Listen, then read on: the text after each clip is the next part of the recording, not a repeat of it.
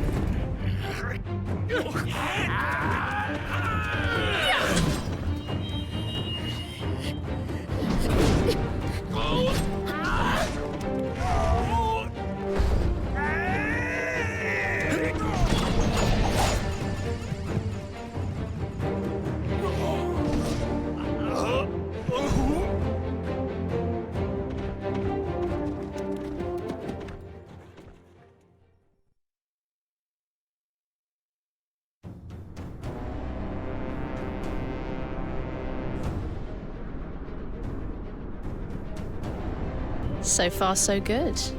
We need to be sure the bandit's target hasn't come to harm. To the carriage.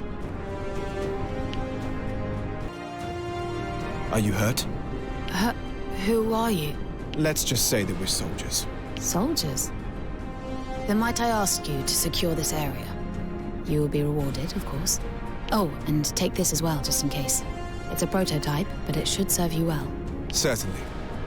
Please, seek shelter and leave the fighting to us. Who do you lot think you are, sticking your nose in where it don't belong? Hand her over! Everything's going according to plan. You remember the next steps, Rias? Of course. Good. Then let's get this done. You're lucky to have made it this far, but your luck ends here! There are even more of them to deal with now. What's the plan? Let's find ways to hit as many of them as we can at once. Does that sound doable, Rias? Very much so. I'm ready when you are. Good. Then let's get this over with. Hey, that orb has started glowing. Does that mean we can use it, perhaps? A royal government prototype, huh?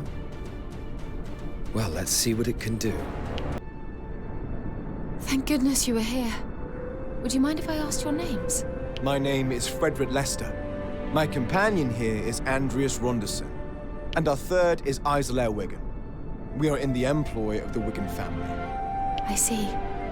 I am Lorraine Luxhaw. Are you familiar with Duke William Henday of the Lord's Council? The Duke is establishing a private military unit and has entrusted me with the task. From what I have seen today, the three of you would be an ideal fit, should you be interested. If you are, visit our headquarters at Elm Camp. I will see to it you are let through. A Lord Councillor's private mercenary unit, eh? It seems the plan's coming together, Andreas. Aye. Onward and upward. Let's go.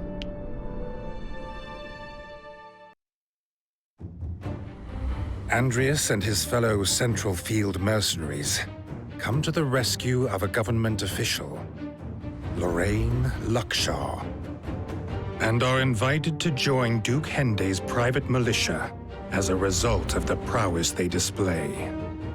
This unit is headed by Commander Yolzum Jordan, a former knight from a mid-ranking noble family. And the mercenary trio's first task is to go and meet their new commander at the unit's base.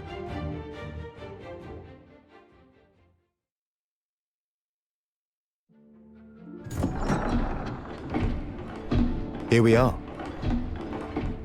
Whoa! Look at this! It's amazing! Wow. The Duke is said to be a connoisseur of foreign culture. This, he would have had specially imported, I'm sure. Well, well, well. Not just a ragtag band of sellswords after all. I'm intrigued.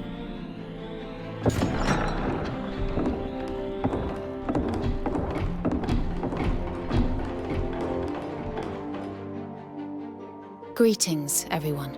I'm the General Administrator for the unit, Lorraine Luxhaw, and this is our commander.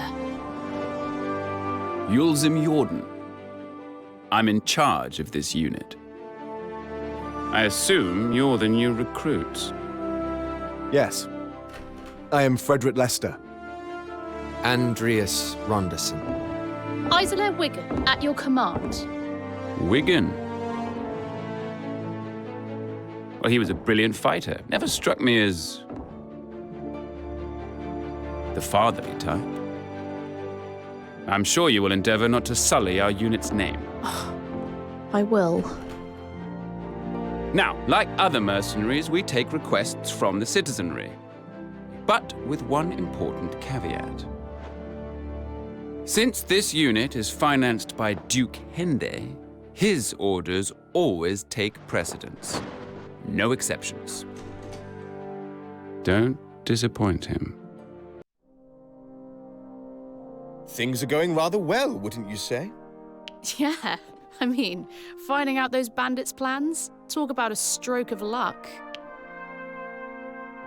I mean, I know you have your ways, Rias, but where did you pick up a tidbit like that? I simply happened across it. This is a big step forward in any case.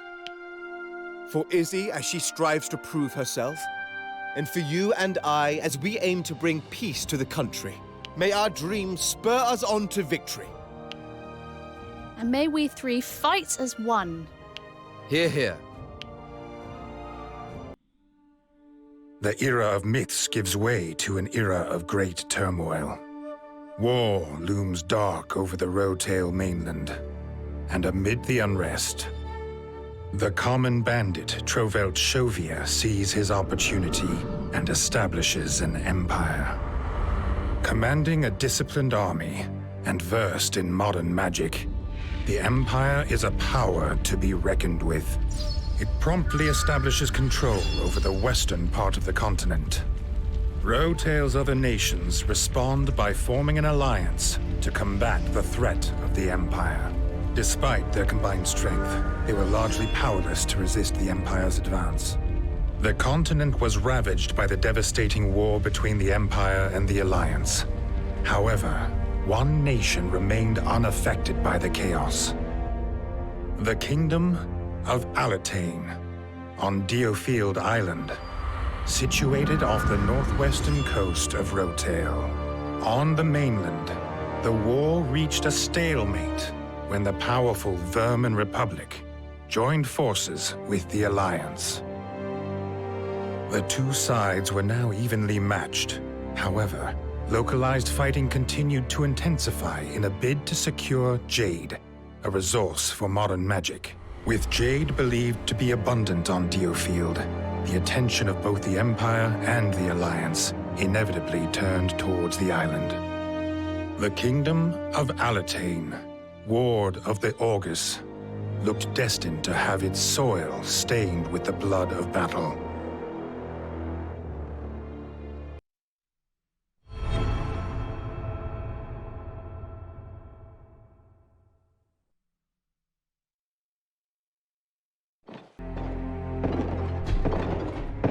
Our next mission has come directly from Duke Henday. It will be carried out along with other mercenary units. The target is a large-scale bandit camp in the Rivengale Highlands, on the border between Centralfield and Westfield.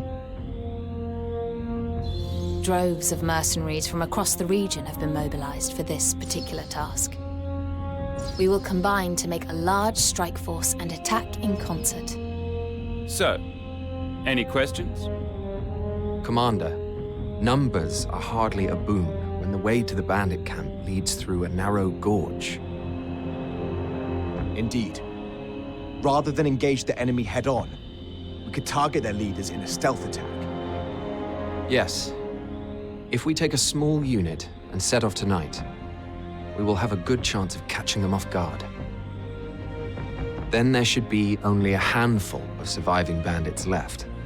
The main force can mop them up when they arrive at the break of day tomorrow. You suggest merely pretending to work jointly with the others to steal a march on the enemy?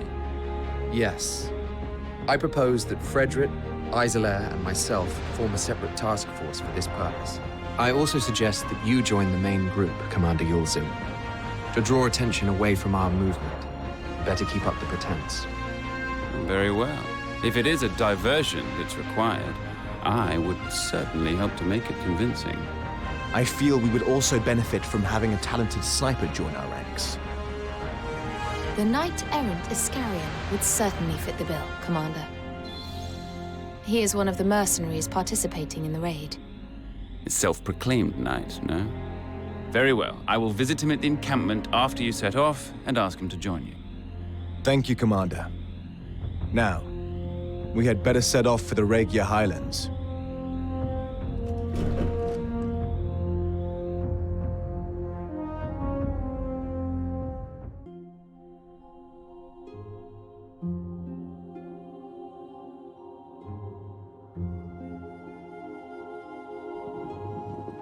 I don't really understand why the bandits have started attacking the cliff folk, to be honest. Perhaps they're after some rare treasures. Or maybe there's been a territorial dispute between those that dwell in the Highlands. I suppose we'll have to ask them about that, won't we? Though, I imagine they'll be tight-lipped. Huh? All right. Then we'd best get ourselves to the base of the mountain. More troops should be joining the main force before long. Yes. The plan is for them to set off for the bandit camp at first light. Good. Then we should make haste. Who's there? Well, well, what do we have here? You don't look like bandits.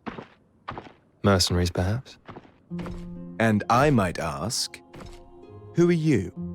I am Iscarian Colchester. He's here already? Wow! Amazing! Commander Jordan works ever so quickly. No, he doesn't work this quickly. A legion of mercenaries all attacking at once would lead to utter carnage, and would result in casualties among the people we're trying to help. Also, unlike a regular army, mercenaries are not used to cooperating, meaning they are looking out for themselves and only themselves. A full-on assault is bound to fail. Therefore, I decided it more efficient to eliminate their leaders ahead of time. You are going to do that alone? I prefer my own company when picking out unsuspecting targets. Would you not think it'd be better if we worked together? I suppose it might. You do seem different to the money-grubbing mercenaries I've met before. You've piqued my interest. Let us join forces, if only for the moment. I'll take that as a compliment. Now, we'd better be on our way. Get your bow ready, Iscarian. Your famous archery skills are required. Very well. And please, call me Iska. As expected, the enemy are focused on our main battle group, leaving an opening for us. Sounds very much like my time to shine. I'll provide cover should the enemy spot you. Sounds good. Let's go. Hold on. There's a drawbridge over there. It's been raised, no doubt to keep intruders out. But look what's next to it. Their base is turrets. Exactly. If we capture it, we should be able to lower the bridge. Let's make it our priority. It's been secured.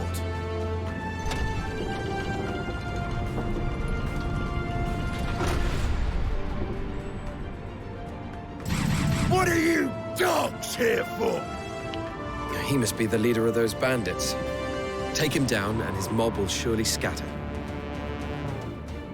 Indeed.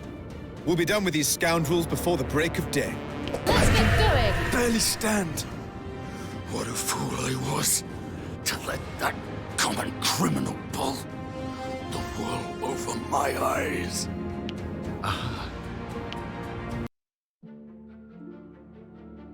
Excellent work.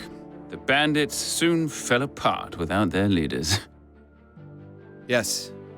Thank you, Commander.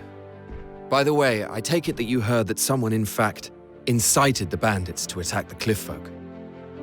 Yes. And there are knights looking into the matter. As it happens, Commander, a knight's requested your audience. Fine, I will see them now. You are free to go. Enjoy some well-deserved rest.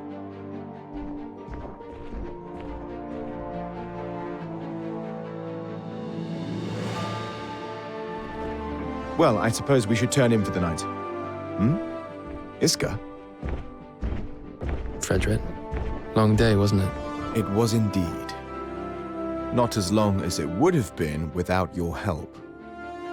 There's a place for an archer of your caliber in our unit. Won't you consider joining us? Thank you. I know I told you before that I preferred to work alone, that I valued my independence. But I admit, last night, my limitations were laid bare. I realized the importance of having allies, not for my own sake, but so I might help more people than I could ever help alone. Iska, let me make something clear to you. We are not the highest authority in this unit. That would be the commander. Oh, I know you answer to Yulzim Jordan. Doing a good job of it too, it seems. Yes, well, we do our best. So, Iska, what say you? Will you join us? I will. Yes. Then welcome to the unit. Thank you. It's an honor. After proving his worth in the fight against Gofrin, Iscarian Colchester is asked to join the unit. He had previously fought as a self-styled knight-errant, having cut ties with his noble family. Traditionally, the Knights of Alatain rule their own domains and collect taxes from their subjects, from which they pay a portion to the royal government. It is a system widely abused by the aristocracy, who have grown fat off the proceeds. Many of these nobles took up residence in Southfield, the southern region of DioField. This area is also home to the only trading port on the island. A hub of culture and entertainment, prosperous on the surface, but below lies a dark underbelly where shady dealings are an everyday occurrence. It is a chaotic place, a melting pot of virtue and vice. This mission comes at the behest of House Redditch, one of Alatain's oldest families. This prestigious family has had a strong association with Southfield for a long time, and currently finds itself in crisis.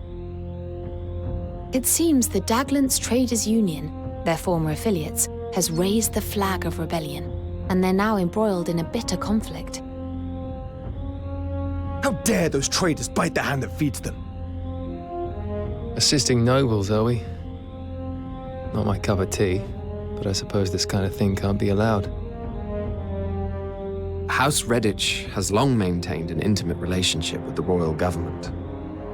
They prop up the commerce of the entire region. Duke Henday is helping House Redditch in order to have them in his debt. Isn't that so? That's the way of it, yes. Now you must make for the Redditch estate without delay. Lady Walter Quinn Redditch, who brought this request to our unit, is due to take you there herself. Lady Walter Quinn, if you would be so kind.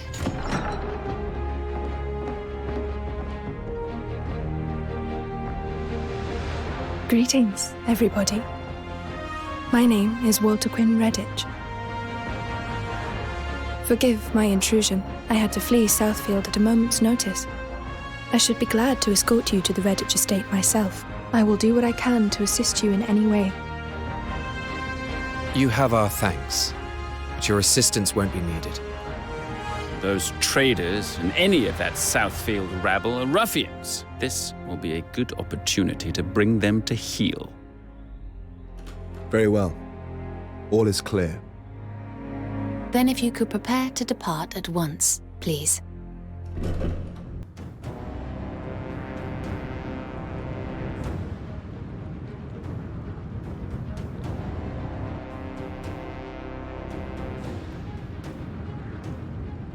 Central Field sellswords, are ya?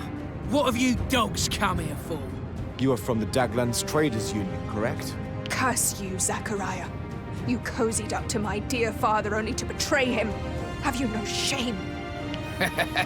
Well, if I ain't young Lady Redditch, so quick to find new islands. We're hurt, my lady. It is not too late to come to an agreement. You should stand down if you value your lives. Stand down, you must be taking the mick. Come on, lads, let's get to work. Well, well, if it isn't the government's flea-ridden hands coming to foul our turf. There doesn't seem to be any prospect of negotiation. We will have to make a stand here. The barricades should hold against some of their attacks, but they won't last very long. We mustn't allow the enemy to reach the mansion. It won't be easy. They'll attack in great numbers. Brace yourselves.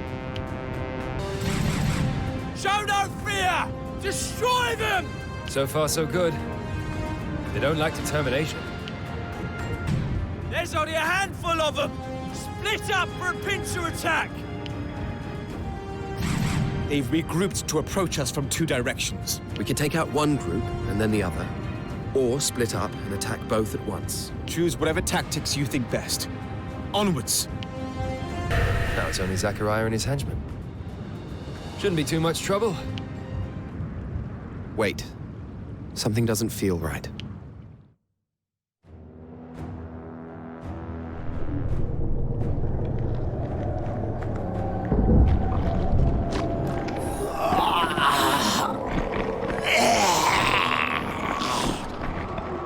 What the? The dead have risen.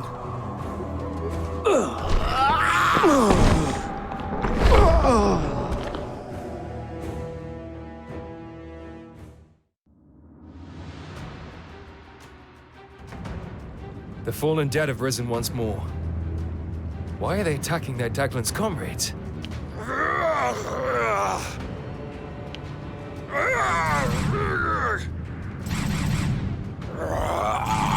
More of them are coming this way.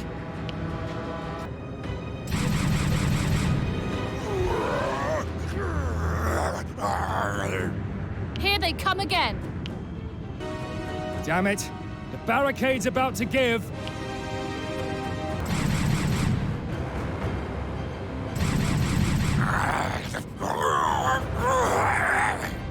We're gravely outnumbered. I fear we'll be... Do not lose spirit. There are no more corpses after these. We must hold out. Zachariah was nowhere to be seen. Was he perhaps able to flee? The undead attack gave him the chance to evade us, and evade interrogation.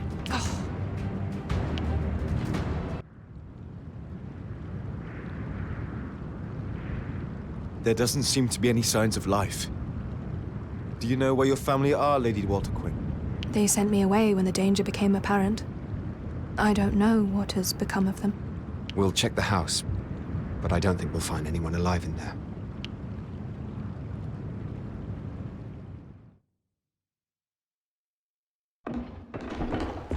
No survivors, regrettably. Perhaps they suffered the same fate as the traders. We must discover what caused the dead to rise like that. What do you mean? They're just monsters, aren't they? Fred, tell me what monster materializes like that. No, this is some yet unknown phenomenon, or a scheme of man. Lady Walter Quinn, any insights for us? I do not. And yet you do possess considerable power, milady. Is ancient sorcery passed down through your house? No, there's no such sorcery in House Redditch, to my knowledge. I acquired my powers during my time in the church. During your time in the church? Is that so? Walter Quinn, if you've nowhere else to go, would you perhaps join our unit? Rias, what on earth are you proposing? She's nobility through and through. I gratefully accept your offer, my dear Andreas Ronderson. Rias. Wow, I wasn't expecting this.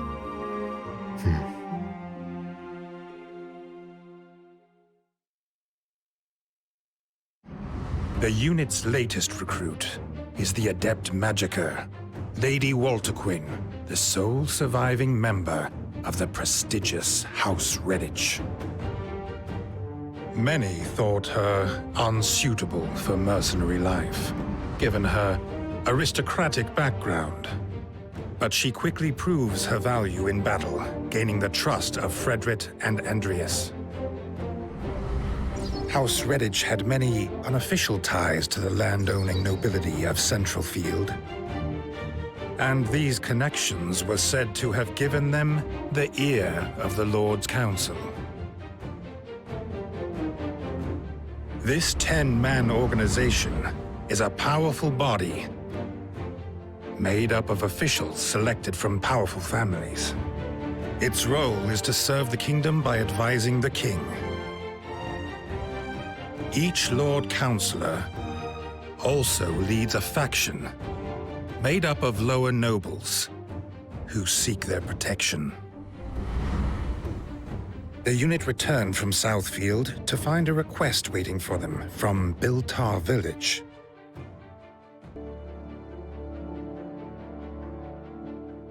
Have you a moment, Walter Quinn? Of course. What is it, Andreas? It's about the next mission. It seems there have been some complications. Complications? The kinds that nobles tend to have. I see. Complications of prestige, then? Or wealth? Or perhaps both? You seem to have the idea. Now, I wouldn't want to exploit your social standing, but...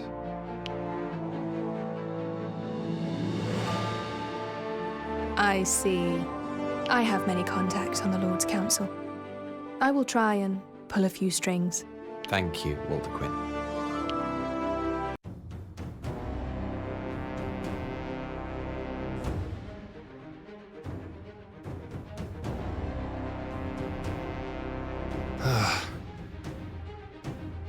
What do you say?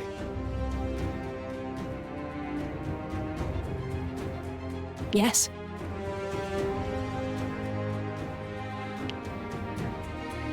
What? No. However... Well, for now. Taste my heel!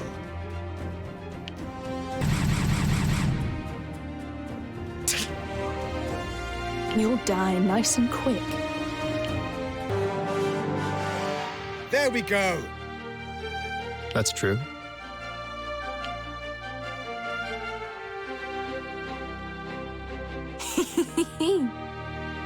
Great.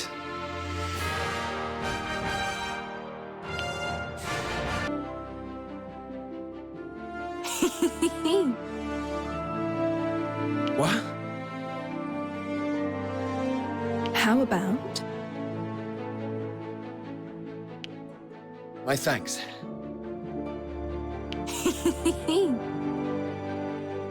Aye. Our mission is... A tiresome task. But Commander, remember it is vital that we accept requests from the public if we are to keep up appearances. Our status as mercenaries makes us better suited than any knightly order to accommodate Duke Henday's needs. Oh, very well. Now, on to the details of this mission. The request hails from the village of Biltar in North Central Field. They report that a number of their young women have been kidnapped. It seems they have been forced into Count Horace's brothel, and it is our task to get them out. If the Count were revealed to be a kidnapper, it would be a real blow to Lord Kimball's faction. Not to mention that stifling a rival councillor's revenue would be a great boon to Duke Henday, I'm sure. Yes, I'm sure. But we cannot just march into a noble's territory on the word of some villager. The Count would simply feign complete ignorance, and then we would be the ones left with egg on our faces. I have a plan. Walter Quinn, if you would. I was able to secure a private audience with Lord Kimball, posing as a well-intentioned informant. What? After the initial pleasantries, we were soon discussing serious matters. I mentioned Count Horace's sordid occupation, and may have suggested that Duke Henday was sniffing around. This panicked our dear Lord Kimball to no end. He ordered that Count Horace be killed without delay. He'd assassinate a nobleman from his own faction. The noble Lord Kimball is no doubt attempting to tie up any loose ends before Duke Henday gets further involved. Here is Count Horace's assassination order, signed by Lord Kimball himself. It is our reason for visiting Biltar. With this, no one would dare question us. What? Commander Jordan?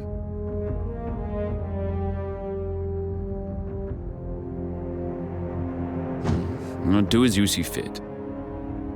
Count Horace's domain, Biltar, is not far from here. It shouldn't take more than half a day on horseback. We should set off at once. I fear for the safety of those women.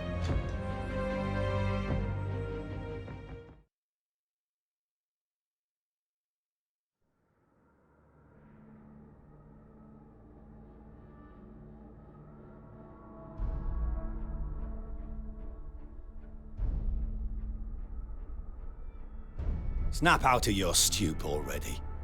There's a band of mercenaries coming for your head as we speak. How could this happen to me? Lord Kimball, why? You were found out by an enemy faction. Are you so surprised that he cut you loose? Well, that's enough, Haddy. I will take the fight to them, and you'll join me. I'd rather not get involved, to be honest. But I suppose you can have a few of my men. The enemy looks willing to fight to the death. What's our plan for breaking through? It doesn't look like they had much time to prepare for us. Oh my, I didn't think you were one for fireworks. Oh, it's simply the most logical choice, given the circumstances. I couldn't agree more. Now, shall we? The bridge is down. And the enemy is ready to give us a warm welcome. What do you make of this, Andreas? The narrow point of access limits how many we'll need to face at once. It's to our advantage. How reassuring. That's my reckoning too. It won't be pretty if we get surrounded. What's your take on the situation, Rias? Archers and magickas are powerful from a distance, but vulnerable at close range. We should take them out first, and create a gap in the enemy ranks. Yes, that would be my strategy too.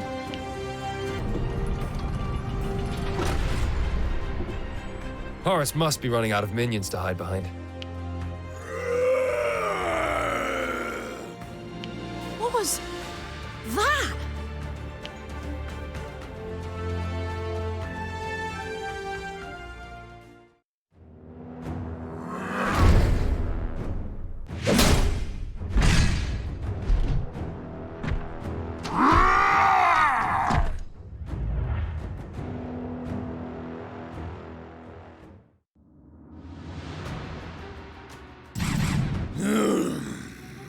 It seems they're willing to try anything in order to stop us.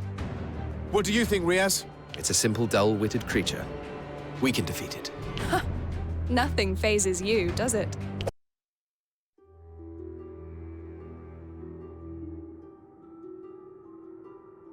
Things will end badly for us all if the sellswords have their way.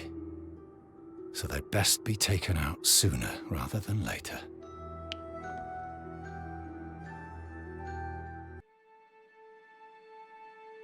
Your groundwork made for a successful mission, Walter Quinn. Indeed it did. Eliminating Horace was a simple matter, and all the women came away unharmed. I would gladly do the same again. Though I never imagined my upbringing would lead me to this.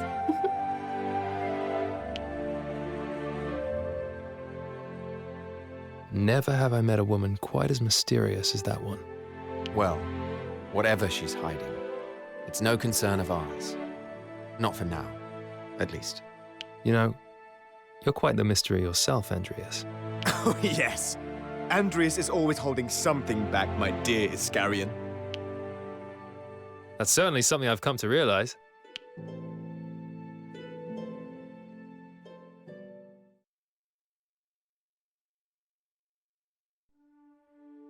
The Granville Church. Having split from the Mainland's old communion a millennium ago, it exists only on DioField. Its core belief is the worship of Nathal as the one true God.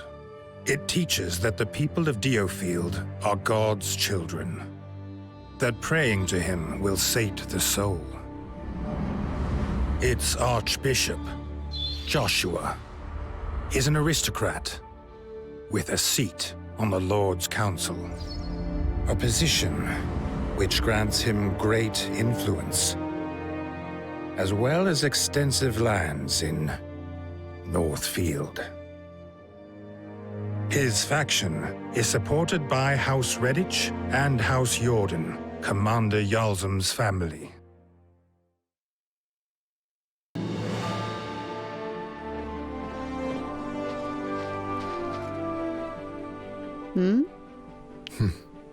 What's the matter, Rias?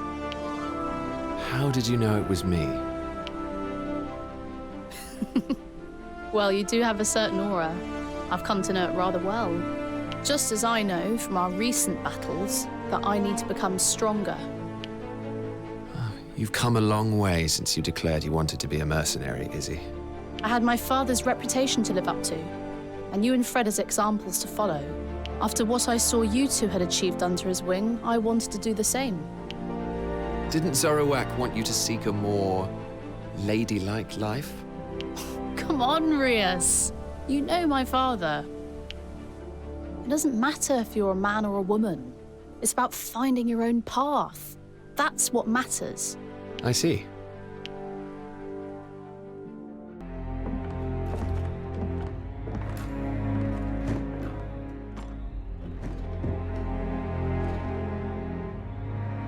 As you're aware, it is the time of year when the Granville Church holds its first pilgrimage and performs ecclesiastical rites.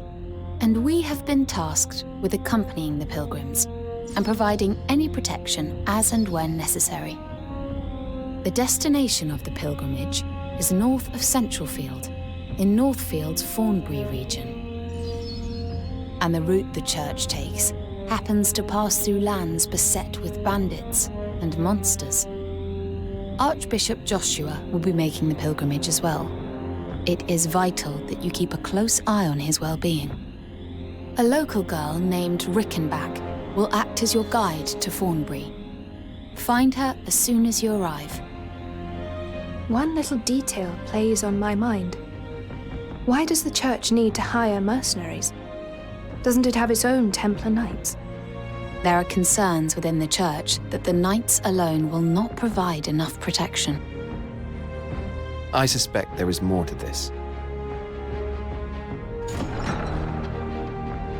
Yeah, without a doubt. A man of the Archbishop's status would certainly not be lacking in protection. He may simply be testing Duke Henday's claims as to our unit's impartiality. His motives are irrelevant to us, however. We must but do our duty and do it well. Understood. We shall depart at once.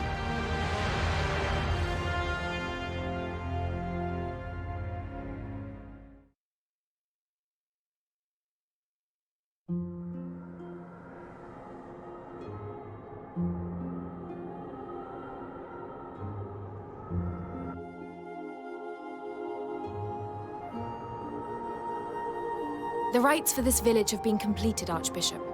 Shall we move on to the next? Yes. Thank you, Catherine.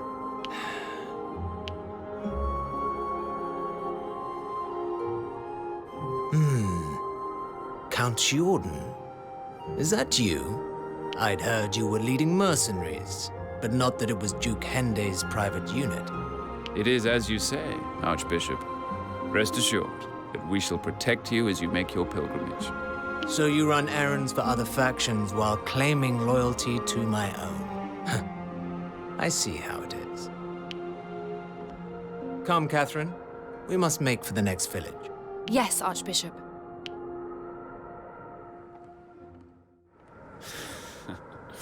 The idea that this is a pilgrimage in God's name is laughable. Faith may well shine a light on the soul, but the Church are in no position to hold the lantern.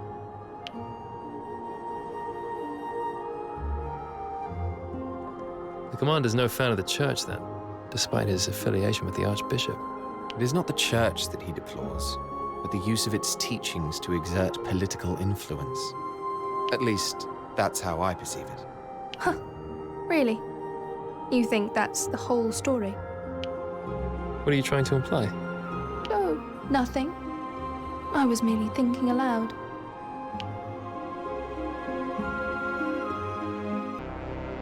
Are you the guide arranged by Lorraine?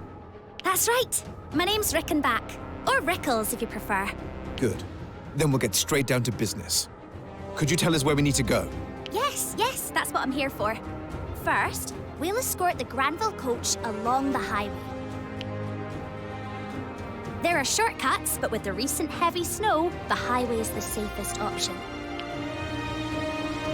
We expect to run into bandits, so be sure to post some guards at the front of the convoy.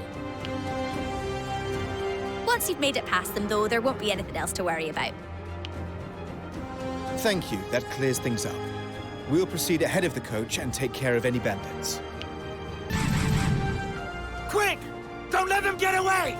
I'm not sure catching up with us would be such a good idea for you. You'll go no farther. There's nothing worse than men who don't know when to give up.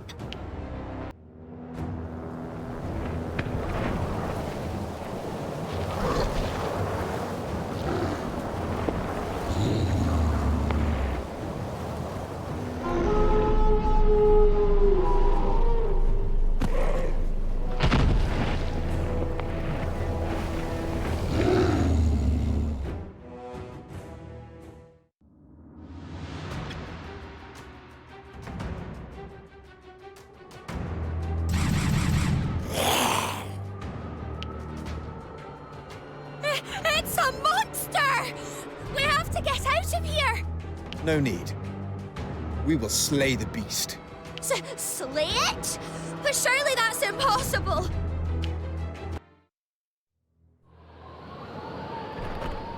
An irksome foe indeed. Easily slain. Grave news! The commander has been shot! What?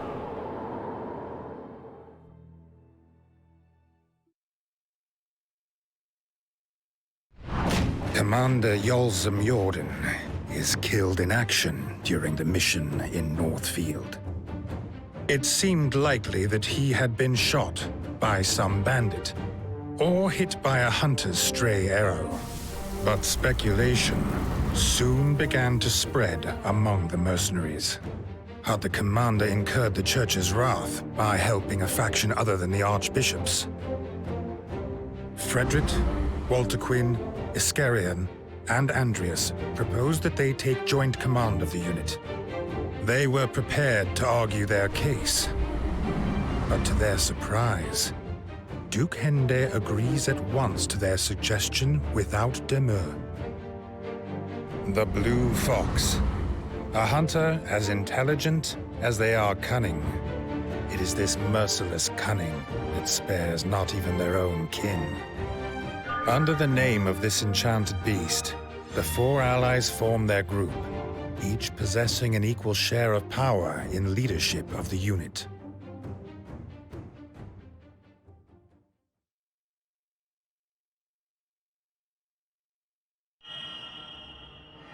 A stronghold breached.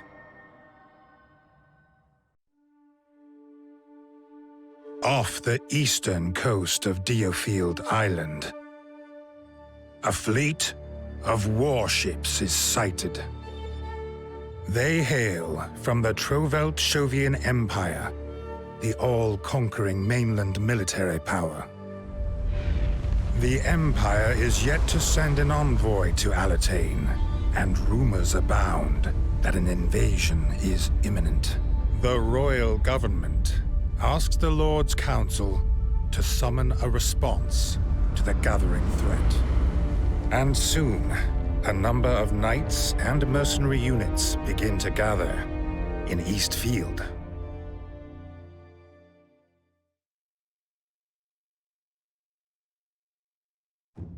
A month has passed since the Blue Fox's formation.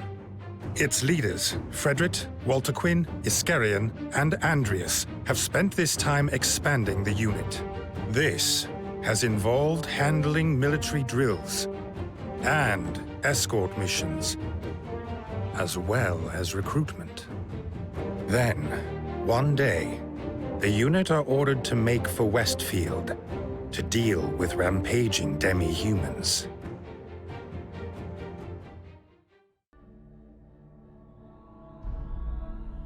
The town is awash with talk of those Imperial warships. About 50 of them are inbound from the east, with 5,000 enemy soldiers thought to be on board.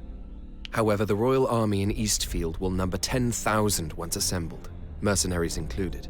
Our troops are double their number. One would think our victory assured. The force being 10,000 strong isn't an assurance. They could very well be a stronger 5,000. Indeed. The Empire's expansion has always been founded on superior logistics and armaments. Yes, especially their use of modern magic. It is entirely different to our ancient sorcery. It uses Jade not as a catalyst, but as an energy source. Draining it of its power, this causes it to break into pieces or lose its radiance, turning it into a lump of rock. Of course, the advantage of modern magic is that it is easily weaponized and requires no training. If all its soldiers have magic at their disposal, it's no wonder the Empire has expanded so quickly. Jade has been used as a catalyst for ancient sorcery since before records began. It is bountiful here on DioField, but not on the mainland, where it fetches a pretty penny. Take all that into consideration, and the purpose of the Empire's expedition becomes evident. It sounds as though their stores of Jade are running dry. Yes, and with vast amounts required for their expansion, a resource war looms on the horizon. It was inevitable from the moment the Empire's call for negotiations was refused. They never intended to negotiate. Invasion has been their aim all along. Indeed. We were right to refuse. And now we must await the call to arms. Wow. This is just... wow. Lost for words, Rickles? This base is so well equipped. I can't believe it. It's full of stuff I've never laid eyes on before. While they do say that Northfield is one of DioField's more Spartan regions, you'll find that life in Central Field isn't quite as frugal. Elm Camp is rather state-of-the-art. I can see that. And I can see that you think I'm just some country bumpkin. I didn't say anything about the countryside. Well, I am a country bumpkin. And I'm not ashamed of trying to make a better life for myself. You and I both know I'm a great addition to this unit. Mock my roots again, though, and I'm off.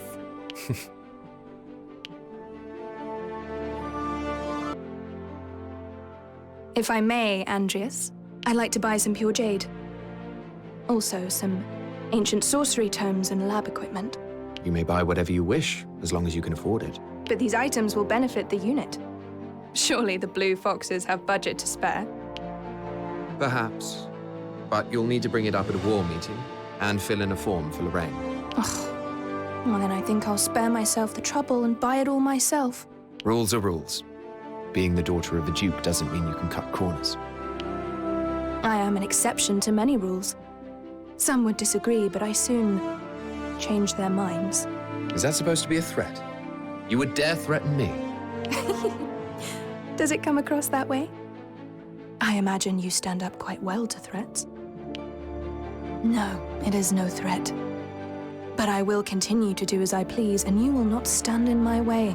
I wonder how long we can keep the peace,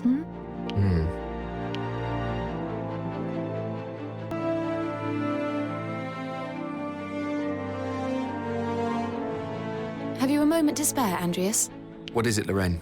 A town on the northern fringes of Northfield is under attack by bandits. The local people doubt whether they'll be able to fight them off and have requested our help.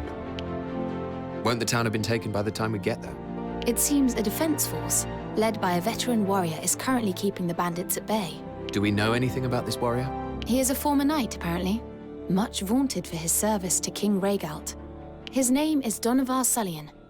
He has served as the town's guardian since resigning from his order. I have heard of Sullian. His performance in battle has earned him a fine reputation. We must hurry to his aid. Oh, yes, of course. Damn it all. What a bother. What's the matter, Fred? I was having a quiet stroll through town when suddenly I was beset by a large mob. They were all cheering me on or wanting to shake my hand. I didn't know what was happening. It seems that word of the Blue Fox's feats is beginning to spread. And it would appear that you're being seen as the mightiest of our soldiers, Fred. Me? Of all people? Ridiculous. Whoever would start such an odd rumor? There's nothing wrong with having the glowing adoration of the people. I suppose not, but I'd rather not be hounded every time I take a walk. You never know. That popularity of yours may come in handy one day. That's easy for you to say, when you are too surly to garner such adoration yourself. Perhaps sorting out that pout of yours might improve matters. That's enough now.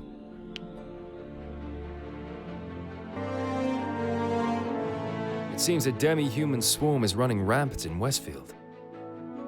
Word is that they emerged from the western woodlands and are destroying local settlements. Yulden would appear to be their next target. Our mission is to defend it. Demi-humans are a menace. Their minds have been warped beyond remedy by Jade. For years now, any who approach those woods have met with an ill fate. If they can't string sentences together, and they're driven only by the taste of human flesh, well, they're no different from monsters, are they? Perhaps not. But these attacks are not normal monster activity. They're clearly coordinated. Ah. So that's why Duke Henday and the royal government have called for their eradication. Yes. So, we wipe out the demi-humans, then identify the cause of their rampage. Sounds like a good chance to bolster the Blue Fox's reputation.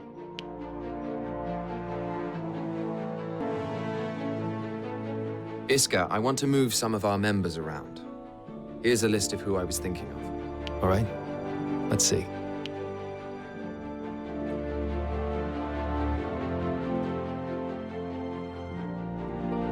I've no objections. It's important to have the right people in the right places, I'd say. The question is, who's going to tell our comrades they're being transferred? I was thinking you could do it. You realize that people may not take this particularly well, don't you? All the more reason for you to do it. Everyone trusts you. They'll do what you say. I'm sure there's no ill will on your part, but I can't help but feel a little exploited. You do seem perfectly happy to have me do your dirty work. As you say, there's no ill will involved. I appreciate your help. The town appears to be relatively unharmed thus far. But the bandits are on the move. We must eliminate them before they can strike.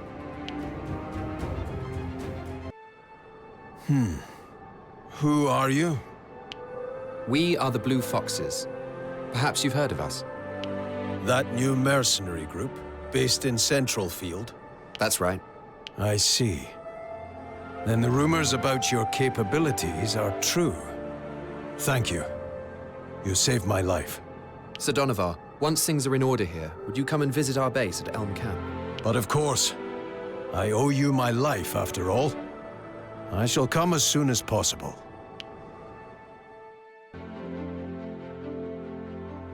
Sir Donovar, would you consider coming out of retirement in order to fight alongside us? Having seen you in action against the bandits, I feel that you still belong on the front lines. I am not retired. I have a duty to protect that town. I cannot abandon it. Your duty can be fulfilled as a Blue Fox. Defending the kingdom will keep the town safe. Perhaps you are right. And perhaps our meeting was meant to be. Very well. Long in the tooth I may be, but I shall draw my sword once more in the name of the Blue Foxes. I shall be glad of the opportunity to die an honorable death. Thank you, Sir Donovan.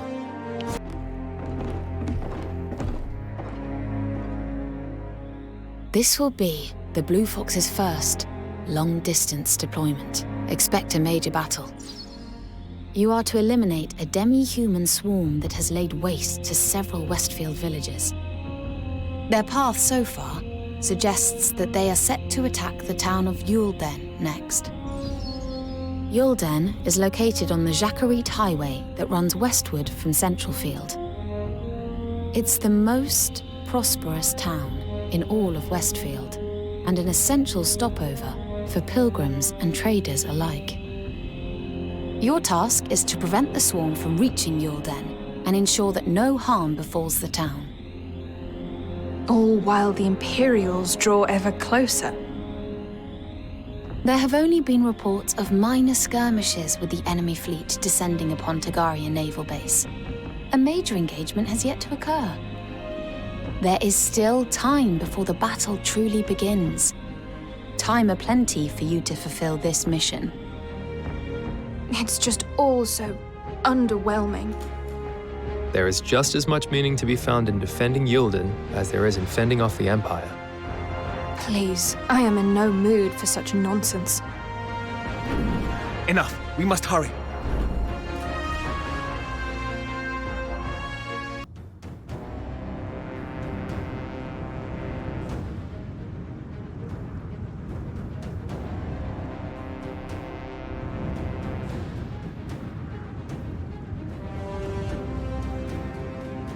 The swarm is larger than I expected. It's unheard of for demi-humans to amass in such numbers. They certainly didn't all gather together by chance. Indeed not. We ought to find out what's behind this. We can think about that later. For now, our priority is eliminating them. Here they come again. This is our first assignment as the Blue Foxes. Let's make sure we don't lose focus. Staying focused is my specialty. Come on, let's make this quick. I expected little in the way of fun, yet I was still disappointed. I am only glad that Yulden suffered minimal damage and can enjoy peaceful days ahead. Indeed. Now, we had better return to Centralfield. There may be news from the front.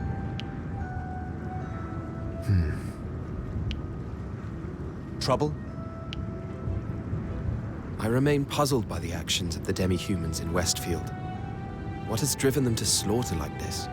Forming swarms and attacking settlements in a coordinated way is simply not in their nature, and having fought a fair few of them now, I would also say it is beyond their intelligence. Interesting. Do you mean to suggest that someone is manipulating them? It's possible. We'll have to investigate further. Ah, it's them again. Well, at least we got those demi-humans under our control. Just a shame they weren't very useful. Not to worry, though. There's profit to be made from this yet.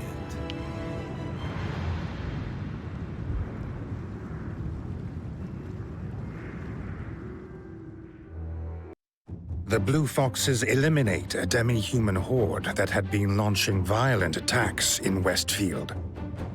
Left with suspicions regarding the horde's behavior, Andrea sends out a scouting party. It soon emerges that the attacks were instigated by Hattie Solbay of the Aardwolf Thieves. This is reported to the Duke, who orders that the Aardwolves be put to the sword at once. Meanwhile, the knights and mercenaries of Eastfield are mobilized by the Lord's Council, and an army of 11,000 strong gathers at Tagaria Naval Base. The army is led by Alatane's Crown Prince himself, Ivangar Shatham. With the Imperial fleet looming ominously, the Alatanians prepare to face an imminent assault. Prince Ivangar has set out with his troops to Tagaria Naval Base. The prince is expected to be king one day, and not only because he's the firstborn. His skills are unmatched, while the Mark of the Blessed affirms his right to the throne. Then we shall do our utmost to be of service to him. Because of Levi? Yes. The fact that he has the mark makes me feel that Levi's spirit lives on in him. Well, his ascension to the throne is not set in stone, despite being the most likely candidate. Are you hinting at something? Not at all. The future is unpredictable, that's all I meant. Levi's unfortunate fate is proof of that. True. We can but do our best to deal with what life throws at us.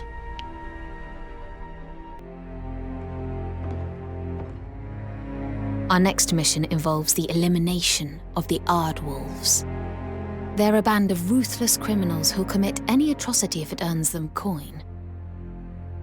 Our investigation into the Demi-human attacks also revealed the Aardwolves to be linked to the Empire. The Empire? So that's the bigger picture. Stirring up domestic trouble to weaken us from within. Correct. And the Aardwolves' leader, Hadi Solbay, is particularly notorious for his vicious crimes throughout the country. He's the one who arranged the attacks by the Gothram bandits and the callous kidnappings of young women for Count Horace. The Duke feels we can ill afford inaction when our kingdom is already in dire straits. The Aardwolves have long been elusive, but we have at last found their camp in Udine, West Centralfield. We can spring an ambush on them if we make a detour to the camp via the crags on the western side of the forest. Understood. We must vanquish them before they move camp.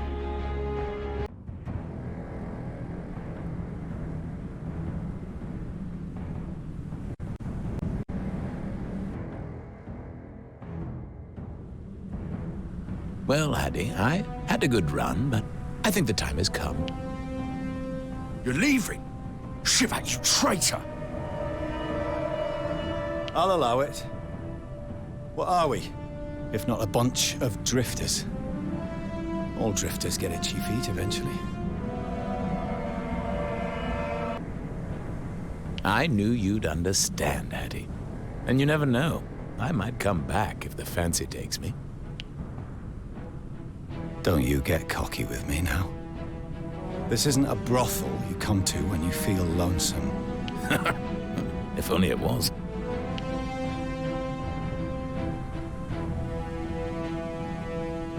Take the stuff and get lost then. We'll prepare a surprise for the uninvited guests. Over to you, Josel. We'll regroup later.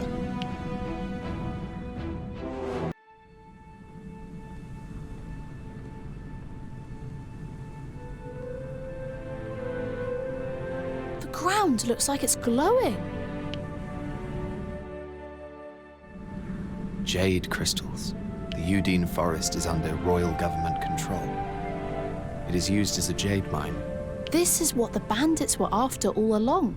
Most likely. Jade deposits are also said to have been found in the Rhaegar Highlands recently. And we heard that Hadi had ties with Gothram's bandits. The web is starting to reveal itself.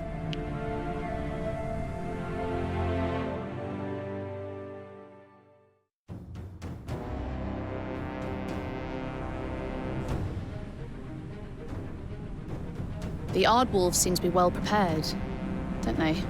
Indeed. Almost as though they knew we were coming. Perhaps they're looking to be rid of us for good.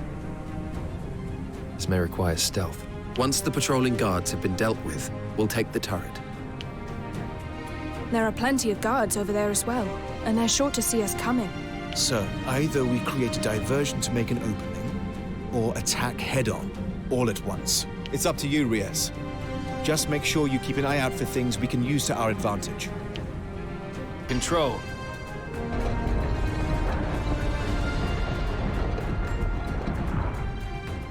All right, the gate is open. Now we can move ahead.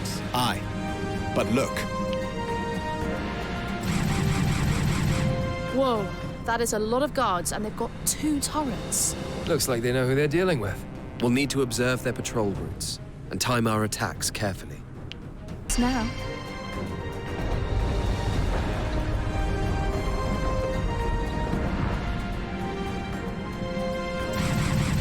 gate's been opened. It must be them. And that seems to be the last gate. We then deal with their boss, and that should be that. Let's not be complacent. He's the Aardwolf's leader. We don't know what ploys he has prepared. The unknowns are what make things fun. Here's hoping he puts up a fight before perishing. I must kill. Where is Hadi Solbay? He's not here. He must have slipped away while his underlings were keeping us busy. Blast! We fight through all the Aardwolves and still fail to get the one man we're after. Our mission is not accomplished so long as he remains alive. But we should return home for now.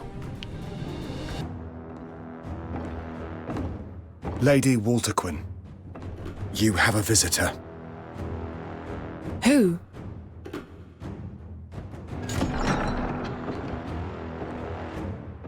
It is I, Shivat Moltzin. I do say you are looking radiant as ever.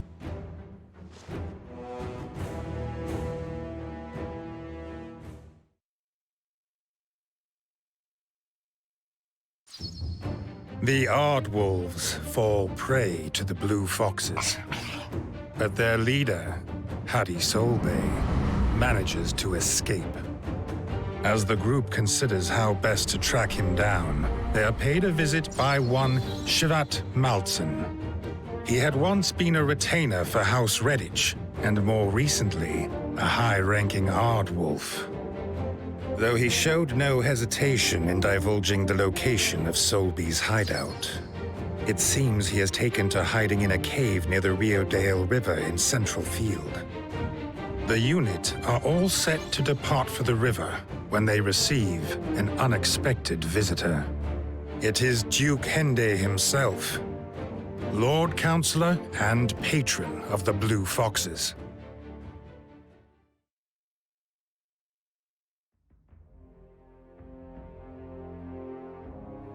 This is everyone, I believe.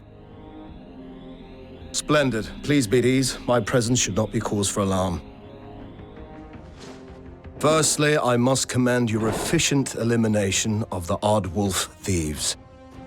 Alas, the leader of these bandits, Hadi Solbay, remains at large. Have you been able to locate him? Fret not, Duke Henday. We have received information that he is in hiding in a location near the Rivengale River. That news is very good to hear. I doubt I need to stress how vital it is that you apprehend or kill this traitor. My sources also report that he possesses Jade of exceptionally high quality. You will retrieve it from him, and you will utter not a word of this matter to anyone. And thus, your true goal lies in the Jade, then? As you say, I will not deny it. You will recognize it as soon as you see it. Its superior brilliance is unmistakable. Is that so? And just what exactly does your grace intend to do with this Jade, pray tell? All you need to know at this moment in time, Walter Quinn, is that the fate of our nation depends on this mission. Such a grandiose statement. Personally, I don't care what happens to the country. Keep your thoughts to yourself, Walter Quinn.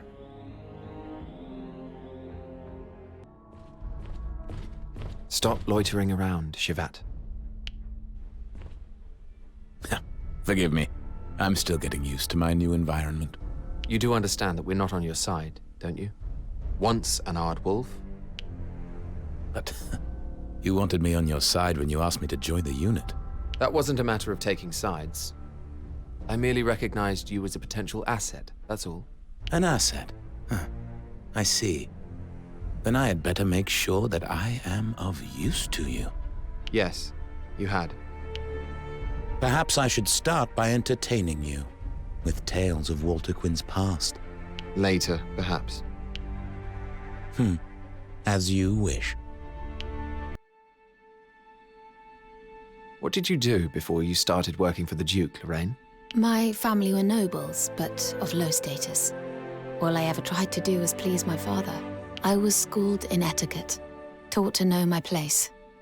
At 15, my father chose a husband for me, but I wanted to complete my studies. And luckily, the Duke's Academy accepted me as a student. A clever way of avoiding marriage. What happened next? His Grace approached me directly to ask if I would work for him. And so here I am. I see. Choosing between your fiancé and the Duke wasn't much of a dilemma, then. If you're insinuating romantic interest, you are mistaken. He is like a father to me. The father you would have liked to have had, by the sounds of it. Would you say you know His Grace better than most, on account of being his trusted assistant? I'm fairly confident I know him better than you do. But of course. What is it that you want from me, Andreas? Oh, nothing in particular.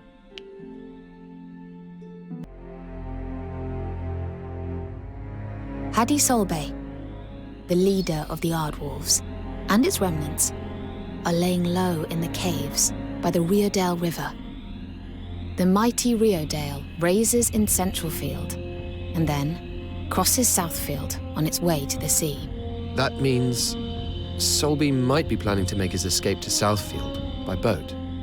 He cannot be allowed to get away with the Jade. Blue foxes pounce on him in his burrow before he has the chance to set sail. He won't escape us this time, Your Grace. And of course, we'll try not to forget about the Jade while we're at it, yes? Naturally.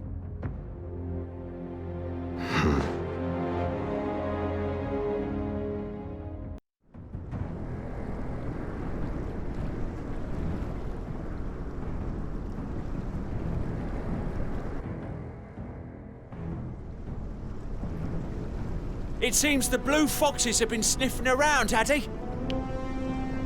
And they got the better of Josel too. Damn them. It's like it's time for this old wolf to finish off the nosy foxes before they get in our way. It seems that cur, Hadi Solby, has kept plenty in reserve. A frontal assault against these heavy armaments would have us as cannon fodder. What's this? In any case... Damn!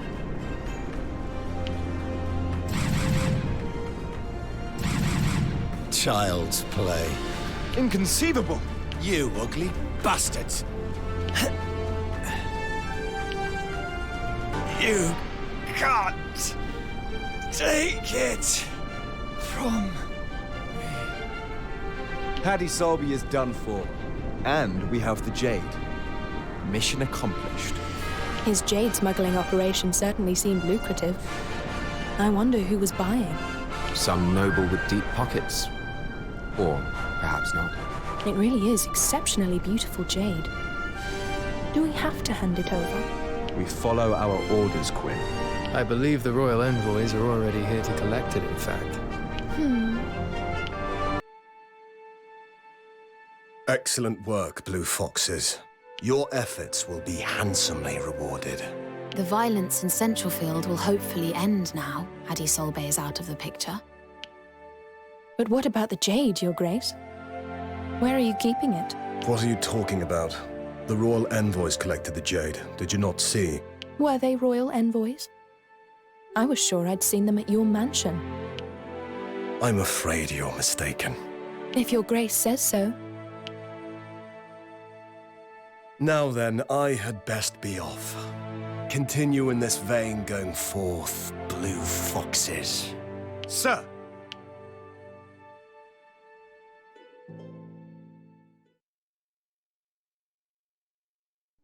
The fuse of war is lit, and clashes break out on the eastern coast between royal and imperial forces. These mark the start of what will become known as the Tagaria Campaign. The royals boast numerical superiority and a mastery of ancient sorcery, and initially succeed in pushing back the Empire. But the Imperials respond by deploying a force of Wyvern Riders, led by their general, Zavatian. If this wyvern aerial assault breaks the Royals' line, the Empire will make landfall. A brutal struggle ensues, with neither side willing to give an inch.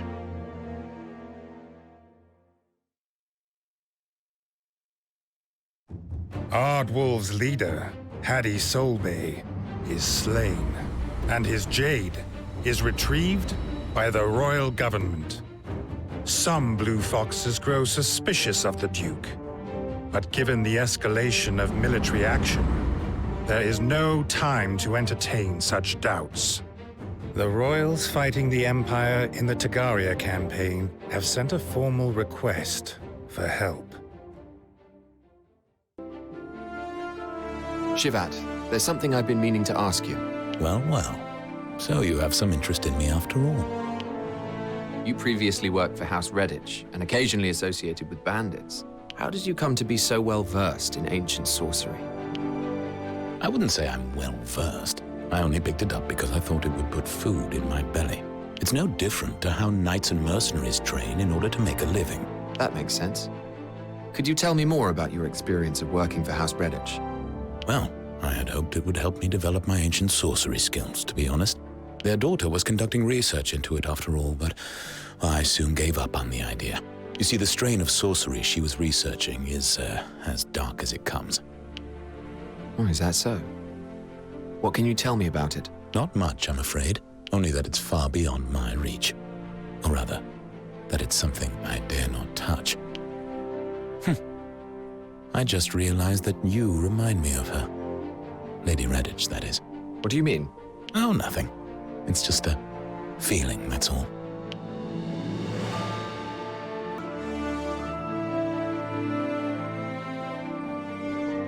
You aren't courting, are you, Andreas? That's none of your business. Sounds like a no. I might consider stepping out with you, if you shared all of your secrets with me. I have no secrets, and no desire to step out with you. You're so full of lies. It's part of your charm, though, I suppose. Stop your prattling. If it's marriage you seek, surely your family can find some rich boy for you. Don't be silly. What could be duller than marrying into some prim and proper household? You'd rather have me, would you? You're finally getting it. We fit so well together. A secretive man, and a woman who can't keep things to herself. You think that's a good match? Ah, so you acknowledge that you do have secrets after all. I was only borrowing your phrase. No. Enough of this. Really? But I was having fun.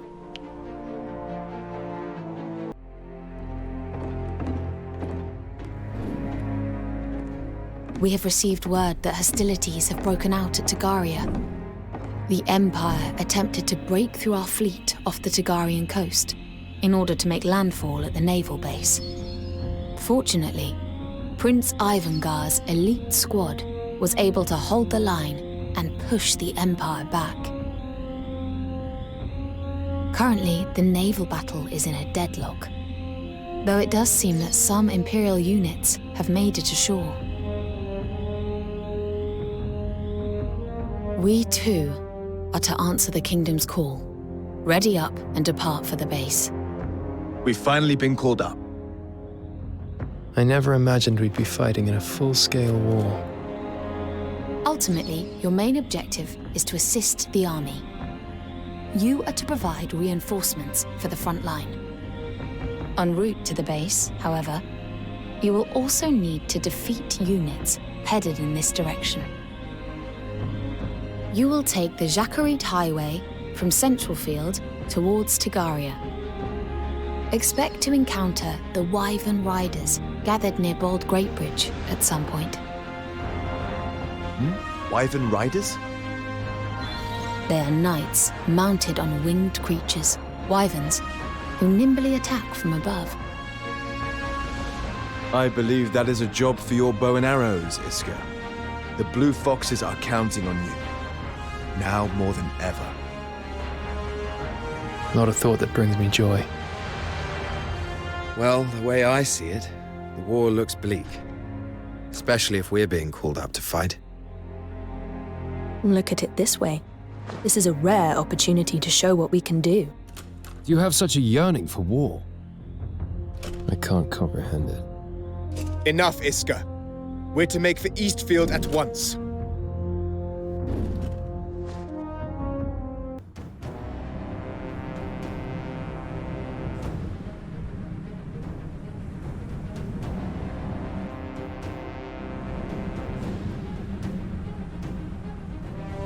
The Imperial's weapons look totally different to our own. They must not be let through, lest our presence be for naught. We shall not buckle. Not a man shall get past. The stench of gunpowder and roar of cannon fire. It really feels like war. Stay focused, Quinn, or you'll end up on the floor. My focus is not in question. My every sense is honed. Now, let us begin. The enemy continues to advance. Brace yourselves. Do not let them reach Central Field. The King's men are putting up a fight. It seems my comrades need me. That's a Wyvern rider. Watch out, everyone. Wait. They're approaching on foot as well.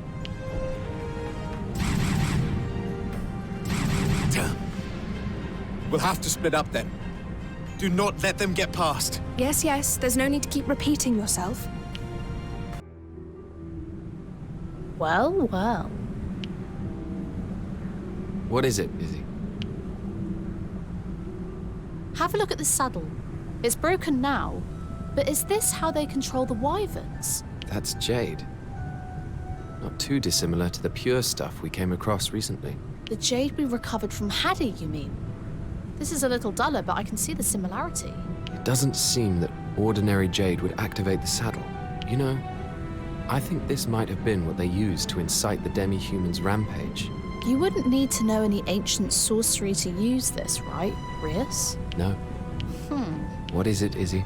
It's usually impossible to get a demi-human or a monster to obey you. This changes everything.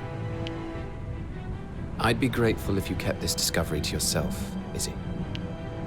Oh, all right.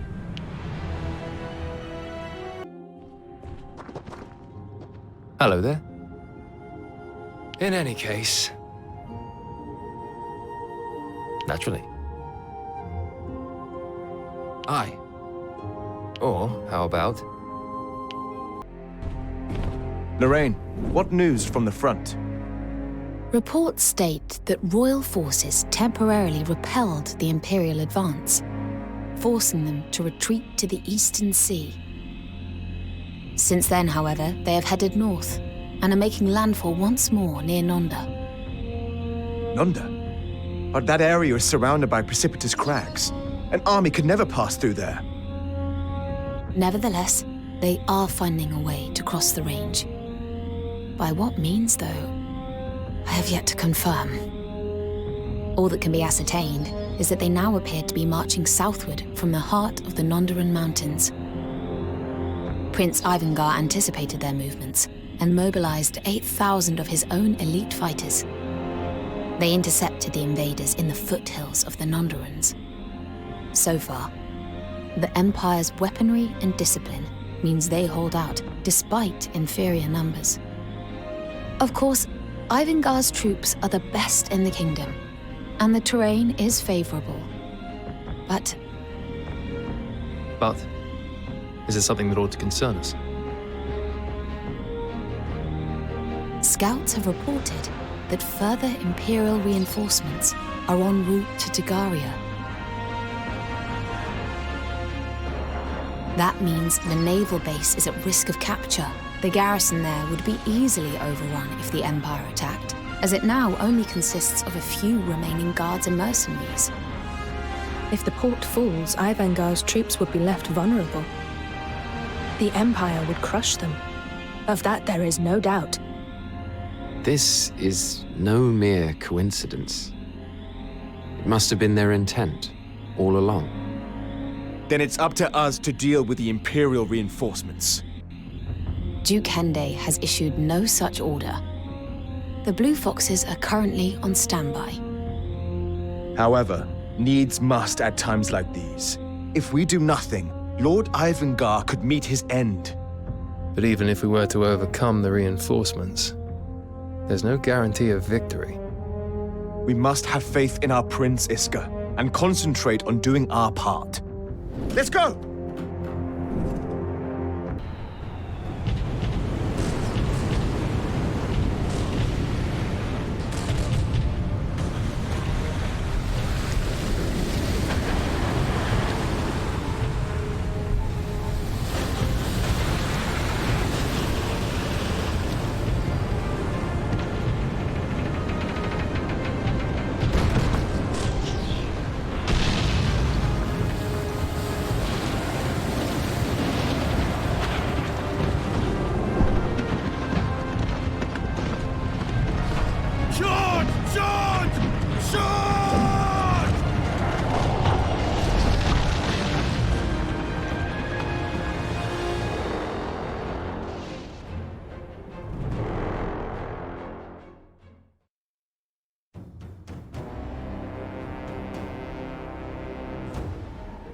Imperial troops appear to be gathering at the harbor.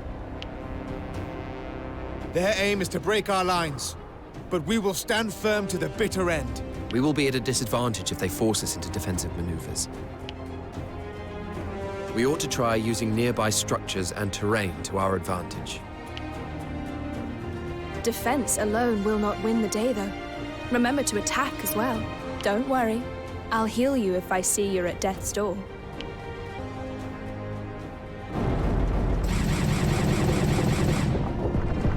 Enemy soldiers are streaming in from a new landing craft.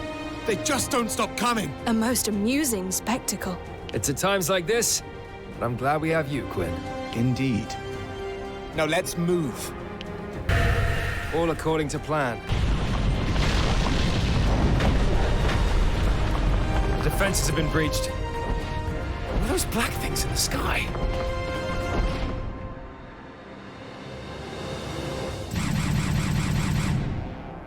Blue Foxes, our next targets are the airborne enemies. Do not let a single one through. The Empire's first invasion attempt appears to have been unsuccessful. A mercenary unit known as the Blue Foxes, stopping their reinforcements from coming ashore. The main conflict, however, takes place in the north, where Ivangar and Zavatian's armies clash violently. Zavatian and Ivangar engage in single combat, but the prince's fearless onslaught is easily repelled. At last, a fateful bullet pierces the prince's chest, and as his life is snuffed out, so too is the morale of his army. With the now leaderless Alitanians in complete disarray, Zavatian's forces press their advantage and march south. Word of this spreads quickly through the royal ranks. And before long, the entire army is ordered to retreat from Eastfield. The order also applies to the Blue Foxes, despite their victory. Thus, the Alitanian army was defeated by the Empire. Having secured Tagaria, however, the Imperial forces halt their advance and set up camp. Meanwhile, the citizens of Alitane fall into despair. Their prince is dead, and the shores of their island breached for the first time in centuries.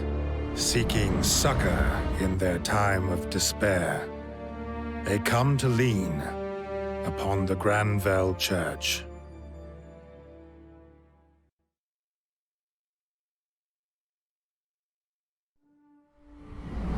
My first ever encounter with Levantia Shatham was certainly a vivid one. On the day I was assigned to be his chamberlain, he introduced himself to me not as a prince, as one would expect, but as an equal. He had a calm smile and exuded wisdom that belied his young age. One day, it was decided that Levantia would be sent to House Leicester, whose head, Arlim, was a close ally of the king. A decision made in secret. Among the bustling activity surrounding the prince, an air of uneasiness had started to brew. He seemed aware of it, yet as we spoke in the carriage to Leicestershire, there wasn't a hint of worry in his voice, nor was there the slightest change to his smile.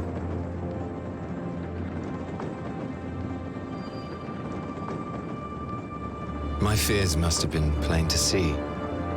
He gave me a beaming grin, as if to cheer me up. As we came to a halt, I hurried out to open the carriage door. Levantia alighted with his usual grace, and then, bursting out of the front doors of the manor, came a young boy grinning from ear to ear. He had this lively look to him, brimming with a curiosity for all things. He briskly approached us and exchanged introductions with Levantia.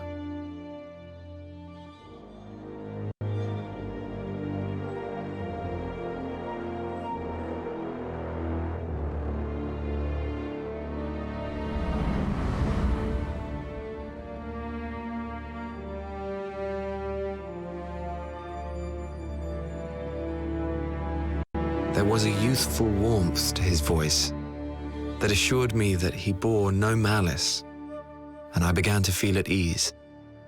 Having already become fast friends, the two then turned to me and called me over.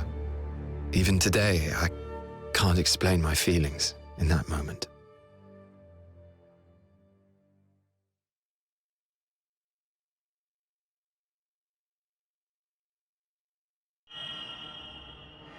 Ashes and glory.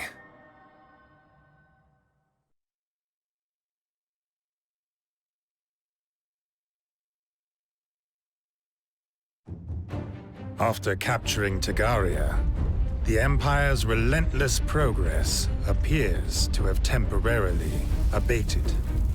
Alas, this does little to assuage Alatanian fears, and they begin to seek refuge in religion. In response to this demand, the Granville Church carries out its activities with increased vigor.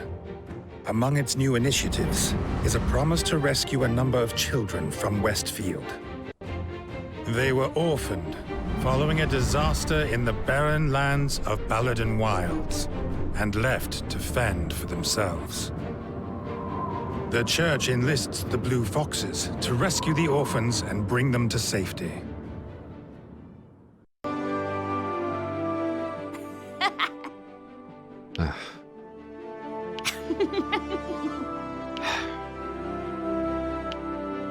Come on, ask me why I'm so happy. Why are you so happy, Rickles? Iscarian just told me that I've become a really great archer. I suppose he is a good teacher, and I've been practicing like a madwoman. I did think that your accuracy had improved of late, but I had no idea that Iska was your teacher. Yep, Iscarian's amazing. And he doesn't just know about archery, he understands politics too. He's been telling me all sorts of stories about the continent. I hope I can be like him someday. You grew up hunting in the harsh wilds of Northfield, didn't you, Rickles? It takes talent and experience to survive in an environment like that. Iska likely saw that in you and decided to help you fulfill your potential. Thanks, Andreas. Sometimes you know exactly what to say, don't you? Not as much as Iscarian, though. Oh, really?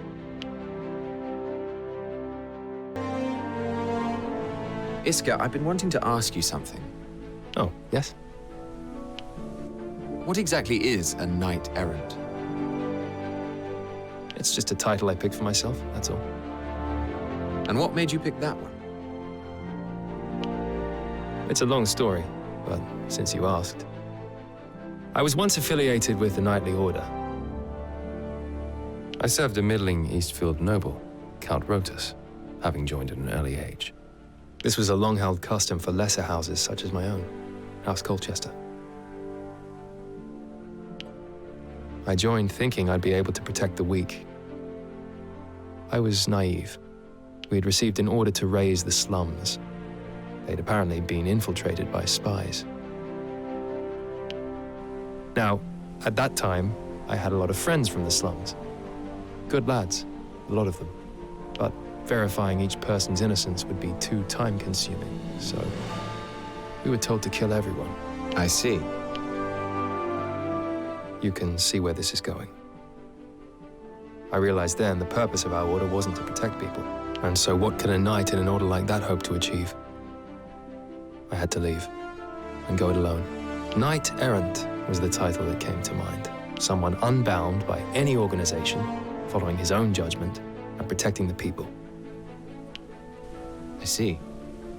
Was that experience why you were reluctant to join the Blue Foxes? Yes. And you should know that the resolve I felt on that day will never waver. I'm sure it won't.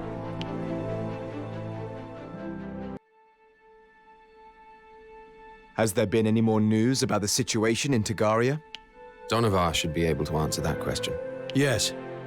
I did make a few connections within the Imperial ranks during my time as a knight. According to my source, General Zavatian has left the front. His Lieutenant Osmaldo is in charge. There's no sign they're preparing for a new advance, but we must remain vigilant nonetheless. And what of the royal government? They remain content to watch and wait? Yes, though the Lord's Council has put conscription orders in place throughout the kingdom. Numbers alone are meaningless. Unmotivated soldiers do more harm than good. Aren't the people keen to take up arms? That they might avenge Prince Ivangar? Not keen enough to risk their own lives, it seems. The faction conflict is also a significant factor. Faction conflict? What do you mean? With Ivangar Shatham dead, the two remaining heirs are vying for the throne. Victor Shatham is second in line, and Staris Shatham is third. The Lord's Council has split into factions, each of which is trying to influence the succession. Needless to say, the faction which backs the right heir can expect to be amply rewarded in due course. This means that attempts to reclaim Tagaria may be more competitive than cooperative. With the faction seen to have contributed most to the victory, sure to win immense popular support. The Council couldn't have picked a better time to start squabbling amongst themselves.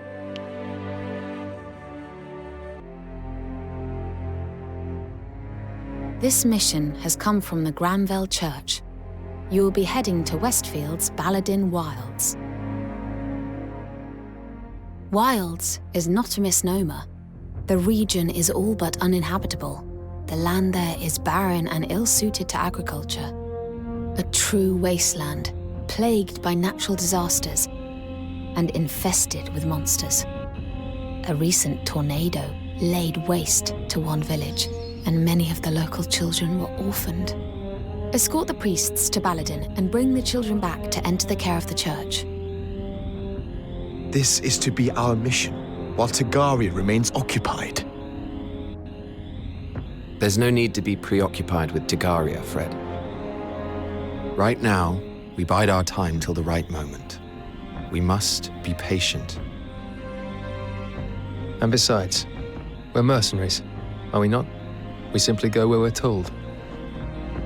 But is our assistance actually required? What became of the children's parents? It is reported many died trying to protect their young. I wonder what brought them to that place. It's such a desolate and dangerous region. Their village borders the frontier, the only region of DioField Island that remains completely uninhabited. It's one of the Granville Church's holiest sites. All those tales are simply nonsense. People are foolish to believe in such fanciful legends. Foolish or not, let's head for Baladin.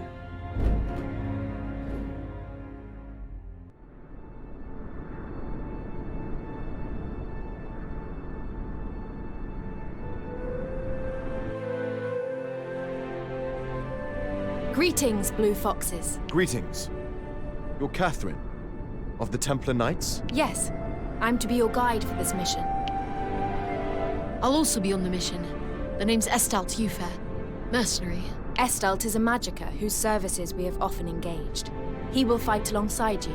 I hear the way ahead is plagued by monsters. Is the boy really up to the task? Please don't underestimate me because of my age.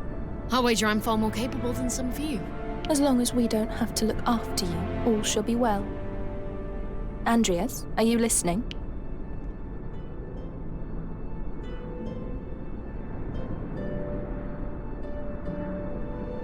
Forgive me. I overheard the priests talking about some room that the children would be taken to. Did you hear for what purpose? No doubt they plan to introduce them to some of our scriptures. Does that thought trouble you? Have we some kind of problem here? No. I don't think we've heard the end of this. We've been asked to undertake another escort mission.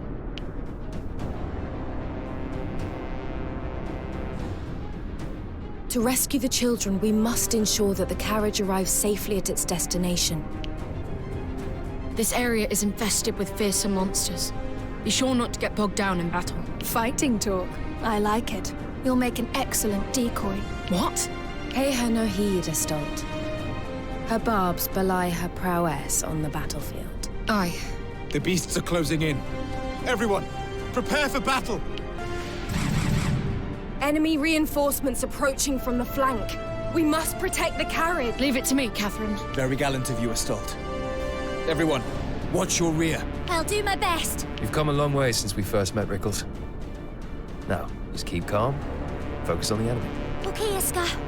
I won't let you down. That was quite a display, Estalt. You weren't too bad yourselves, but it seems we're not done just yet. This next wave of enemies seem more cautious. As though they're scoping us out. Keep an eye on the rear, and let's clear this up, quickly. Another one down. Thank you for your assistance, Blue Foxes. The children have been escorted out of the wilds. They are now safe under the care of the church. Safe from falling prey to monsters, perhaps? What are you implying? Human experiments. Testing the forbidden arts. Creating magic monstrosities. That's preposterous. Calm now, Walter Quinn. You don't have proof of any of this. Perhaps not. But I've heard plenty of rumors about the church's humanitarian missions. Tell me, Catherine, do you know where the orphans taken in by the church are living now? Forgive me. I must return to the High Temple at Harleg Lynn.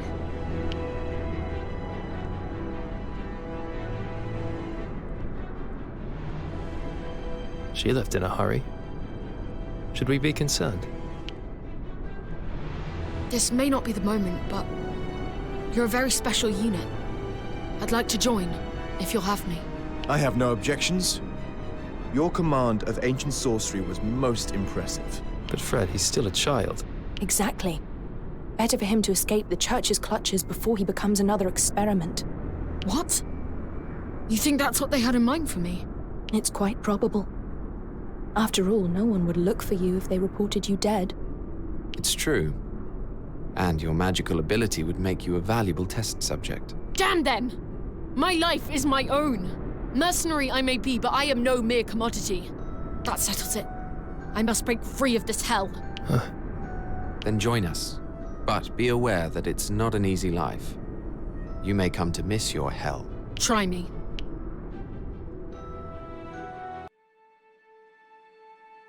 I wonder what happened to Catherine, the Templar Knight. You should have stopped her leaving if you were worried about her. Oh, I'm not worried, really. I'm unconvinced by Walter Quinn's claims about the church's dark side. Well, the rumors are common knowledge. Not that anyone dares to openly accuse the church. Then again, if a Templar Knight were to give testimony as to what she knows... You mean? But even if Catherine were to spill the church's dirty secrets, what does it have to do with us? It might be our chance to live in a society that doesn't unthinkingly follow the Granville Church. What's the plan, then? I'm simply theorizing, Iscarian, not planning. You're trying to gain leverage over the church? Why? We ought to look after our interests, that's all. Our allegiance is to Duke Henday alone. What on earth are you scheming? We're mere mercenaries. Scheming? I was stating the facts, that's all. All for now, at any rate.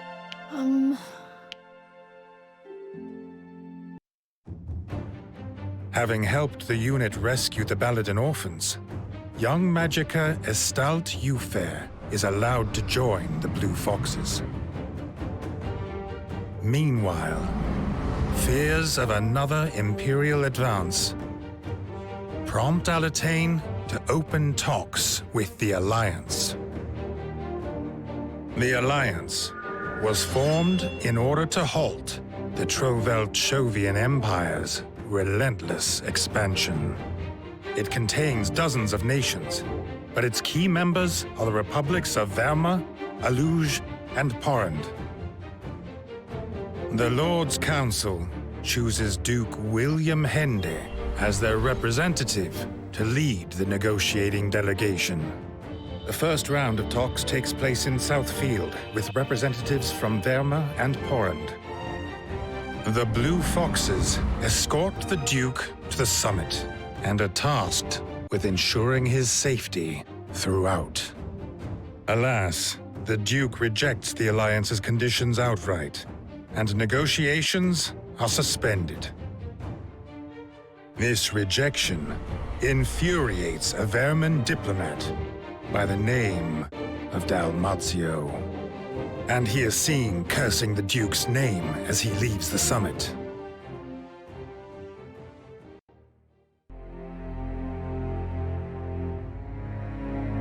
I am afraid that talks with the Roadtail Alliance have broken down. The terms they proposed were simply unacceptable. True shame. And these terms were? They demanded exclusive Jade extraction rights from the Gaian mines for 50 years, no less. A preposterous request. Duke Henday! What's the matter, Lorraine? Alliance troops advance, and on this position, no less. This man will brief you on the situation. My name's Castivir Bernal, a knight of the Republic of Verma. If I might be so very bold, Duke Henday, this is a predicament of your own making. The Alliance's diplomats lost great face when you summarily rejected their offer. Frankly, the offer they proposed was simply unacceptable. If you've come here to have me reconsider, you are wasting your time. These Alliance troops, they've been sent as an unofficial message. You are surrounded, but I will aid you nonetheless. Why would a Vermin knight betray the Alliance to assist us? Simple. Because my country has already betrayed me. I can no longer return there. Given the circumstances, we've no choice but to trust him. If he's a spy, we know what to do. I have requested military support from the Royal Forces stationed in Southfield. We must buy some time until they arrive. Whatever happens, please stay inside, Duke Henday. We will protect you at all costs.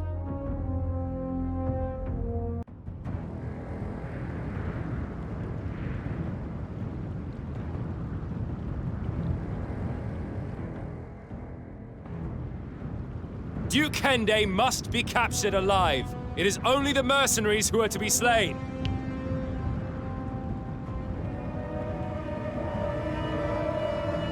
He's brought a sizable force. Let me handle this. I'm familiar with their tactics. Very well. But if you make a hindrance of yourself, we'll leave you behind. Don't underestimate my abilities, Islander. What are we to do now? There's no way out from here.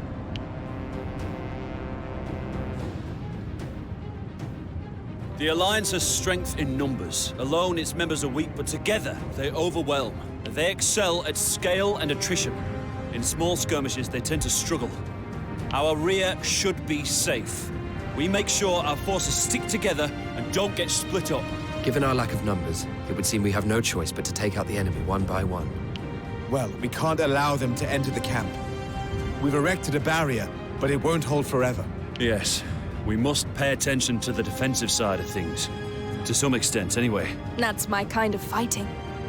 Let's get started, shall we? The vanguard has fallen! Second unit to the fore! Drop the bridge! All units, fall back!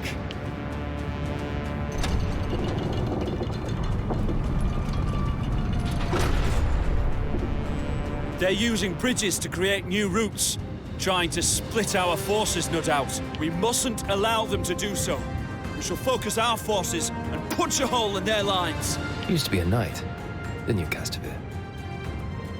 What can you tell us about the Alliance Cavaliers? They're fast, but lack strength and tactical prowess. Even more so now they've lost their best man. That is precious information indeed. Thank you for your insight. Hey, I know I said to an extent, but this is really cutting it fine. There's not many of them, but they're really putting up a fight. Third squad, finish them!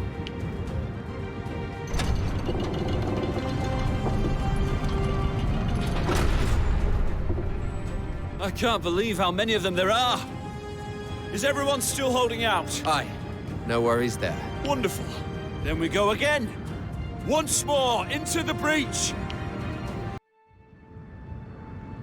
They've gone. Well, look at that. You saved my life. Think nothing of it. You aided us in turn. But why were they after you in the first place? I was conveniently accused of a crime I didn't commit and sentenced to death. Rigorous judicial procedures don't apply to knights far from home in a foreign land. Tragic, I'm sure. Now, shall we head back for Central Field? We have dawdled long enough.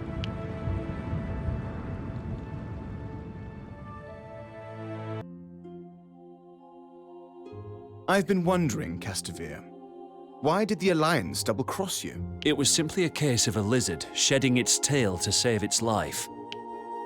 Verma has always been the Alliance's dominant power, given its military and political might. However, a cloud of suspicion has long hung over our delegate. There were certain rumors. Aluge and Porrand sent spies to Verma to investigate whether those rumors were true, only for them all to be killed. Murdered with a modern magical weapon, smuggled from the Empire. What was this weapon? A gun grit. It's a powerful long-range firearm that uses small iron bullets. Now, it just so happens that I know a thing or two about gun grit handling, and so the shadow of suspicion fell on me, and it was decided that I should be executed. And? Was it you? Best not get into that. Negotiations with the Alliance break down, causing Dalmazio to summon his guard and unleash them on Duke Henday. The Blue Foxes fend off the attack, and Dalmazio returns home with his tail between his legs. Yet the unexpected breakdown of discussions angers the mediating Southfield nobles. With House Redditch out of the picture, House Engram became openly critical of the royal government, playing into the Southfield aristocrats' fears that they would lose control of their territories. Before long, House Engram had succeeded in organizing a rebellion to overthrow the monarch's rule. In response, Duke Henday orders the Blue Foxes to nip the nobles' uprising in the bud.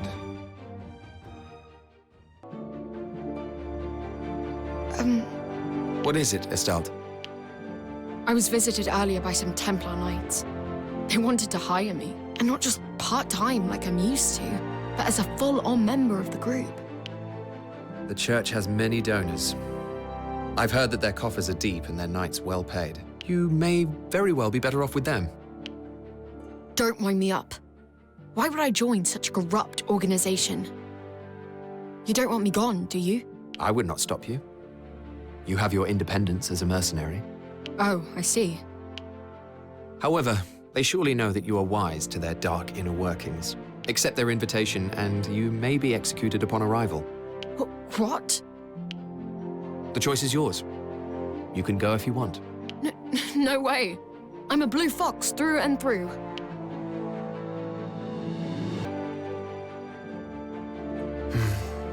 Is something the matter, Fred? Oh, I was just reminiscing. Reminiscing? About the time we spent together in Leicestershire. With our old friend. Ah. He picked up everything I taught him so quickly. Hunting, riding, fishing. We'd spend days out in the fields together. He had a weak constitution, but such a sharp mind. What's brought this on all of a sudden? Come on, Riaz. It's just the two of us. There's no need to be so wary. All right. Well, I'd say you're the main reason Levi got on so well at the House of Leicester.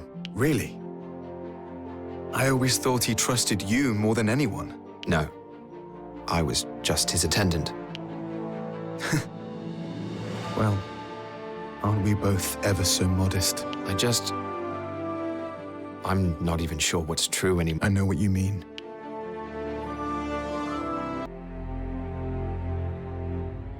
This mission will take you to Grost Crypt in northern Southfield. That is where the nobles of Southfield are gathering to make preparations for their insurrection against Centralfield. Your task is to prevent this rebellion. I used to play in those catacombs all the time when I was but a little girl. Some fools like to claim that they're haunted. Have we managed to determine the instigator of this insurrection? Yes, he's called Zachariah, a fixer and middleman for members of the upper class. He has allied himself with House Engram and has been recruiting local nobles to their cause. All this in retaliation for the breakdown of negotiations with the Alliance? Perhaps. In any case, it is a futile effort. I'm surprised the Duke has reacted with such urgency. Wouldn't it be because he's planning to expand his sphere of influence to Southfield? Excuse me? There would be nothing untoward about it. Duke Henday is on the Lord's Council, after all. He's a representative of the kingdom. Yes, well, it doesn't explain why the nobles of Southfield would try something so utterly foolish. I suppose we'll soon find out.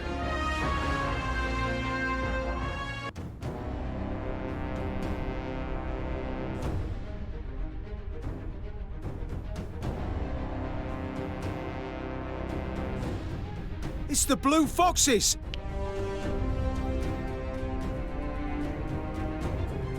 Why are they here? Did they catch wind of our plans? Keep your composure. They're giving us an opportunity to test our secret weapon. It's been a while, but nothing's changed. I feel at home here. It feels like something could jump out at us at any moment. Hey, cut that out! You know I'm no good with this spooky stuff. Forgive me. There is something about this place, though. Perfect for hatching a plot. Quinn mentioned that this place is rumored to harbor drifting souls. That reputation ensures no one comes close. And so the plotters have been able to act in secret. Ah, then we're not actually expecting any ghosts. All right, so no worries. I wouldn't be so sure. Ria said nothing regarding the rumor's veracity. Count me out of this one, then. Come now, enough of that, you two. We need to open the door, which means we'll first need to secure that turret over there.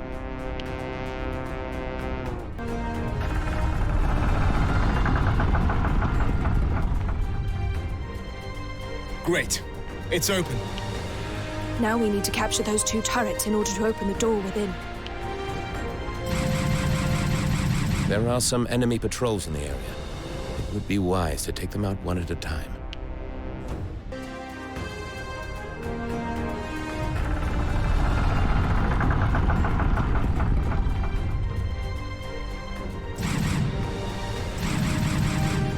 So, you were here after all, Zachariah. I don't recall inviting any foxes to my domain. Really? You made so little effort to conceal your plotting, I thought you wanted us to come. Huh? I'll teach you some manners. I owe you for last time, you know. Oh, I'm going to have so much fun with you. So you'd better enjoy yourself while you can. You'll be begging for death soon enough. Enough of your prattle. This ends here.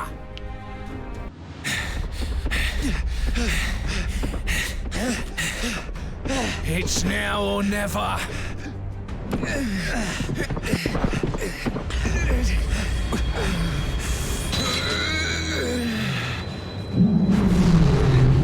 What the? Some creature has burst out the ground! Is it a wyvern skeleton? No! It's far too big! Was it them who summoned it?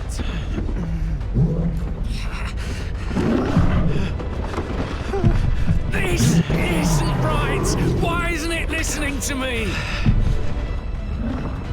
What's happening, Zachariah?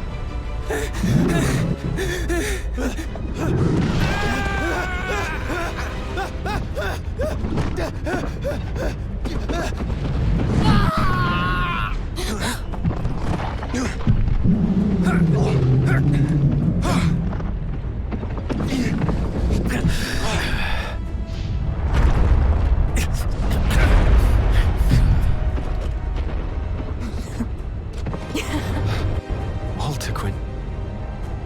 What a treat. I simply cannot resist. It's coming at us! Rise from the dark depths of your tombs, my corpse army. Now is the time to unleash your rage upon this hapless puppet. Walter Quinn?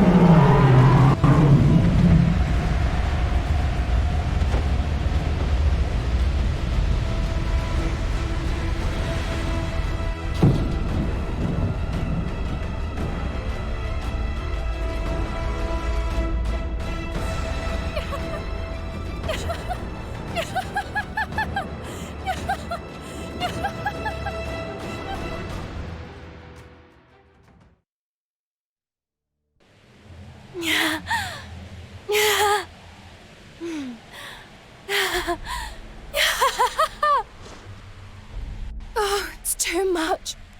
Too much. I simply can't resist any longer. This hex is too delicious. Walter Quinn. Yes? What is it? Walter Quinn, are you listening? Of course. Why are you pulling that scary face? Enough of the little girl act. You summoned the dead right in front of us. Ah, you noticed then? Of course we did. When were you planning on telling us about your powers? I never knew I had them. It's just something that happened on impulse. How did you know how to do that? I must have a knack for these things. Does this mean that it was in fact you who made the corpses rise at House Redditch? Well, if it wasn't for them, we wouldn't have been able to make our escape, no? But does that mean... Did you kill the Redditches? Your own family? I wonder. I don't know what to say. Surely you're not all that surprised. Look, let's talk about this later, shall we? I'm keen to leave this place behind.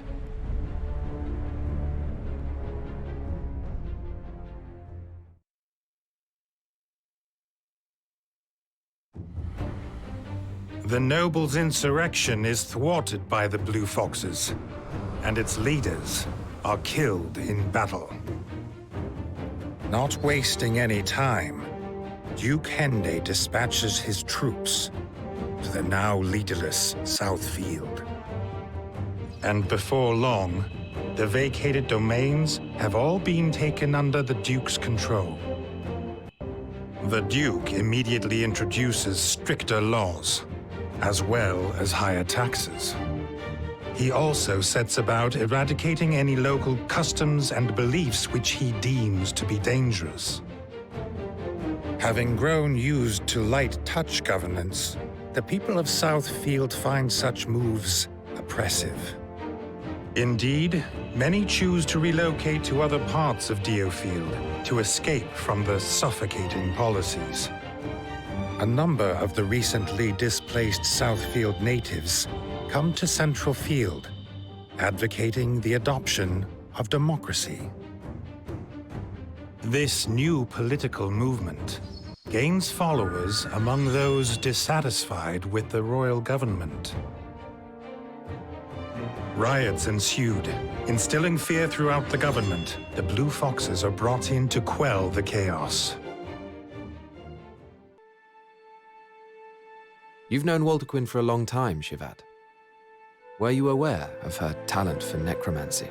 Necromancy? It's a type of ancient sorcery secretly pursued by the Church.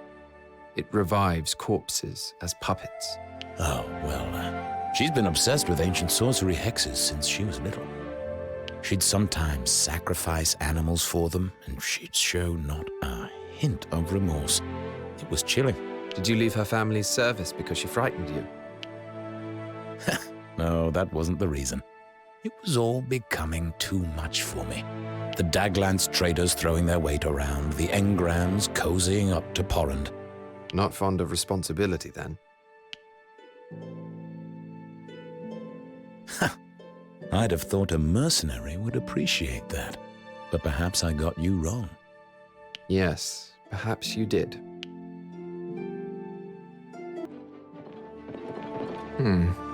What's that smell? Well, what a charming greeting. And it's probably the scent of death you're noticing. I've been using a lot of necromancy of late. No, it's not that. It's something else. It's... Oh, I know what it is. This smell is sometimes produced when synthesizing herbs for ancient sorcery. It's rather seductive, isn't it? I've heard it can put some people in a trance-like state. Unbelievable. Not content with corpses, you intend to bend the living to your will as well. Don't be ridiculous, I've done no such thing. Unless you're saying I've charmed you. You're a fool. Don't you know that hexes invariably invade their caster's mind? You must know that frequent use will corrupt your own existence. Oh, so you're concerned about me, are you? Of course I am. Well, you needn't worry. I am strong enough. Nothing can corrupt me. Baselessly confident, as always. Mind that you don't fall prey to your own pride. You're one to talk about baseless confidence. Perhaps we are birds of a feather in that regard.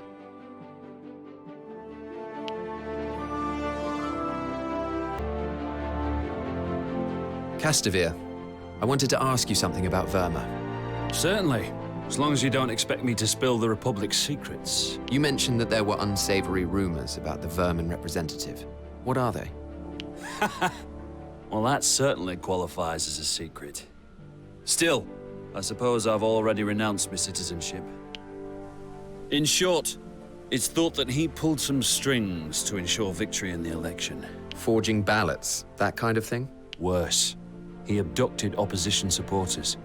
This caused outrage at first, of course, but soon people were too scared to speak up. He was the only candidate on the ballot in the end. Some would say that still counts as winning on merit.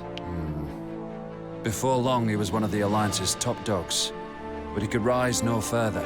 After all, such a divided alliance is no match for the Empire. Really? Then perhaps you ought to have defected to the Empire instead. Perhaps so, but easy victories have never interested me, and I value freedom above all else. That's why I came to DioField. An island I knew nothing about. The perfect place to clean your conscience after all the dirty work you did. Haha! Well, I'd rather not think about that.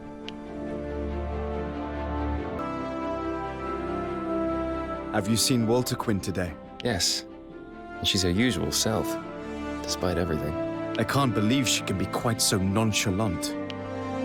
Why are you so alarmed by her powers? They could be invaluable in battle. Oh, that hex was incredible. There's no doubt about that. But I worry that her moral compass has become distorted. Perhaps that's just the way she is, Fred. Either way, she'll keep us on our toes.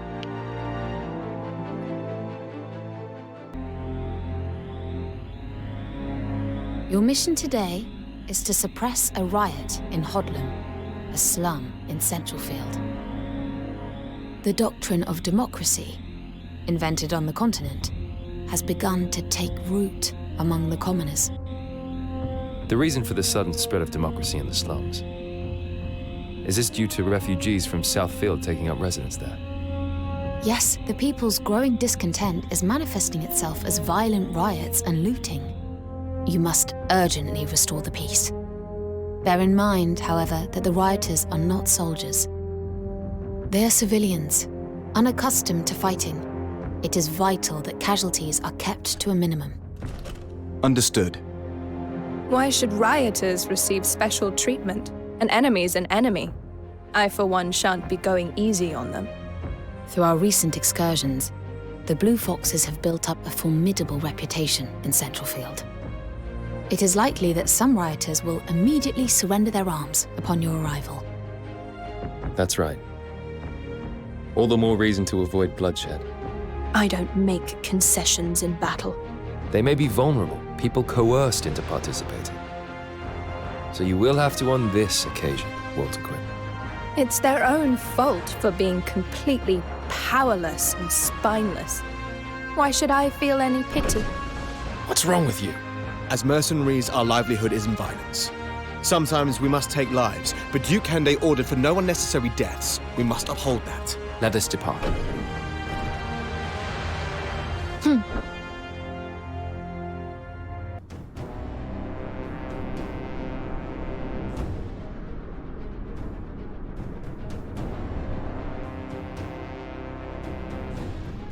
No one told me we'd have to fight the Blue Foxes. I'm out. There's no way we can beat him. You think this is a game you can quit anytime? You want to die a dog's death in poverty instead? But what chance do we stand against them? They're disorganized. Without a strong leader, they can't fight as a unit. That alone should teach them that democracy is an unrealistic ideal. Is it? Under the right guidance, I think it could make the world a better place. Guidance? Iska, the only guidance commoners need is from their king. This isn't a political movement. It's a pretext for outlaws to stir up trouble. Come on, Fred. People are risking their lives to express their opposition to the royal government. Have you not thought about why that might be? All they want is a normal life for their family and friends. Their methods might be wrong, but I wouldn't dismiss their plight because of that.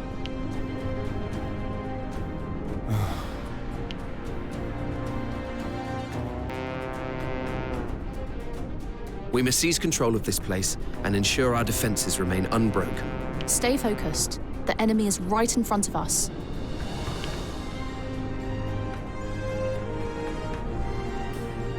Aye, aye. I'm well aware. I'll say this but once more. Please do not be reckless, Walter Quinn. Me? Reckless? Perish the thought. It's the bloody Blue Foxes! We're dead if we don't take them out! There's nothing more terrifying than a man with nothing to lose. And a whole mob of such men is even worse. It won't be easy trying to quell them. But quell them we will. Calmly and carefully. They're even bringing out the Cavaliers. What a warm welcome this is. This looks like fun. Maybe it's time for me to show what I can really do. How many times do I have to tell you? I don't take orders from you. Walter Quinn, Iscarian, stay focused. The enemy's approaching. Now How infuriating.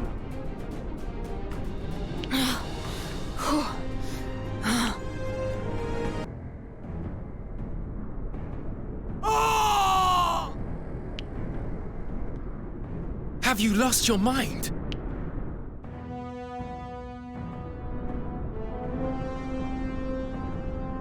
Oh dear. They must be even weaker than I thought.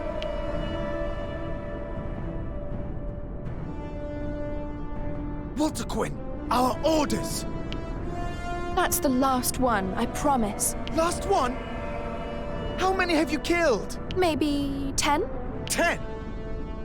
These are ordinary people, fooled into disorder by the hollow promise of a better life. They may have broken the law, but they certainly don't deserve death. Look, we stopped the riot, didn't we? What's the problem? The problem is that the Blue Foxes have slaughtered defenseless civilians. That's what people will be saying about us now. We've lost the good reputation we worked so hard to earn. But a bad reputation has its advantages too, no?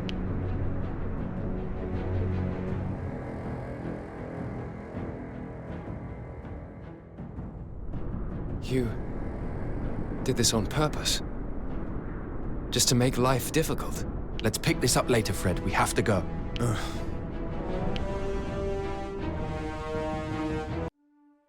Over 6 months have passed since the Trovelchovian Empire captured Tagaria Naval Base.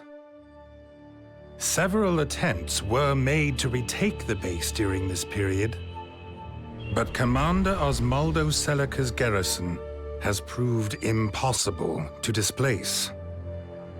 Osmaldo's forces are clearly superior, yet he has made no attempt to push on beyond Tagaria. A state of affairs that left the royal government perplexed as to his motives.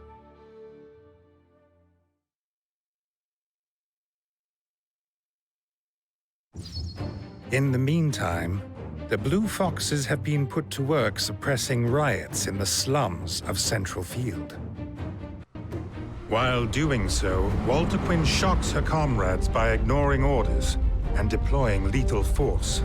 On the one hand, Walter Quinn's violent conduct achieves the desired result.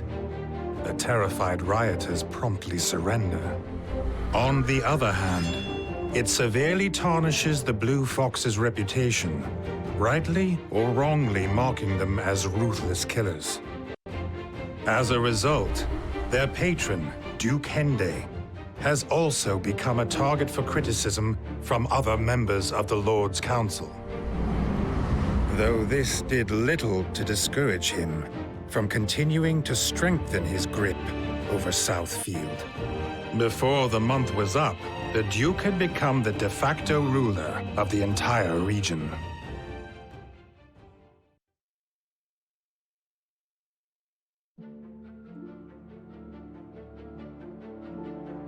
Lorraine, we require an urgent update regarding the situation at Tagaria. Of course. But may I ask why? We're going to retake it. What? Duke Henday hasn't mentioned any such plans. He's preoccupied with Southfield at the moment. A preoccupation that is causing his position on the council to grow weaker by the day. It's not a problem for us yet, but it will make life difficult in the long term. However, if we liberate the base, well, then the Duke's detractors would have to stop their carping about his involvement in Southfield. And have you thought of a strategy?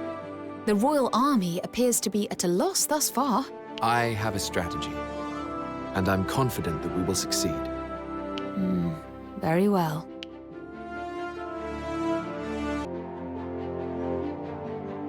Why must knights always complicate things with their supposed honor and pride? Are you talking about the royal soldiers at Tagaria Naval Base? Yes.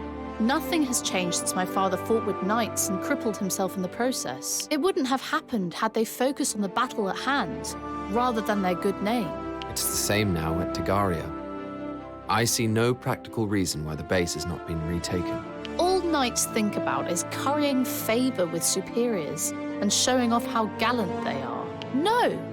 This is a job for real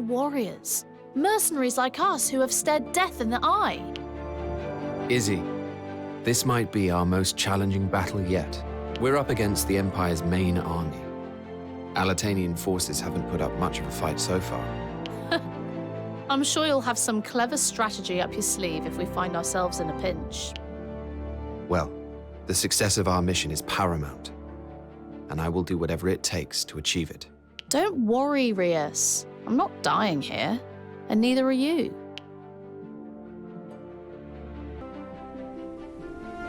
Andreas, I have a question for you.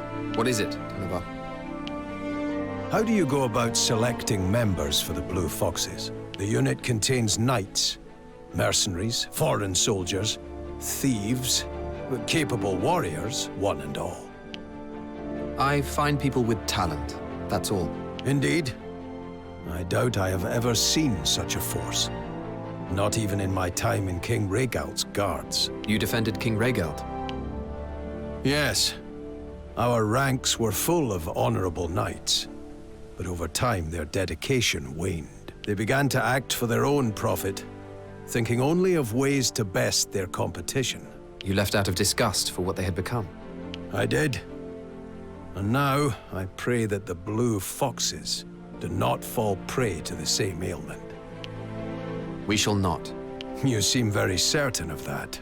I have not a single doubt.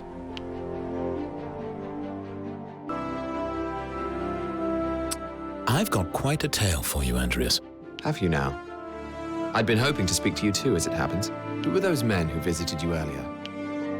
They work for nobles who recently moved from Southfield to Centralfield. It seems they've made quite the fortune from some sordid dealings, and are in need of bodyguards.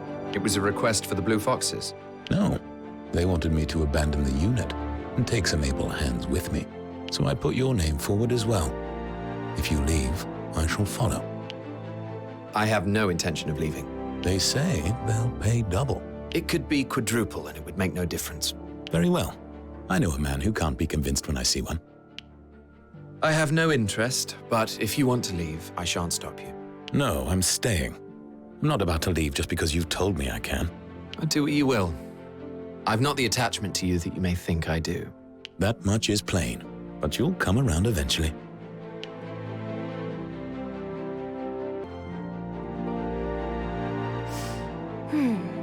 Who's this Rias? Eumerida Barrius, a bounty huntress. She had been set to join the army as a private, but I offered her a place with us instead. She seems capable. Oh, I'd say you were. Wouldn't you, Eumerida? Yes. What about her background? She used to serve a noble house in Southfield. They were traders. They lost their estate, and Eumerida decided that the royal army was her only option. I see. Well, good work, Rias. I never knew you had such an eye for talent. Hey, what do you mean?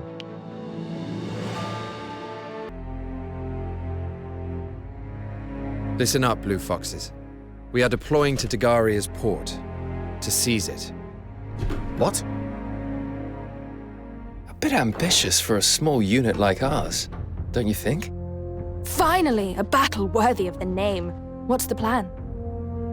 Let's hear a situation report before making any plans. Lorraine, if you would.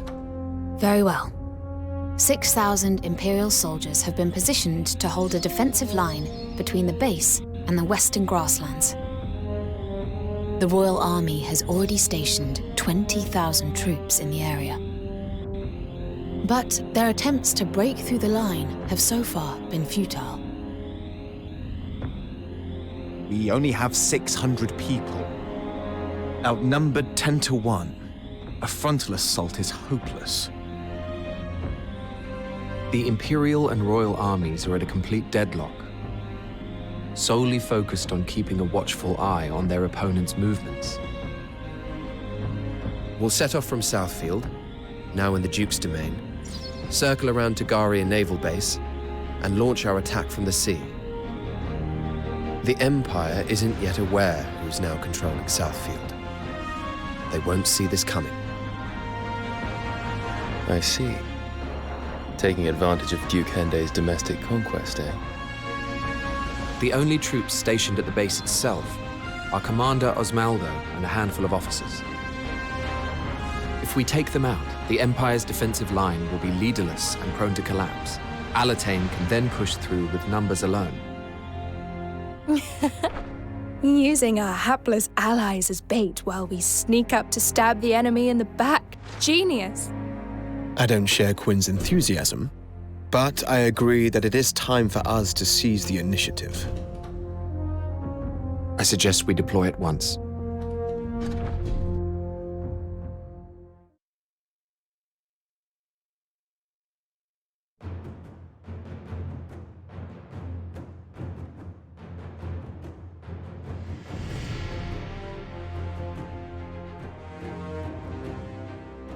Commander, we've received reports of a hostile unit approaching from the sea. Impossible. How could they enter these waters? We're blocking the northern and eastern routes. The south is a self-governing zone, outside the royal sphere of influence. They would never cooperate with the royal army. I can't explain it, Commander, but the fact remains, they are almost upon us. Engage them at once. Zavatian himself fought to secure this base as our gateway into Alatain. We will not forfeit it. Understood, Commander.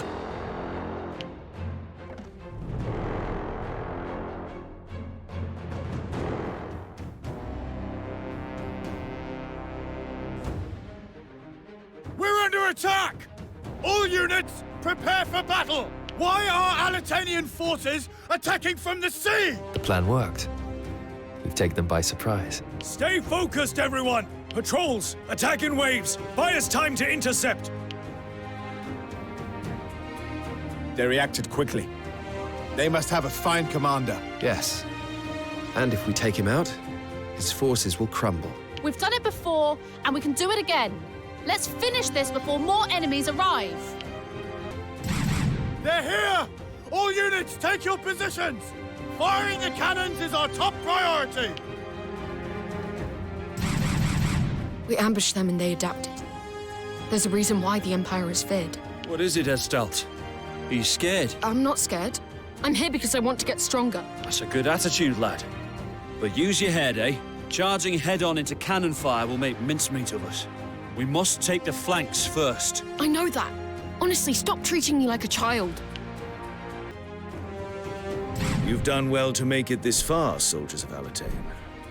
I expected far less from you. So you're the commander, yes? Well, I'm afraid this is our territory. I see. You must be the ones who slew Olog and thwarted our plans in the harbor. Well, I won't be as easily defeated as he was. Men, take aim! Their ranged support from on high isn't going to help our situation. Kigus unit, advance! We're trapped. What should we do? Isn't it obvious? We kill the commander just like we planned. Come on, let's give them a good show.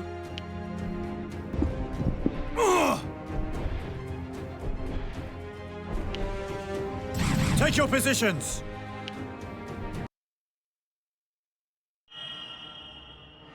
Close-kept secrets.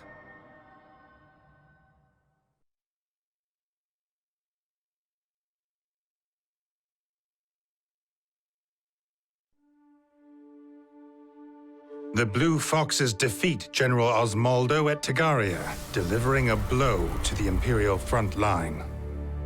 Seizing their opportunity, the Alatanian forces pour forward into the base, striking the Imperial troops as they reel from the previous attack.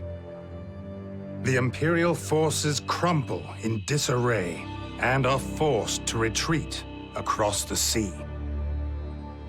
And so, after 6 long months of occupation, Tagaria is reclaimed by the kingdom. Word of this great victory spreads throughout DioField, along with rousing tales of the heroic Blue Foxes. Frederick, Walter Quinn, Iscarian, and Andreas all receive accolades from the royal government. And the Blue Foxes are promoted from mere mercenaries to Knights of the Lord's Council. Their triumphant return is celebrated lavishly, with glasses being raised all over Central Field, voices echoing their names across the land.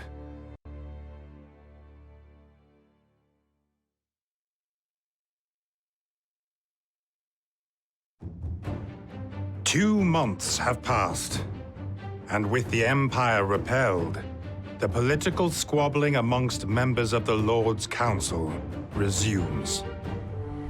The question of royal succession, little discussed upon the death of Prince Ivangar, surfaces again, and tension between the factions increases by the day.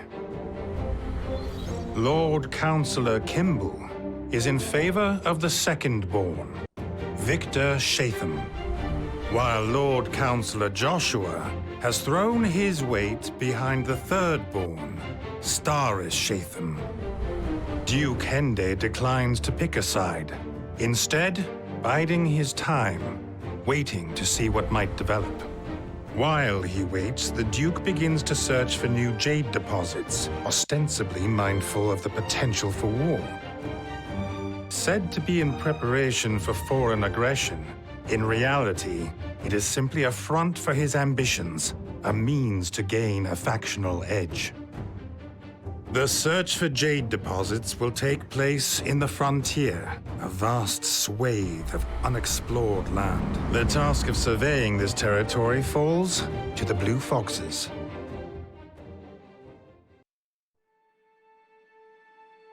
Fred, I think it is better if you stay here while I head for the frontier. You can fulfill the Duke's order without me? Aye. There are still occasional riots here in Central Field. It would be unwise to conduct a full-scale expedition, with things as they are. Must we go at all?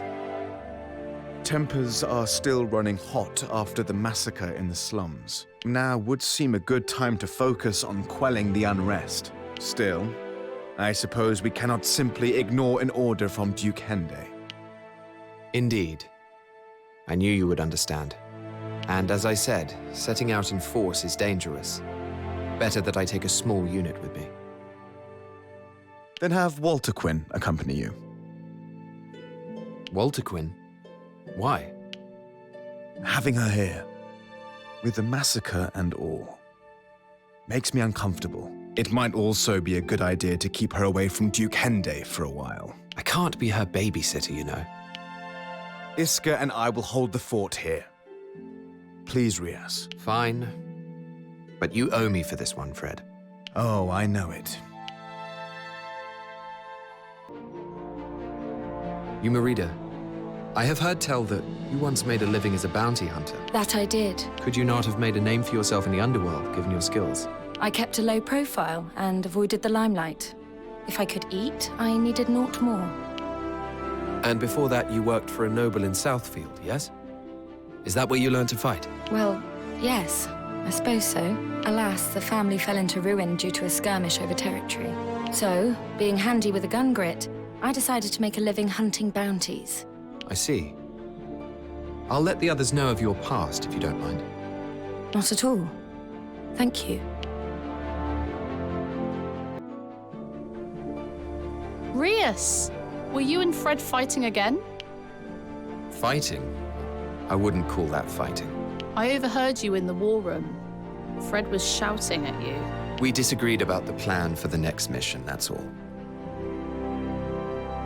I should have known. You two are as attached to your old quarrels as you are to each other. Though I've always wondered how you've stood each other for so long, being completely different. Izzy, we're just giving me a headache by making me the mediator every time. Look, just make sure you give him a proper apology, all right? I'll tell Fred to do the same. Fine. Good. You'll be back to being friends again in no time. You and Fred are like brothers to me, and this unit would fall apart without you. So you have to get along, all right? It's hard to argue with that.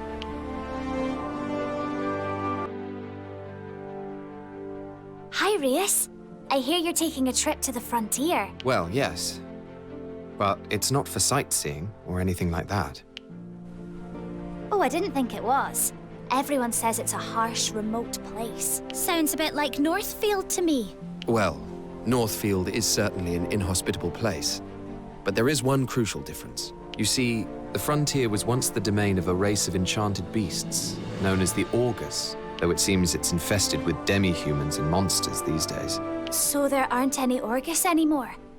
Not even on the frontier? Because up in Northfield one time, I saw these carcasses floating downriver from the frontier. They were just bones by that point, but they must have been giant creatures when they were alive.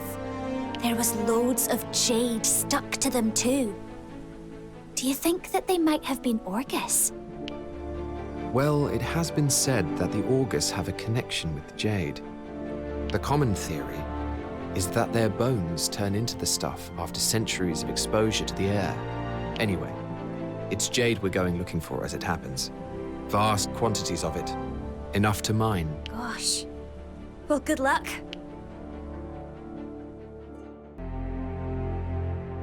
Your next mission will be an expedition to the frontier.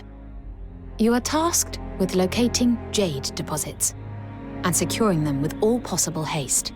A sorcerium-rich river has been sighted near Bearfess Cataract, in the east of the frontier. It is believed that there is a plenitude of jade to be found in proximity to this area.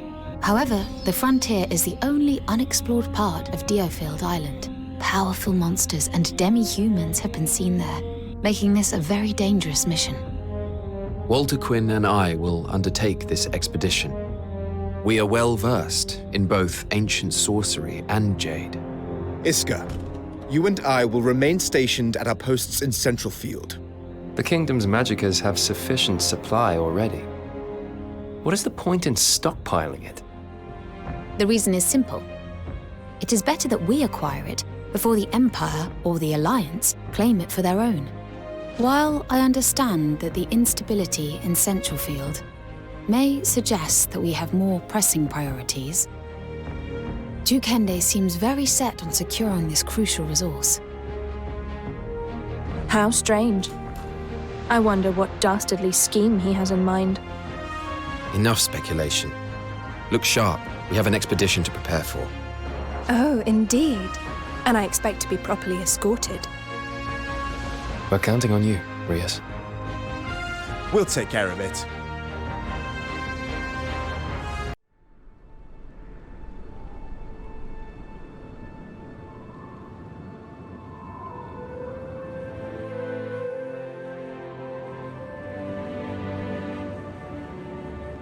This is it. Bearfess Cataract. There is indeed a flow of sorcerium here.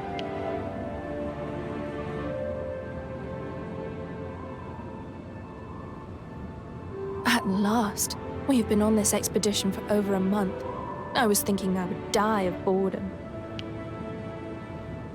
You were amused enough on the road, killing monsters, gawping at natural disasters. It sounds as though you couldn't keep your eyes off me. With all the noise you were making, I couldn't avoid it, even if I tried. If you say so. Now, have we found the jade or what? Not yet. And we have company.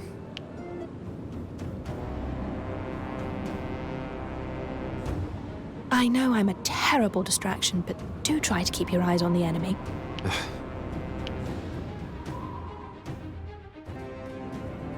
The beasts in the frontier are ferocious and numerous. We mustn't underestimate them. The place pulses with the power of jade. There are doubtless new veins here lying undiscovered. Perhaps we should start by investigating that hill. Shouldn't we eliminate the danger first? It would make our lives easier.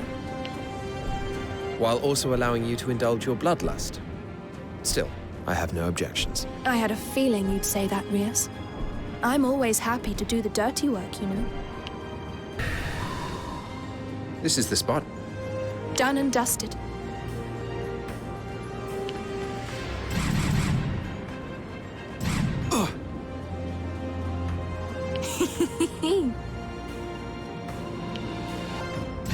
I can't believe this. Eradicate them. Ah, yes.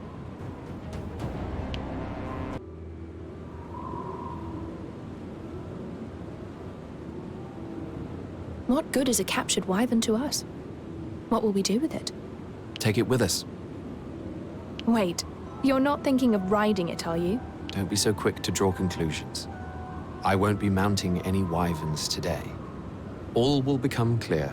Anyway, the important thing is that we've spotted the vein of Jade. In fact, that hill itself looks to be the remnants of an August.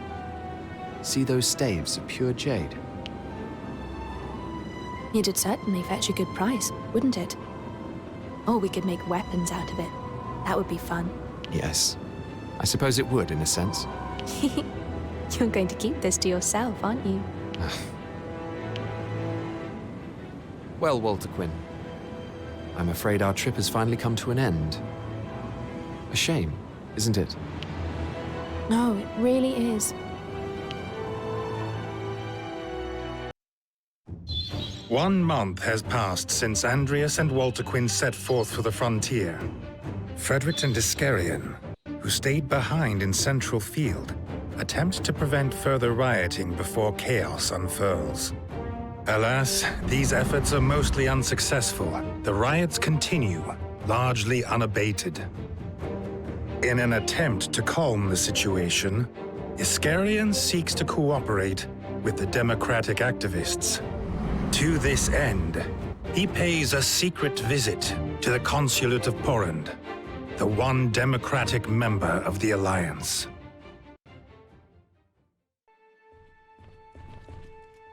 Greetings. My name is Iscarian Colchester. Well, well. A visit from one of the fabled Blue Foxes. I am Nicodemo Ammon, representative of the Porrand Consulate. Tremina Umbert, daughter of a Southfield merchant. Do you speak for the activists? You can think of me as one of them.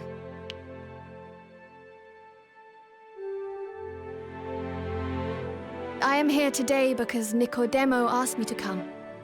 He is an acquaintance of my father's. Very well. Here is what I would like to know. To what ends do you seek to spread democracy? Surely you know what has become of the ordinary people of my area.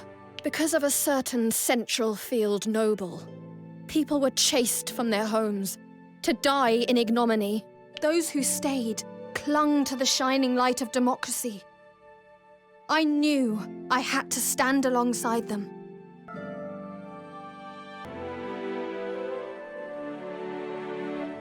If I may, Iscarian, could you please enlighten me as to why you sought Tremina out? I wished it known that I do not think ill of democracy. My only concern is keeping the peace. The rioters abuse the ideology. They take up the mantle of democracy out of convenience. If the anger of the mob were quelled, a rational discussion could be held, I'm sure of it. I have no desire to hurt common folk. But if they are violent, we shall have to respond in kind. Is that a threat? I came here to forestall military action. Can you not convince the people to stand down? My words alone would not calm the situation. The Blue Foxes would have to withdraw. If you sincerely wish to avoid bloodshed, then your entreaties should be to the royal government. The people will not abandon their cause until they believe themselves on an equal footing. I fear that what you propose will prove difficult. But I am also aware of the need for action. I will relay our discussions to my unit. In the meantime, please let the people know that I will do my best for their cause.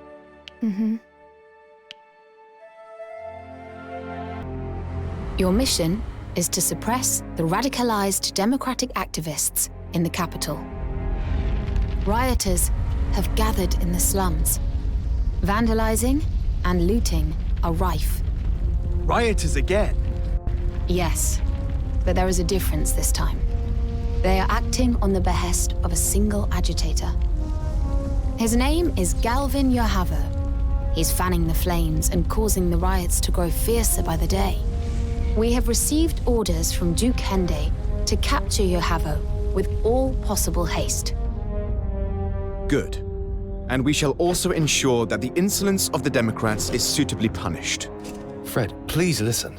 Looting and violence are not inevitable byproducts of democratic activism. Look, I spoke with their representative.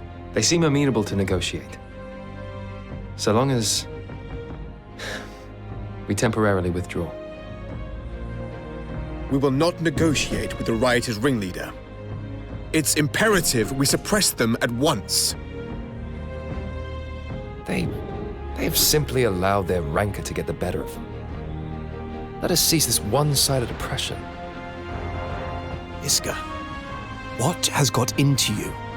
You ought to know the danger posed by the ideology of democracy. A nation requires a monarch to lead it. And if that monarch is incompetent, what becomes of us then? A king is a king.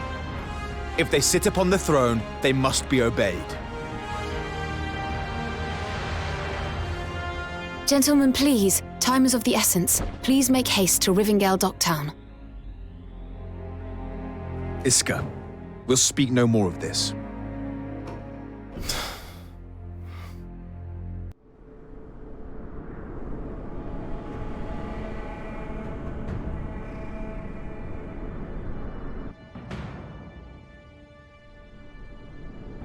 There's the storehouse! That's where the greedy nobles have squirreled away our hard-earned coin! Ah!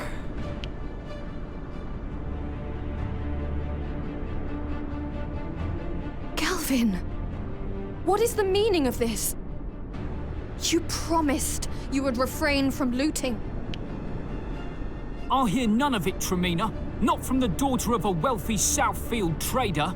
Now is the time for the people to take back the reins of power. You cannot understand our plight. Violence will solve nothing, Galvin. You're just enriching yourself behind the guise of democracy. Well, feel free to explain that to these people.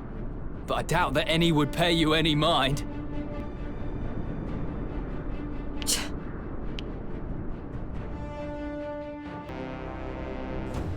This is the true face of democracy. Simple thievery and barbarism. Nothing more. Please, Fred, give me a little more time. I would like to speak to their representative. Wake yourself from your idealism.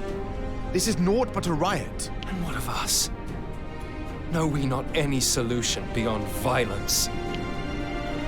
Enough of this. We deploy.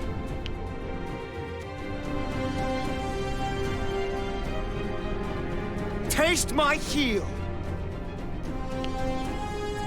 Get out of the way, loyalist scum! You've no idea how much we've suffered! What drivel? You think your hardship earns you the right to rise up against your king? Give us back our money! There's no reasoning with them. Let's hurry up and put them out of their misery. We don't care who you are, we'll band together and cut you down! What an unruly rabble. Everyone, prepare for battle! Fred, please. These people have been driven to desperation. They merely want to live. And then what? Am I to sit on my hands while they loot and plunder with abandon? Of course not. But if we were to talk to them... You're delusional if you think they'll listen. Our mission is to secure this area, nothing more. So, you're Galvin Yohavo, eh? You'll get your dues for instigating these riots. You blue foxes. You're naught but lapdogs of the nobles. What honor have you left? Take him away. Aye, sir. But Fred...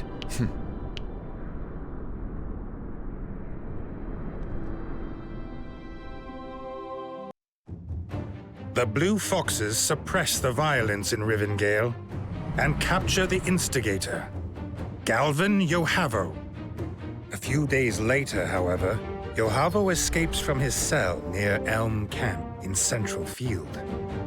It is presumed that Democratic sympathizers aided his escape, though the truth is still unknown.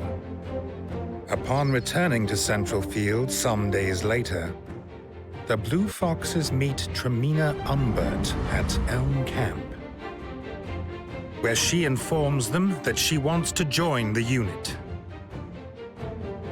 She claims to be dismayed by the activists' behavior and offers to aid in suppressing their destructive actions.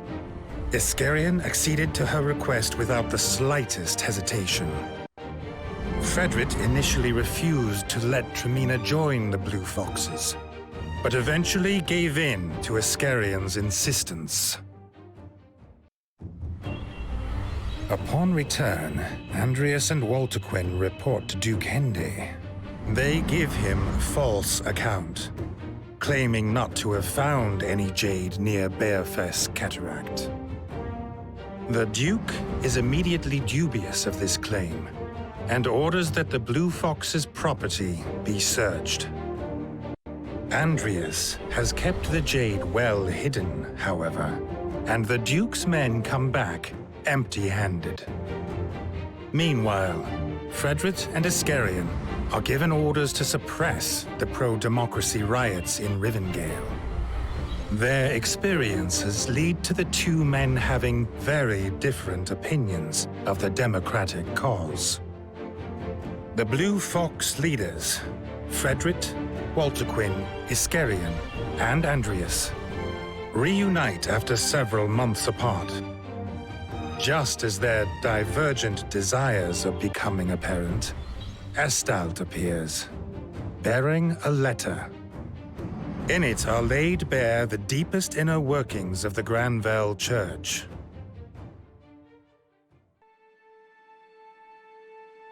Have you seen this? Catherine's asking for our help. Yes, I've already read it. The three of you ought to do the same, though I must warn you. Its contents are absolutely vile.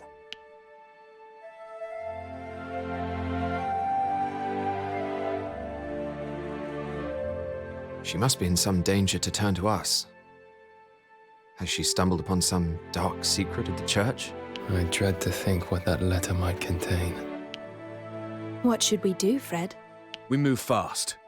Let's make our preparations and get ready to depart. Quinn, why were you absent from this morning's war meeting?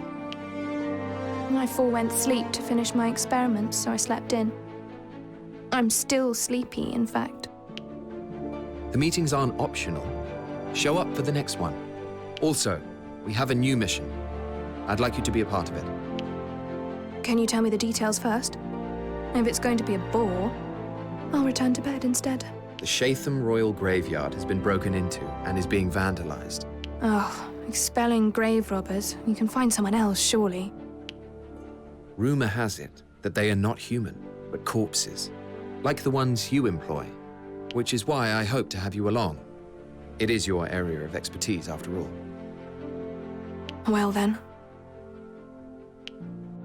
I can hardly refuse, can I? You should have opened with that. You're a real pain sometimes, you know. That's why you like me, isn't it? It seems I was somewhat mistaken about the Blue Foxes. Go on. At first, I thought you just did the bidding of the nobility or government for the sake of profit. But now I see that you help ordinary people and work to uphold public order. Had us down as a ragtag band of ruffians, did you? It's true that my initial impressions were not the best. And I've heard that you opposed royal rule and advocated for democracy. Is that still your ideology? My views have changed somewhat, but I still get the sense that we can forge a new future for the kingdom, if we keep fighting. I see.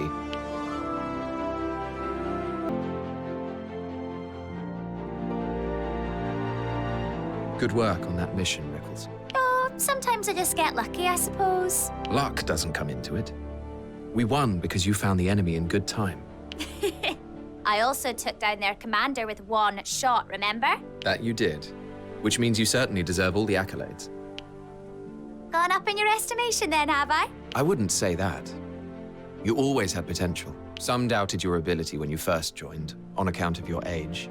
But even then, your archery, tracking, and navigation abilities were outstanding. And now you've become even more accomplished. I suppose I'm something of a veteran now. Anyway, I've been sending the money I earn here back to my hometown. It seems to be making a world of difference. They sent me a letter to say thank you. I thought you were just sending money to your parents. My parents passed away when I was little. It was the townspeople who raised me. I wanted to repay them. I see. Talking of home has made me want to visit. I can't for a while though, can I? After all, you'd be lost without Master Archer Rickenback. That's the spirit, Rickles. Keep it up. Of course. Ah, I see. Now it all makes sense.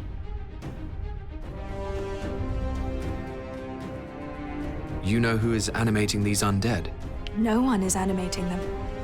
They unearthed themselves. Their souls cannot rest in peace.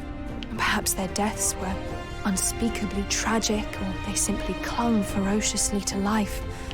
In any case, they're a rapacious lot. As one would expect of royals, I suppose. And how do we deal with them? Simple. Rattle their bones until all their flesh falls off. Understood.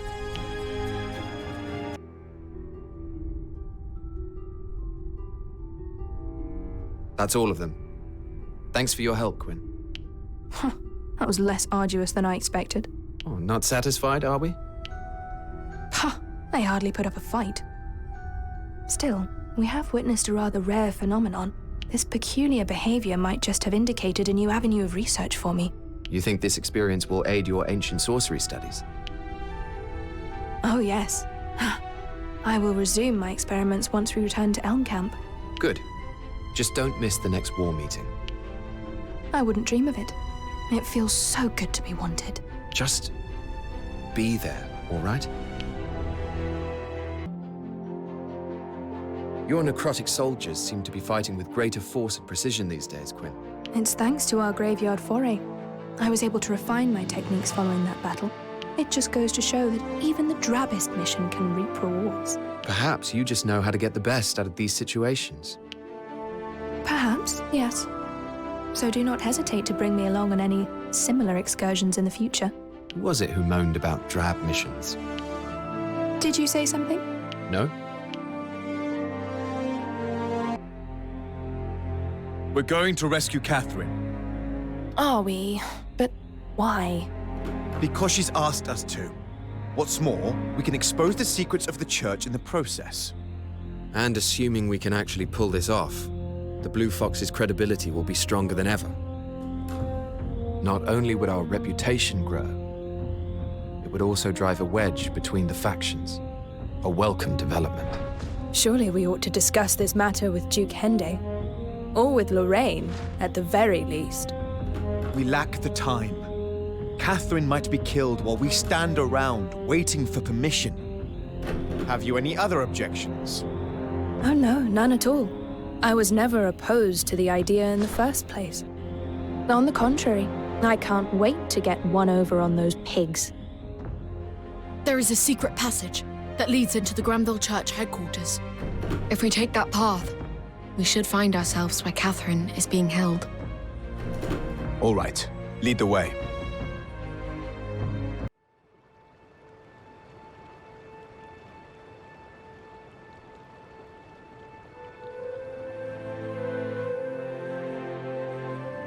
Andreas, I did not think that you would come. Quiet, Catherine. We must get you to safety. Catherine's trying to escape! Search for her. She can't have gotten far. Let's hurry to the rendezvous point. Yes. So, where is the rendezvous point? On that bridge. It's a long way. Are we really going to make it? The Templar Knight forces here are far from strong. And look. The path is narrow. It'll allow us to engage them one at a time and force our way through. All right. Let's give it a try. Catherine! Estalt, you came for me too. Let's talk later. We're not out of the woods yet.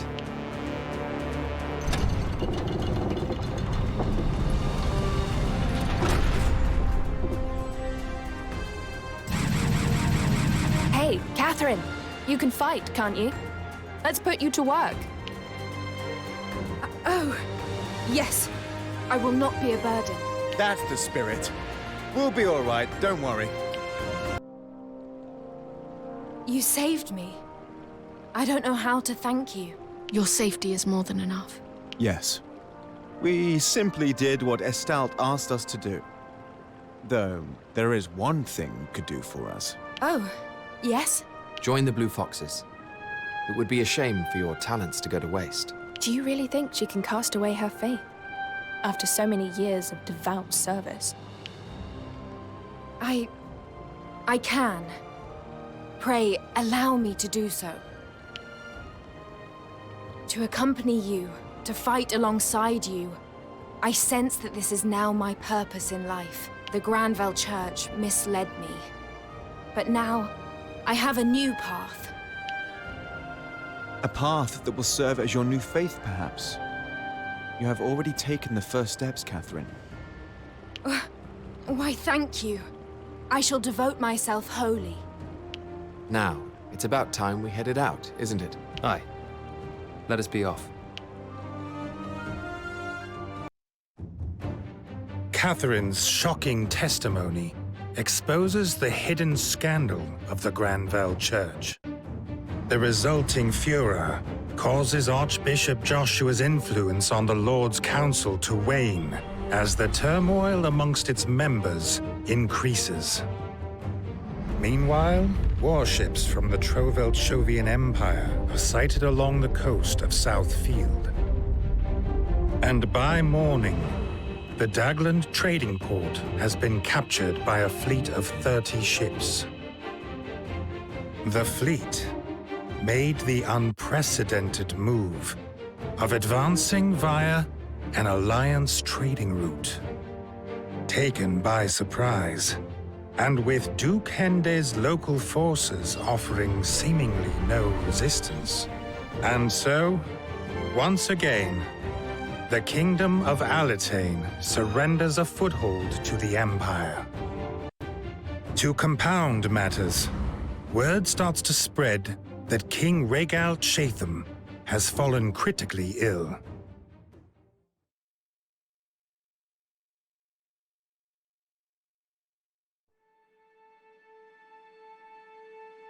Well, Rias, what do you make of the situation in Southfield? You mean the Empire's capture of Dagland Trading Port? Yes. I heard that Duke Henday's army acted oddly, waving a white flag rather than resisting. This despite the Empire only having 30 ships, far fewer than they brought to Tagaria. The Duke made great efforts to take control of Southfield. Why wouldn't his forces put up a fight? The succession conflict has been diverting the Council's attention. They weren't prepared. So you don't find the capitulation the least bit odd? Not really.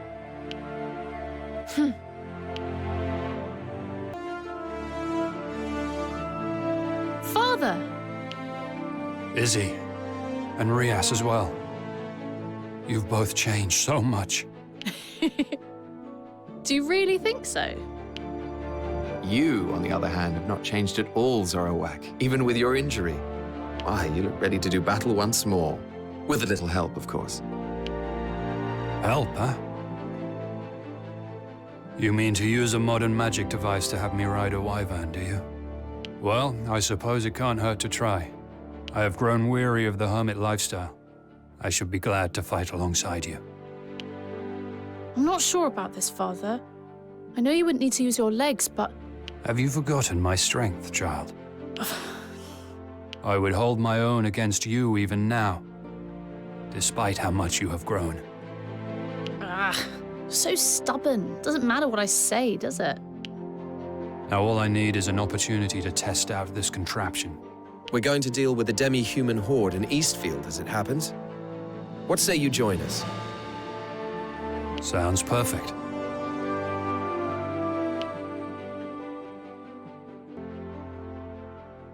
Look, Isker, I'll get straight to the point. All right. Are you and Tremina lovers? There's a rumor going around Elm Camp. Why?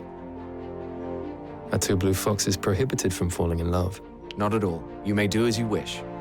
Fred insisted that I ask, that's all. I see. I suppose he doesn't look kindly on Tremina, given her democratic activism. He could have asked me himself, though.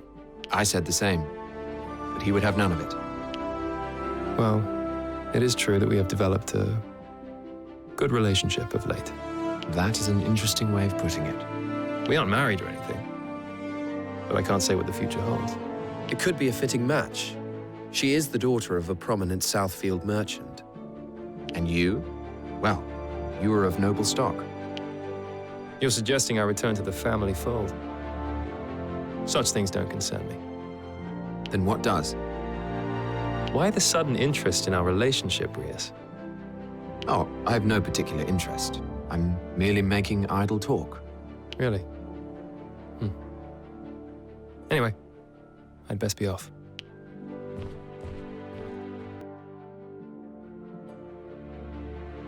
I was just thinking that Tremina could be a way to secure your commitment to us.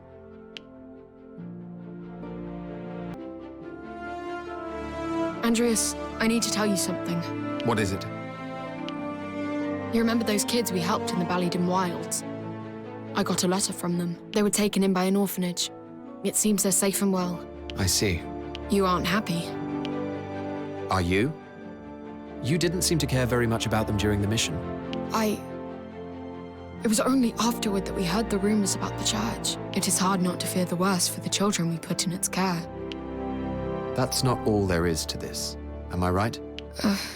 Don't tell anyone, but I was born in the Ballyden Wilds myself. I could have been one of those kids. I see. Your prowess as a magicka makes sense now. Yes. Those born near the frontier do tend to have a knack for magic. Does Catherine know? Of course. Catherine was the one who told me about your rescue mission. I volunteered immediately. Why did you keep your background a secret? It's simple, really. So many kids from my area have abilities, and they tend to be hated for it. I felt that telling people about my past would make things harder for me as a young mercenary. I see. Anyway, I'm glad those kids we helped are doing okay. That's all. There but for the grace of God, eh? Oh, what to do? What troubles you, Catherine? I gave sweetmeats to the children of the Hodlam slums, and now they want me to come every day. You must stop it immediately. They'll never become self-sufficient if they start expecting handouts. Not everyone is as strong as you think, Andreas. They are children and they need my help. Charity was an important part of my work at the church. If only the church had been so benevolent when it decided to have you purged. Do as you like, but take responsibility for your deeds. God is not to blame for one's lot in life. I shall keep that in mind. It seems your kindly nature is revealing itself, Andreas. You're imagining things.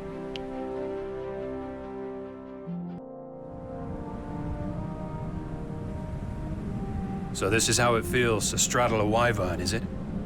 Huh. I could get used to this.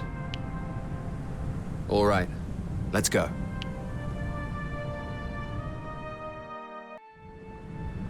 Father, are you okay?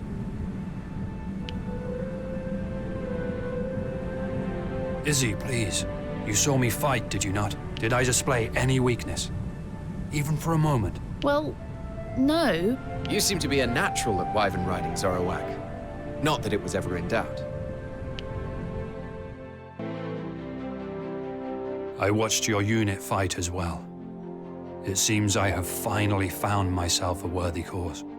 Therefore, from this moment on, I shall lend you my strength as a member of the Blue Foxes. Thank you, Zorowak. Welcome to the unit. Lorraine, there is something I must discuss with you. What is it, Andreas?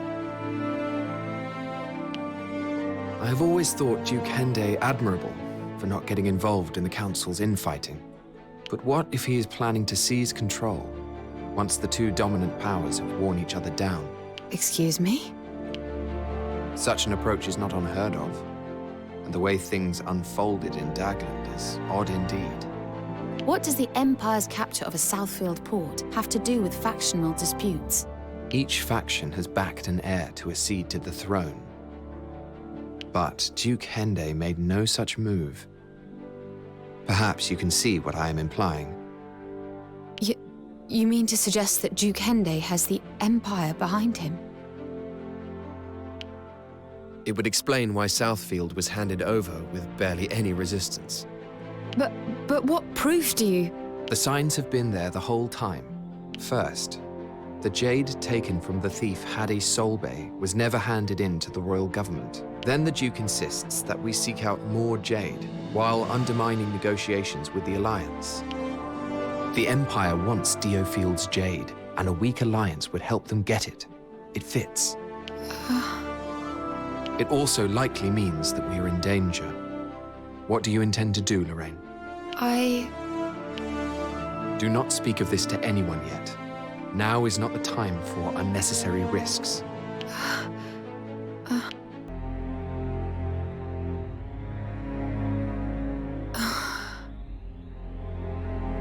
Lorraine, what's the matter?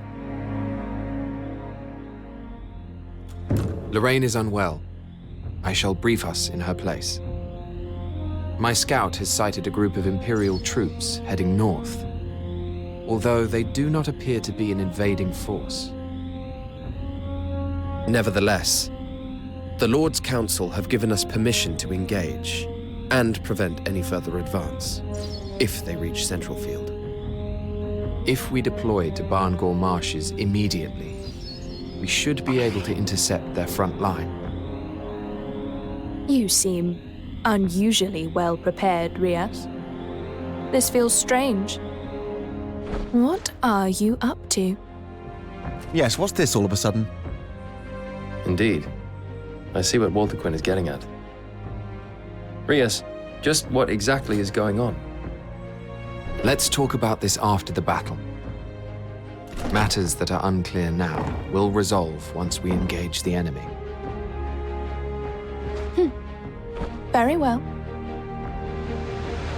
Fine. We'll talk about this later. For now, let's make haste for Barngor Marshes.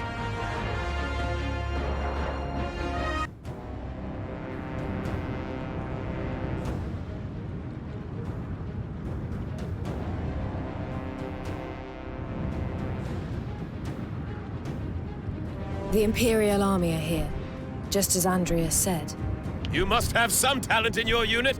Imperial intelligence is not easy to get hold of. Let's save the chit-chat for later, Shavat. The Imperials have Wyvern riders in their ranks.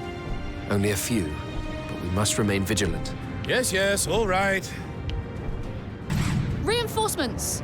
They must not enter Centralfield. Do not let them pass. More enemies incoming. They are spreading out. We must maneuver to avoid being attacked from both sides. You're unusually enthusiastic today, Rias. You'll explain why later on, I suppose. Assuming we emerge victorious here. Very well. Then we'd better get this over with quickly.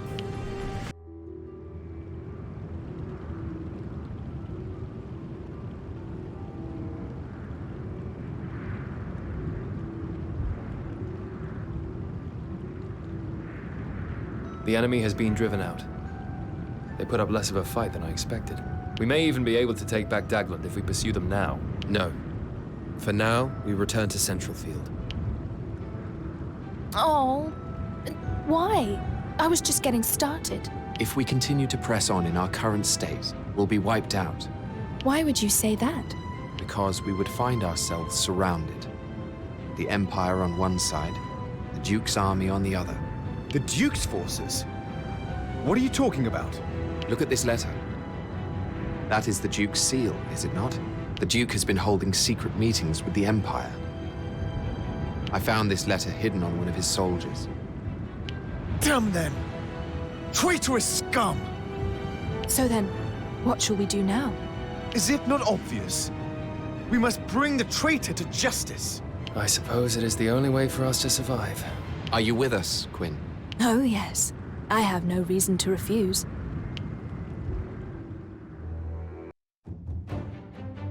The Blue Foxes deployed to Barngor Marshes and routed a detachment of Imperial troops. Andreas insisted on the deployment, convinced that Duke Henday had secret ties to the Empire. He soon discovers their covert meeting place and finds a letter bearing the Duke's seal. Frederick is enraged at Duke Henday's betrayal and calls for his head, a sentiment Andreas shares. A troubled expression creeps over Iscarian's face as he becomes momentarily lost in his thoughts. While Walter Quinn seems eerily uninterested, unnervingly quiet, and wholly unaffected. Following a brief discussion, however, the Blue Foxes agree that the Duke is to be executed.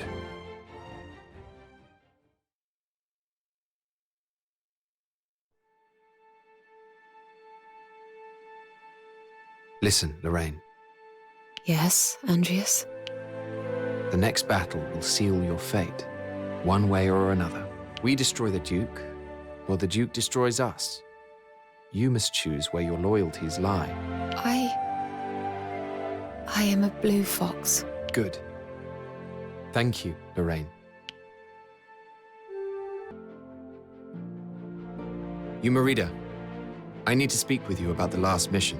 Yes? You did what was asked of you, including dealing with the Vanguard, but there was a complaint. To quote the other commander, "Your scout barely speaks. I cannot tell what she's thinking.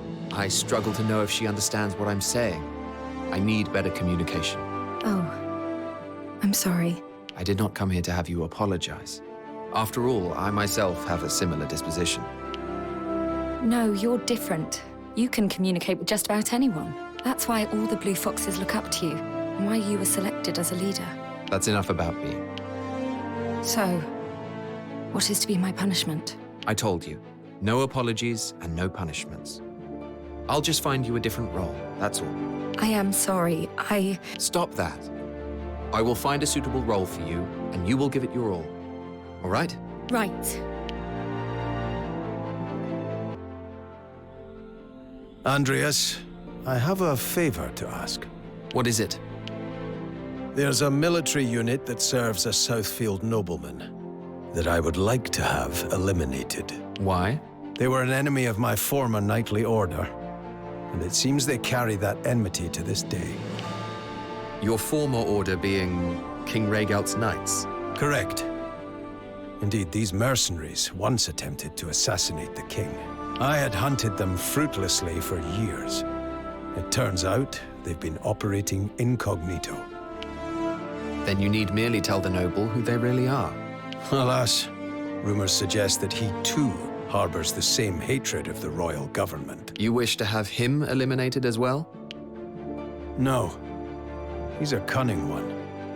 He'll disown his mercenaries as soon as they are defeated. And if he pleads ignorance, we will have no grounds to execute him. Indeed. I therefore wish to eliminate only the mercenaries. I understand.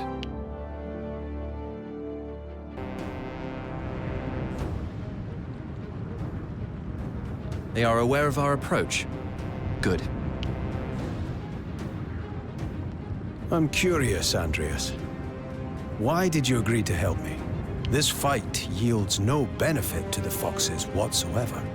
You seldom make your own desires known. I assumed it must be important. But let us talk later. The enemy are coming. Yes. We have destroyed the mercenaries. Alas, we have no choice but to leave their patron be. That is of no consequence. He is powerless without his attack dogs. Then let us return.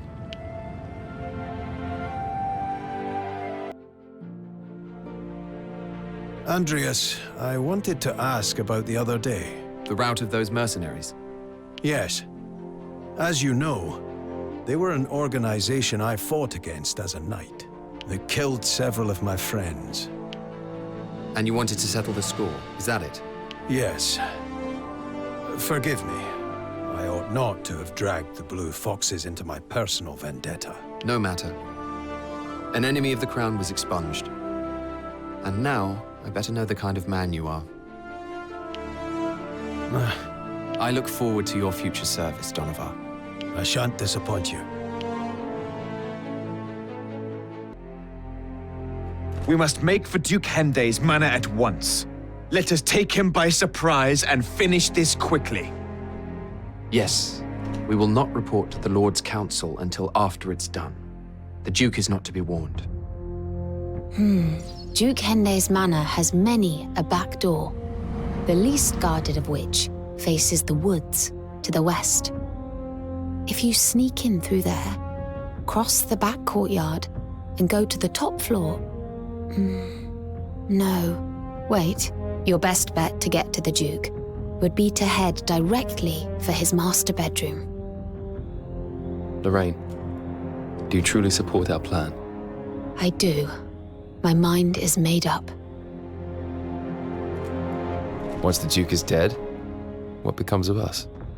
Iska, no longer need we serve as Duke Henday's pet army. We are Knights of the Lord's Council, an independent force. Do not forget that. The royal government is too fractured to deliver justice, and that is exactly where our services come into play. As long as Lorraine serves as our intermediary, there should be no issues between us and the Lord's Council. Very well. And you are certain that what we are doing is best for the people of the kingdom? From how I see it, I believe we are. Then, in that case, I'm with you all the way. Walter Quinn, what about you? Oh, I can't wait to get started. I haven't been this excited since we took back Tagaria. Lorraine, coming to watch? Enough, Quinn. We need to go.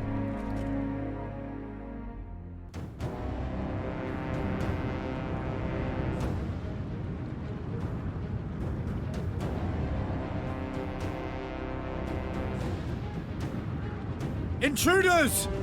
Bandits are raiding the manor! Huh? What the... You're the Blue Foxes! What are you doing here?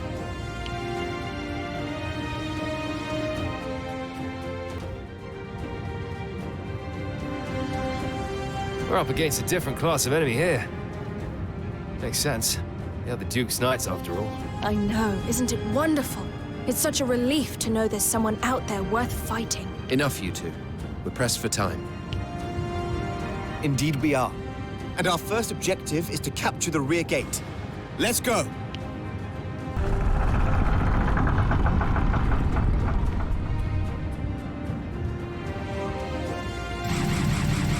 There are knights in the courtyard as well. Filthy things. They really do spoil the view. But look, over there. It seems to be their fortress. They clearly have no appreciation of sentiment. They'll need more than that to stop us. Those who would oppose Alatain must be crushed! Advance!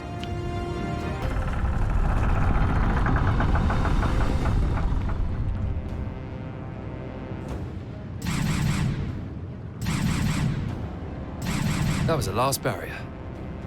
We shall be at the house before long. Good. Then he shall soon have to answer to us. He's led us a merry dance, hasn't he? It's time for a little payback, I'd say. That horseman looks to be their commander. Once he falls, the others will follow. Once we find our way into the manor, we advance. Then I shall finish the job myself. I have no objections to that. You're best suited to it. We shall deal with the others. Having slain his way through the guards, Andreas was finally face to face with Duke William Henday. Putting aside the debt he owed, Andreas informed the Duke that he was a rebel against the state and was to be purged. Yet, rather than fall into Andreas's hands, the Duke took poison, electing death on his own terms. Andreas silently observes the Duke's final moments.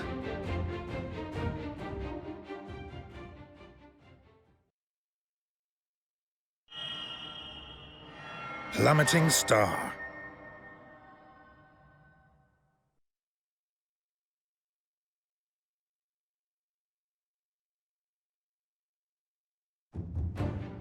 The Blue Foxes present the Lord's Council with evidence linking Duke Henday to the Empire. They also report that he has paid for his treason with his life. The Council denounced the Blue Fox's unilateral action, but with the factional conflict worsening apace, they are in no position to punish them for it.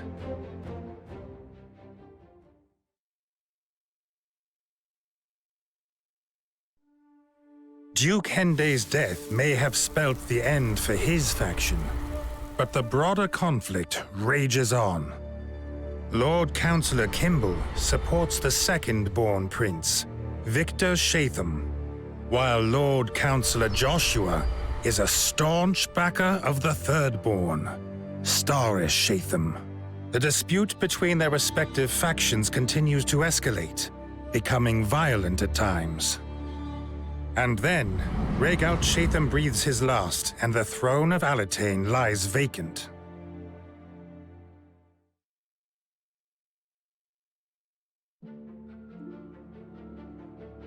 It seems King Rhaegal passed away yesterday. Yes, I heard. No doubt the scrabble to succeed him will now grow even more caustic and bloody. Second-born Victor and third-born Staris. What do you know about them? Prince Victor is aggressive, a man of pride, yet also a suspicious, jealous type. Prince Staris, on the other hand, is an opportunist, keen to avoid conflict when he can. Neither rival the talent of Prince Ivangar, and neither are fit to succeed their father.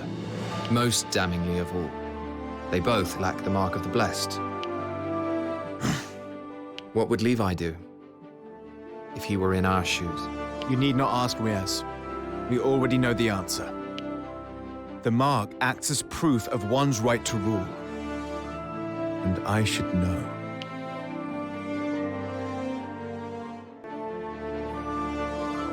I need your help, Andreas. I don't know what to do. What is it, Rickles?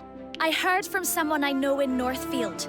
Their village is about to be attacked by monsters. And they're monsters from the frontier too. The locals can't defend it on their own. Is this your hometown? No, it's not. But I will go there often, and I know everyone quite well. What part of Northfield is this? The northwest, near the frontier. I doubt that we get there in time, even if we left now. You mean? Their only hope is to abandon the village. That would buy us some time. Right. So there's still hope. Only if we hurry. Now, go and get ready. You're dispatching the Blue Foxes. We'll be expecting a reward, of course. Of course. Uh-oh, I'm in for it now. You didn't come back to Elm last night, Castamere. What were you up to? I heard about an establishment in northern Central Field that's famed for its beautiful girls. So I decided to go and see for myself. Our work was done. It was time for some sport. Was this place in territory once controlled by Count Horace? You keep tabs on this kind of thing too, eh? Nothing gets past you. Horace ran a brothel where young women he'd abducted were forced to sell their bodies. I had thought that all such venues had been closed down, now that Duke Henday controls the region. Some yet remain. Anyway, before you jump to any conclusions, I spoke to the girls there. They're all very poor, and had no other options. Times of strife require sacrifice, they said. And when I heard that, well, I had to act. I set fire to the place and pilfered all its takings. I gave the coin to the girls, helped them escape, and ran like hell. So you've been creating more trouble for us, I see. I suppose they might work out that I did it. If that happens, I'll be sure to apologize. On your head be it. Let me be clear. I have no regrets. I will never allow damsels to remain in distress. Be honest. You went there looking for a good time. But of course, had the girls been agreeable, I would gladly have enjoyed an evening together. I despair.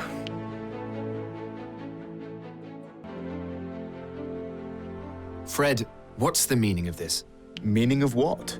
You ordered a massive cavalry training ground to be built in the Eastfield grasslands. That area was meant to be used for testing modern magic from the continent. Modern magic indeed. The Kingdom of Alatain has its ancient sorcery. We ought to focus on what we do best. And besides, we lack trained cavalry. Modern magic is a weapon that both the Empire and the Alliance may wield against us. A weapon that is extremely easy to use. It would be unwise not to learn more about it. Ancient sorcery is more powerful. It won't be outdone by some fad that any fool can use. Really, Fred? Worry not, Rias. Alatain shall fight as Alatain does best. It's a noble thought, but it will see you left behind in this age of progress. On the contrary, it shall bring about a new kingdom for a new era. You had better steel yourself for the future, Rias. Listen, Fred. What? Never mind.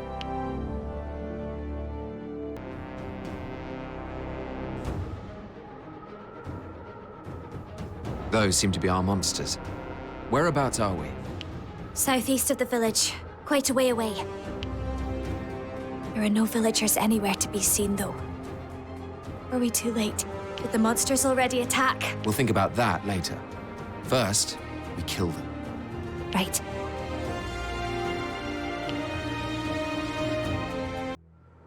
The monsters are defeated. Now back to Central Field. What? Aren't we gonna search for everyone? The fight took a lot out of us. Continuing in this state would be dangerous. More monsters could show up. We need to recuperate before searching for the villagers. But... It's not worth losing our lives to find them, Rickles. I suppose you're right. Rickles, I have news. What is it, Andreas? It's about the villagers from Northfield. One of my scouts has tracked them down. It seems they fled to a nearby settlement, and everyone is safe and sound. Really? Aye. I can't believe it! This is such a relief. Thank you, Andreas.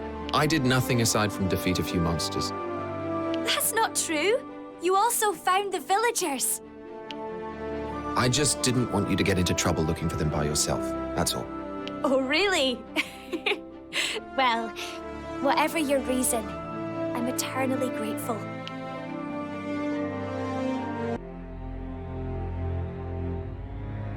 We have received an order from Lord Councillor Kimball.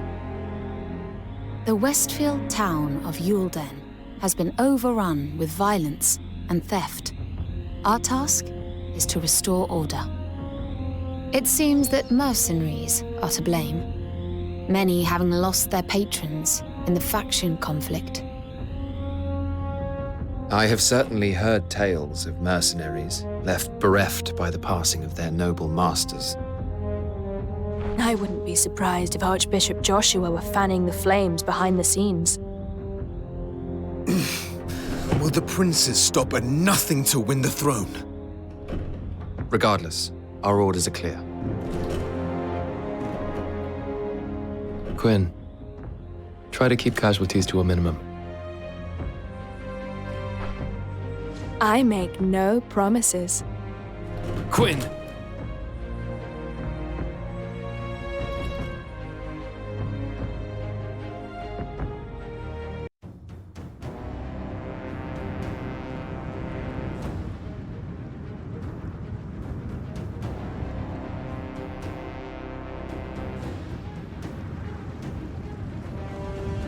Every last member of Victor's faction will die!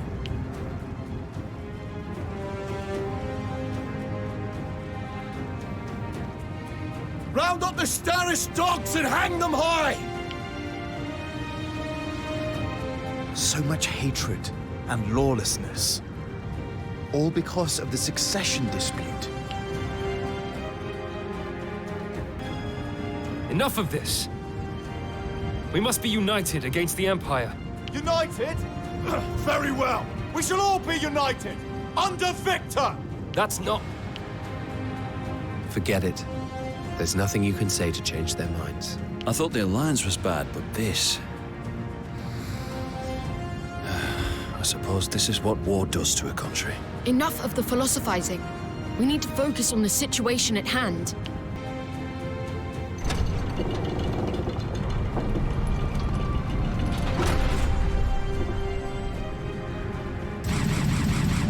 Ugh, they just won't listen. But even if we deal with the situation here, it won't solve the deeper problem. If only Prince Rivengale were alive.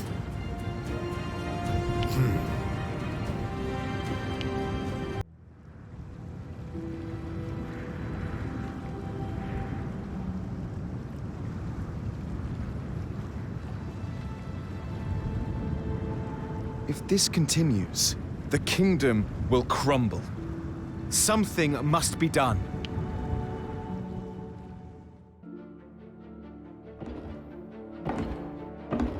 Thank you for agreeing to meet me. What I'm about to tell you must be kept secret, at least until the time is right.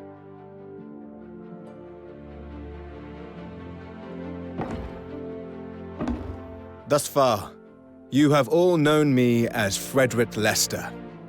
But this is not my real name. I am Levantia Shatham, fourth son of the late Rhaegal Shatham. He can't be. Fritz? A prince? Is this really true, Andreas? Let him explain. I have kept quiet all this time because I thought one fewer prince would make life easier. Does this mean... I had always thought that Prince Levantia had been assassinated when he was a child. The one who was killed that day was Frederick Leicestershire, a boy of my age from House Leicester. I don't believe it.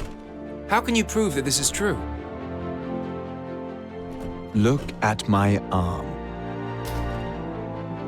This mark only appears on members of the Shatham family. This proves my lineage.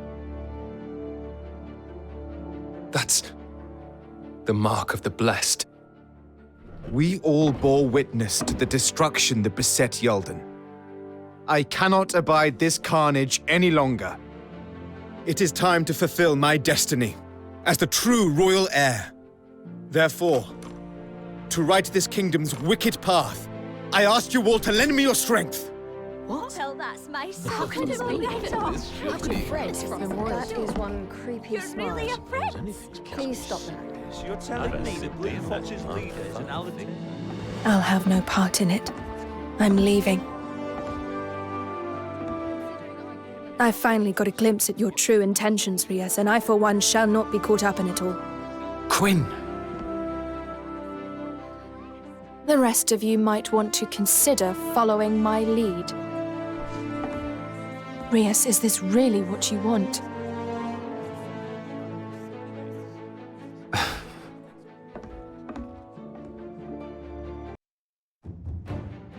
The Blue Foxes succeed in calming the situation in Yulden, but violent conflict continues to rage throughout DioField. Meanwhile, Archbishop Joshua deploys his fiercely loyal Templar Knights to Turnberry Meadows. Lord Kimball's troops march there to meet them, and the two factions confront each other head-on. Elsewhere, the Blue Foxes are called to a meeting where Frederick reveals himself to be Prince Levantia, to the shock of the unit. Unwilling to support Frederick's bid for the throne, Walter Quinn leaves the unit. With the factional battle imminent, the Blue Foxes receive an order to eliminate the Archbishop.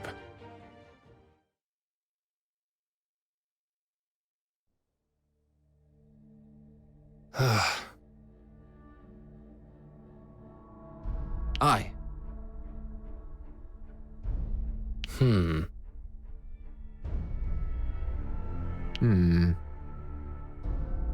However...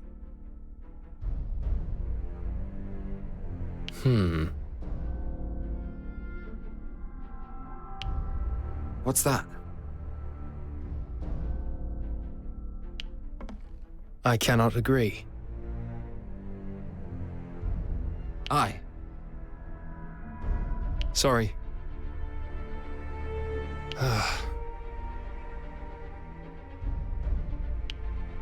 Mm-hmm.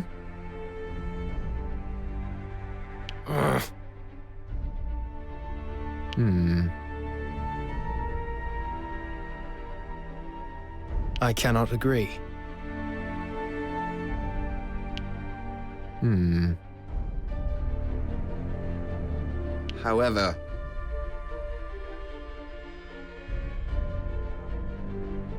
However... Mm-hmm.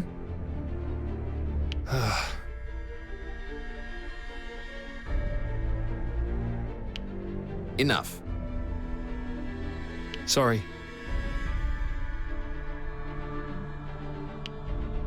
Ugh.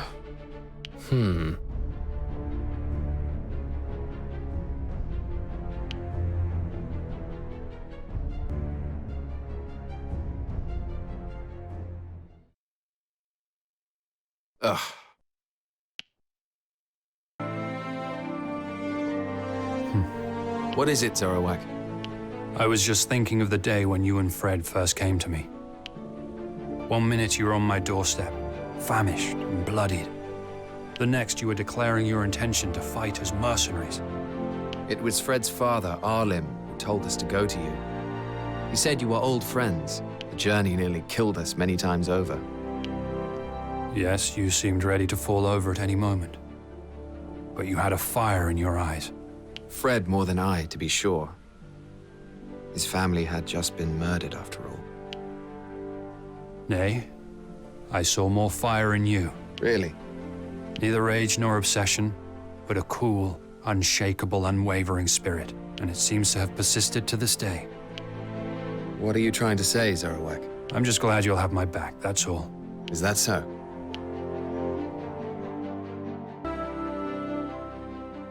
Iska, we must prepare to deploy. There are more rioters. What is their complaint this time? They claim to be clamoring for democracy, though perhaps that is merely a pretext. According to our scouts, all that is really going on is the usual looting. More violence without justification, then. Very well. I'll get ready. I just hope you aren't twisting the scouts' words for your own ends. Go and see for yourself. I'm sure you'll be proved right. You always are.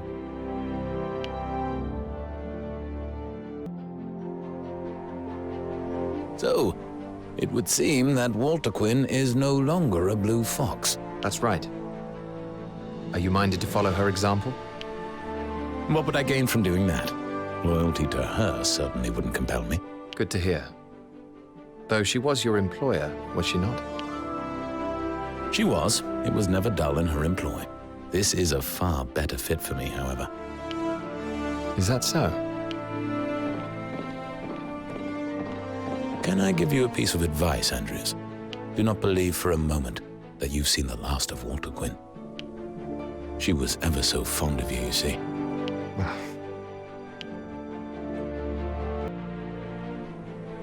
Something feels off lately. Don't you think, Rias?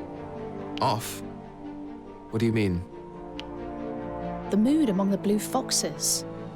Everyone is so uptight. My sense of rage under the surface. We've grown bigger, more prestigious. We ought to be better off than before. But for some reason, I'm feeling constantly on edge. Do you get that too? The circumstances are hardly fit for relaxation, given that we face such formidable foes. Besides, we're a group of fighters. This isn't supposed to be a place of tranquility. I know that. But back when we were founded, well, it just seemed that everyone was much more laid back and joyful. Listen, Izzy. Our battles are only going to become more difficult. I thought we could count on you. But if you don't like the way the units... Don't you dare finish that sentence, Rias. I've been with you from the start, and I have my pride as a mercenary and as a swordswoman. I'm sticking with you and Fred till the end, until I breathe my last breath. Got it?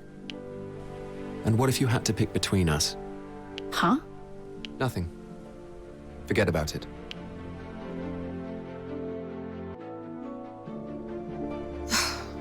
What's the matter, Estalt? I've come a long way since I first met you. Haven't I, Andreas? Well, yes, of course. There are few magicers in the unit who could claim to rival you. I had doubts about your mentality when you first joined, but those have since been dispelled. Exactly. Why do you ask? Catherine's always treating me like a child, reminding me to pack my food before setting out, telling me not to go too far out on the front lines. She's so overprotective. You've known each other a long time, haven't you? If she met you when you were a child, I can see how she might still see you that way. But now I'm a soldier, and I can protect her. Ah, I see how it is. Huh? What do you mean? Oh, nothing. Ignore me. Hey, come on, what kind of ideas are you getting? It's not like that, you're barking up the wrong tree. Don't worry. I won't tell. You won't? Okay.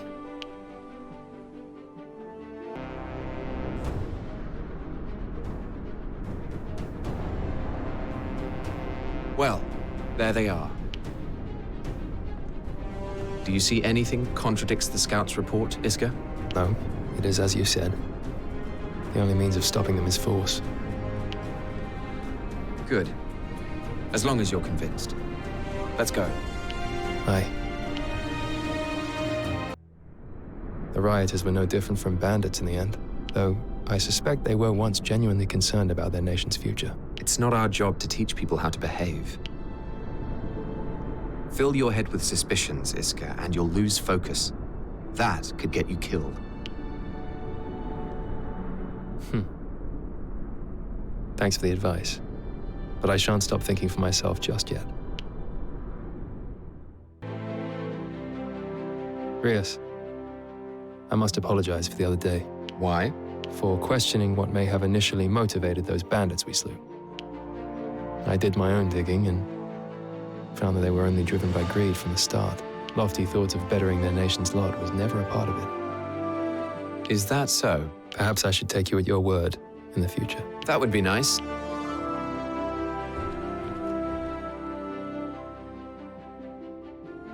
Though I suspect your doubting nature will always be your main vulnerability, Iska.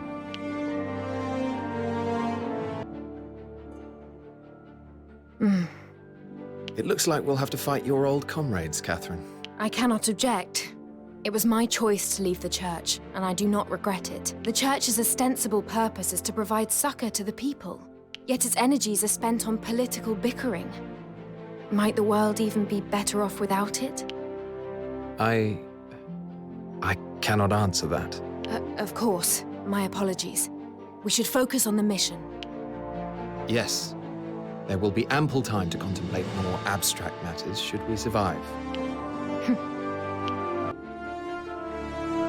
Would you happen to have a spare moment, Andreas? There is much to do, but yes. What is it? My parents have asked me to return home to Northfield. They wish to speak with me.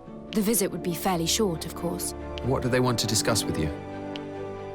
My resignation from the Templar Knights, I should imagine. I have not told them yet, but they may have heard rumors. My family has been devoted to the church for generations. They were so proud when I joined the Templars.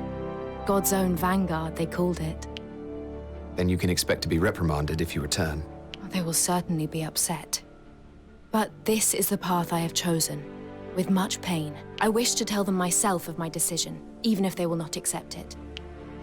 Fine, if you must. But if you do not return, you will be discharged from the unit. I understand. You needn't worry. Very well then. Lord Kimball has requested that we eliminate Archbishop Joshua ahead of their showdown. Lord Kimball is marching from Westfield with 6,000 troops. They will advance upon the Archbishop's encampment in Northfield, where he has a force of 4,500 stationed.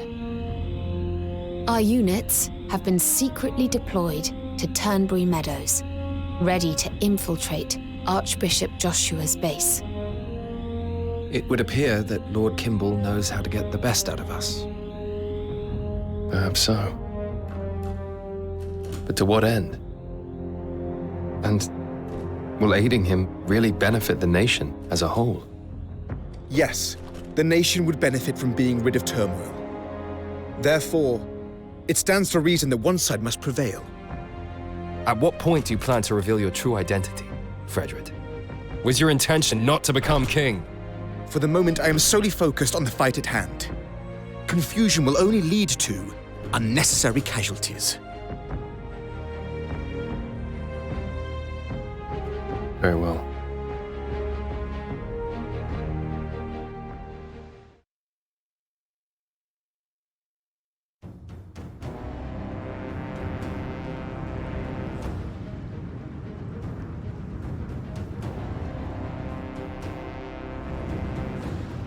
Archbishop Joshua's base is over there. Good. It seems our approach has gone unnoticed. To arms, everyone. We must eliminate the Archbishop. I'm at a loss. And what's more, of all things, That's why.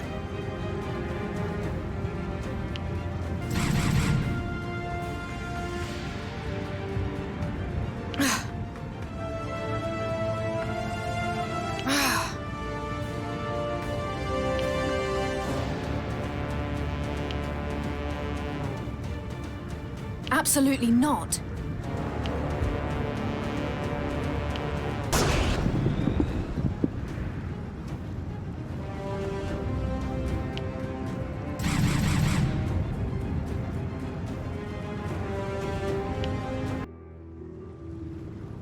It seems Staris is nowhere to be seen. The coward. I've word he's holed up at Harlig Lynn, with an entire army to protect him. If we succeed, Fred, then Victor will be the undisputed heir. What will you do then? Once I have defeated Staris, I will tell the truth to my people. Then I will settle things with Victor. Your actions will lead to a civil war. Surely you don't think I can go along with that? We have a problem. What is it, Izzy? We've received word that Lord Kimball has been ambushed. What? So someone had the same idea as us. But that's not all. They say Prince Victor has fallen. The battlefield eats the weak. It seems he has paid the price for being a show general. And what's more, the raiding force's commander was Walter Quinn. What? Do you believe this, Rias? I certainly do. We all know what Walter Quinn is capable of. Lord Kimball was injured, but managed to escape. We must make for his camp without delay.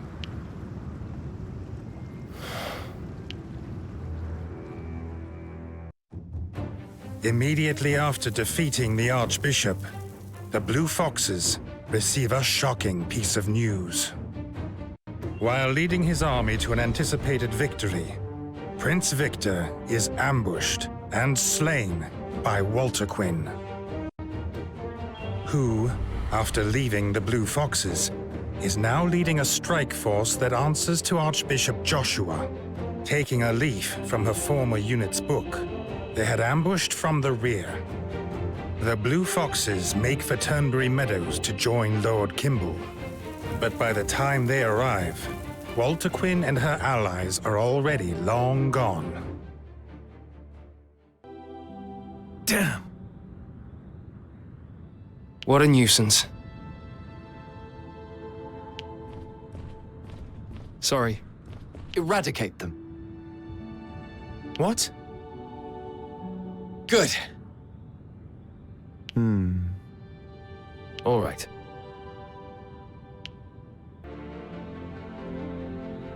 Andreas, may I have a word? Of course. What troubles you? It's about the necromancy used by Walter Quinn. The Church have been attempting to research the art, but it has never developed into anything usable. How has Walter Quinn succeeded in mastering it? Perhaps the truth is that the Church never allowed it to become usable. That is what I fear too. It is a power that can barely be controlled. Something must be done about it. You mean... We must not tarry any longer. Harlig Lynn must be captured.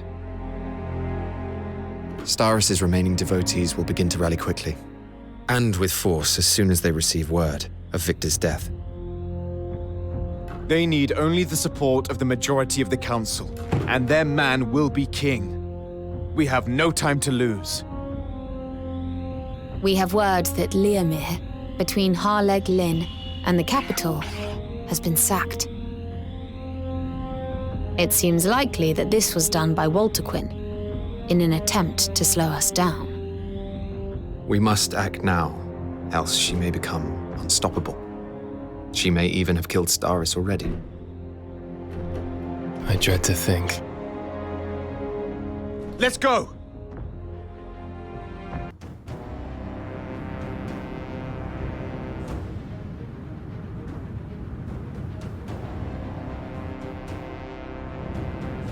This is Liamir.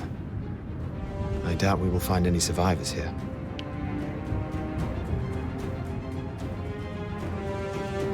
Let's deal with the undead first. We can worry about survivors later.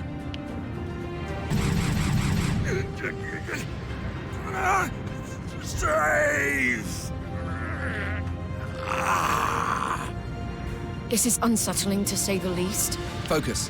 The enemy approaches. Right.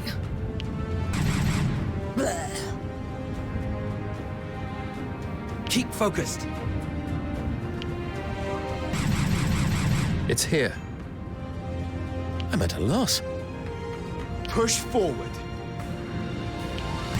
Reinforcements have come. Damn.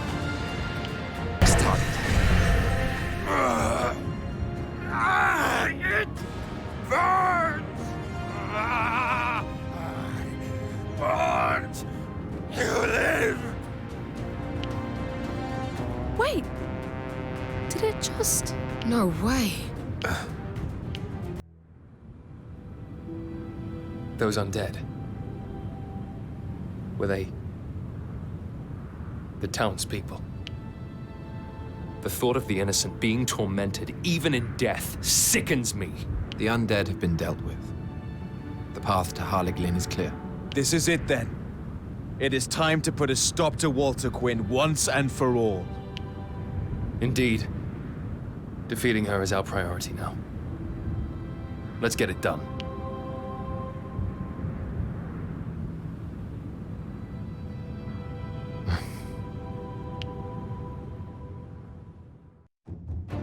The undead of Liamir proved to be the corpses of the townsfolk, raised by necromancy.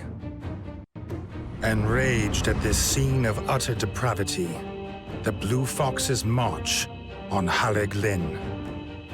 Despite further encounters with the relentless undead, raised from hamlets along the way, the Blue Foxes arrive at their destination not a moment too soon. Our mission is simple. Storm the church's headquarters and eliminate Walter Quinn and Staris. Harleg Lyn is built like a fortress, but its layout is rather simple. A direct approach will serve you best, provided you can deal with any undead you'll encounter. Rias, are you all right? Believe me, your reluctance is understandable. What are you talking about? I'm not the least bit reluctant. Good. Then we can be off. Let's go.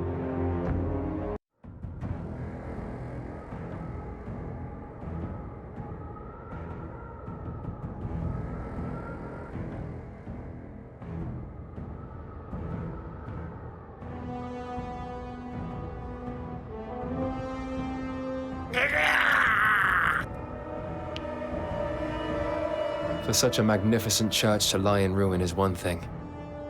But for it to be infested with undead, this place is like hell on earth. Like something from an ancient myth. Walter Quinn probably feels at home here. Indeed. She is doubtless laughing at us as we speak. Let us press on.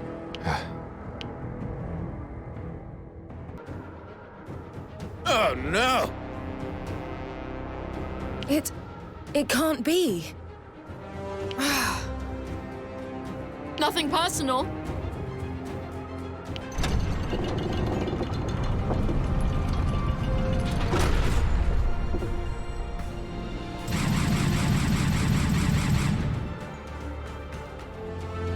I get it.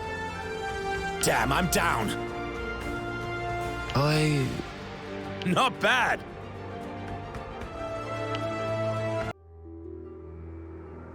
We fought hard to get this far, but it seems we're nearly there.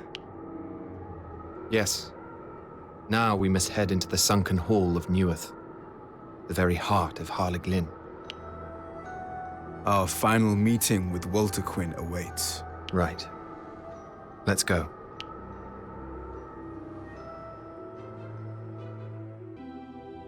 Damn! But...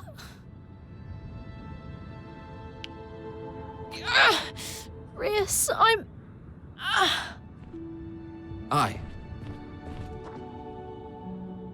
Just what were you thinking? So...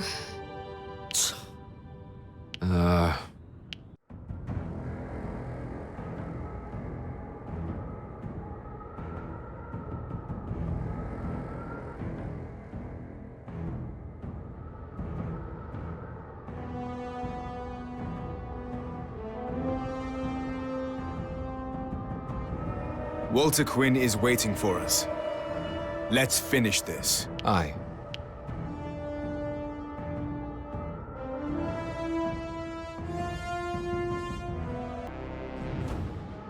Rias. It's what we came here to do. She has become too great a menace. If we can't subdue her, only one option will remain. Right. To reach Walter Quinn, we'll have to break through 2 gates. However, she'll doubtless have some surprises in store. I know.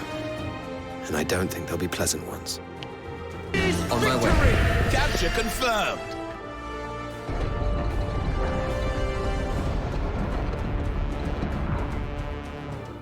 First things first.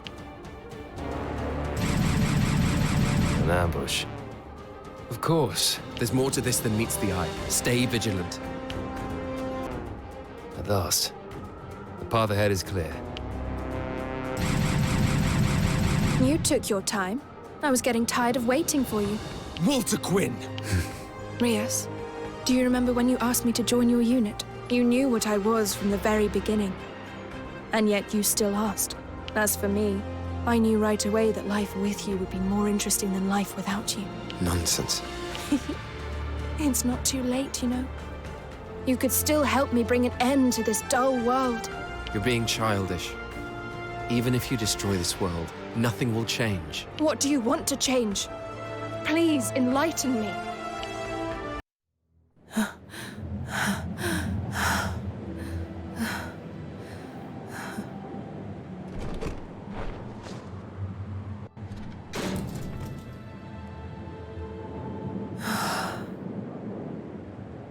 Scion of ruin and slaughter, stray of hell, give me your body, serve me well!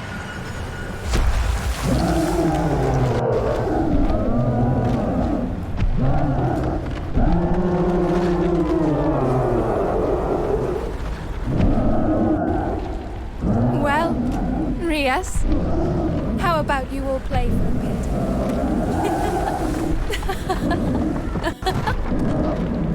Walter Quinn, wait!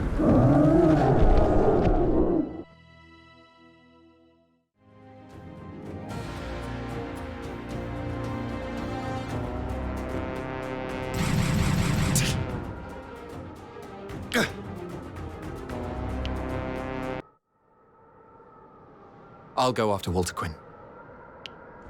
Got it. We'll take care of the stragglers.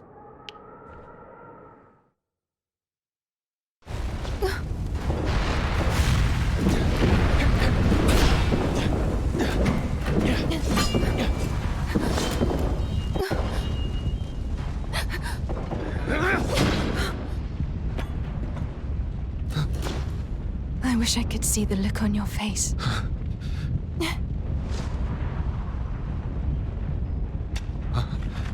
Don't worry. You'll see me again before long. I promise you.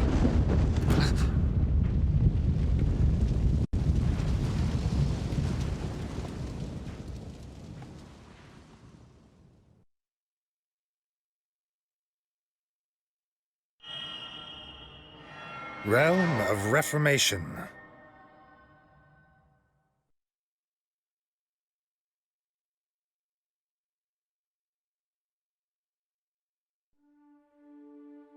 Over the 200-year reign of the Shatham dynasty, the crown has passed 10 times from father to son, with the rightful heir within the royal bloodline always indicated by the Mark of the Blessed.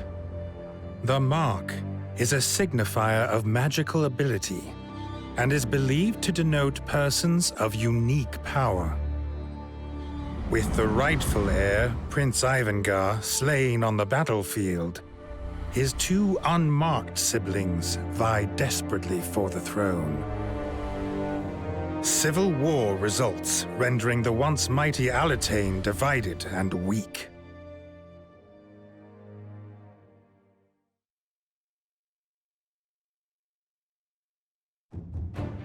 After bringing down Walter Quinn, the Blue Foxes discover the remains of the third-born prince, Starris Shatham. They bury his body, clean up the carnage at Haleg Lyn, and prepare to return to Central Field.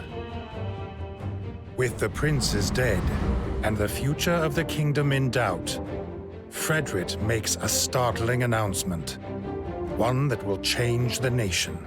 He is Levantia Shatham, the 4th-born prince. News that a beloved blue fox was in fact a royal greatly excited the people of Alatain, and many started to look forward to the start of his new reign. But while the common people rejoiced, a schism formed amongst the members of the Lord's Council. However, even those who doubted the veracity of Frederick's claim struggled to argue against a successor bearing the mark. To settle the matter, Andrea seeks the aid of Hezelia Shatham, Levantia's younger sister. I have a document for you, Andreas. It summarized the recent situation. I also have enclosed reports from all units. Please look them over.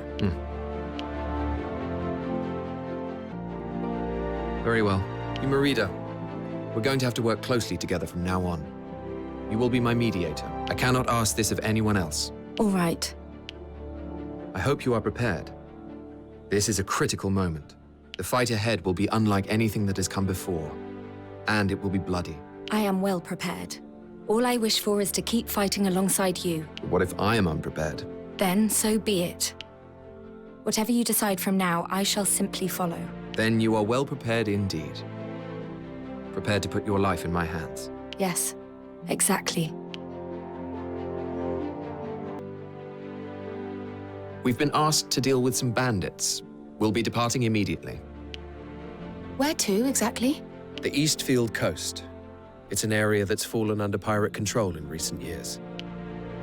I see. Is something the matter, Lorraine? No. A request is a request, after all. It's just that you usually have some ulterior motive for taking them on. Do you really think me so scheming? No, of course not. Forgive me. All I mean is... well, I just hope you feel you can confide in me. I am a non-combatant, after all.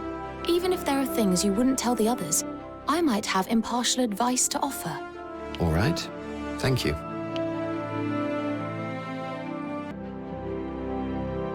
Seems your fellow democratic activist, Galvin Yahavo, has gone into hiding. What did you know of this, Tremina? Yes. He escaped from prison, didn't he? And with assistance, or so I've heard. Are you implying that it was me who helped him? I did no such thing. Can you prove it? Galvin and I cooperated as we strove to better the nation. But our views are quite different. I thought we were on the same page at first. But Galvin's group became more and more strident. Before long, they were using force to silence anyone who didn't agree with them. There can be no democracy without discourse. He ignored that, and I cannot forgive him. There wouldn't have been many people who'd want to help him escape. Then... What do you mean? It seems likely that the one who aided Galvin didn't agree with his views, which makes his actions even more perplexing. Who exactly are you referring to? Who indeed? And what do you intend to do with him? Nothing. There is no need. The democratic movement has failed, and Galvin is no longer a threat. I see. Are you Andreas Ronderson of the Blue Foxes? Who are you? My name is Chapelman. I'm an evangelist of Nathal, come from the continent. Is it true that the Blue Foxes take requests from civilians? It depends. We're no longer mercenaries, but knights serving the Lord's Council. There is a massacre taking place in Eastfield. A noble intends to burn a village to the ground. I have heard tell of this. This is on the coast at Sulish. Aye. The locals, thrown to and fro by constant conflict, petitioned the aid of their lord, but he denied their entreaties, perhaps out of fear. As a result, the people revolt. Knights have been dispatched. I fear the worst for the villagers.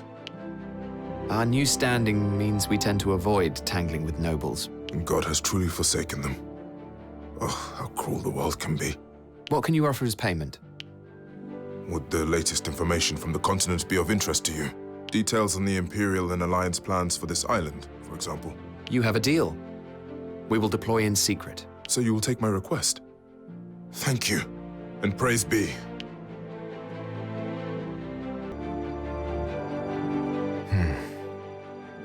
Now that's not an expression I've seen before. I don't know what you're talking about. You really didn't want to kill Lady Walter Quinn, did you? There was no other option. If we could have continued working like we had, then of course I wouldn't have killed her. This is none of my business, but I've never seen you get emotional before. You're right, it's none of your business. Leave me alone. Just a moment, I've more to say. The Blue Foxes have grown. Not long ago, you were mercenaries, taking on bandits. Now you're burdened with the fight for the kingdom's survival. Communication can suffer when an organization grows. People develop conflicting opinions. What are you saying? I think I've come to understand you a little of late, and my conclusion is that you shouldn't let Lady Walter Quinn's death bother you this much. It doesn't bother me at all. Good to hear.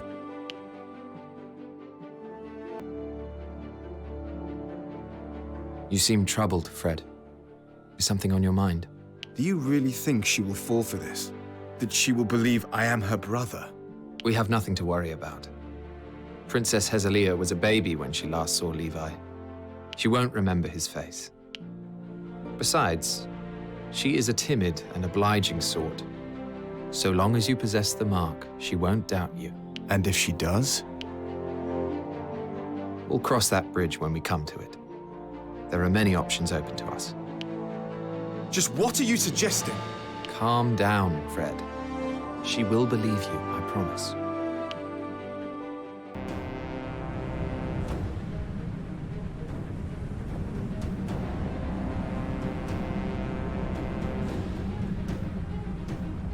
The village is over yonder. All right, let's move. You have done the people of this village a great kindness. Now perhaps they can find salvation. You must tell no one of our involvement. I shan't speak a word. And I'd like you to come visit me at Elm Camp. Could you do that? Well, I suppose so.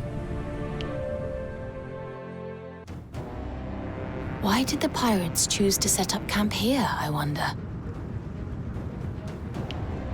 There was once a village in these parts. It was razed to the ground, but its location would be ideal for attacking the surrounding area. That would explain it. The pirates are terrorizing the nearby populace. We must eradicate them wherever they hide. Yes, absolutely. Our work is done. We should head back. Listen, Andreas. I saw you staring out to sea a short while ago. It looked like you had something on your mind. It's nothing. I feel like you're hiding something beneath that stoic demeanor. Sadness, perhaps. And I feel you have a bad habit of saying everything that comes to mind. I'm sorry, but even so... Enough, Lorraine. It's time to leave.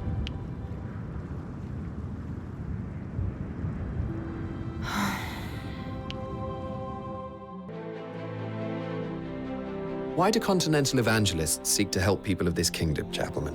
We evangelists are servants of God. We seek to lessen suffering, no matter the sufferer.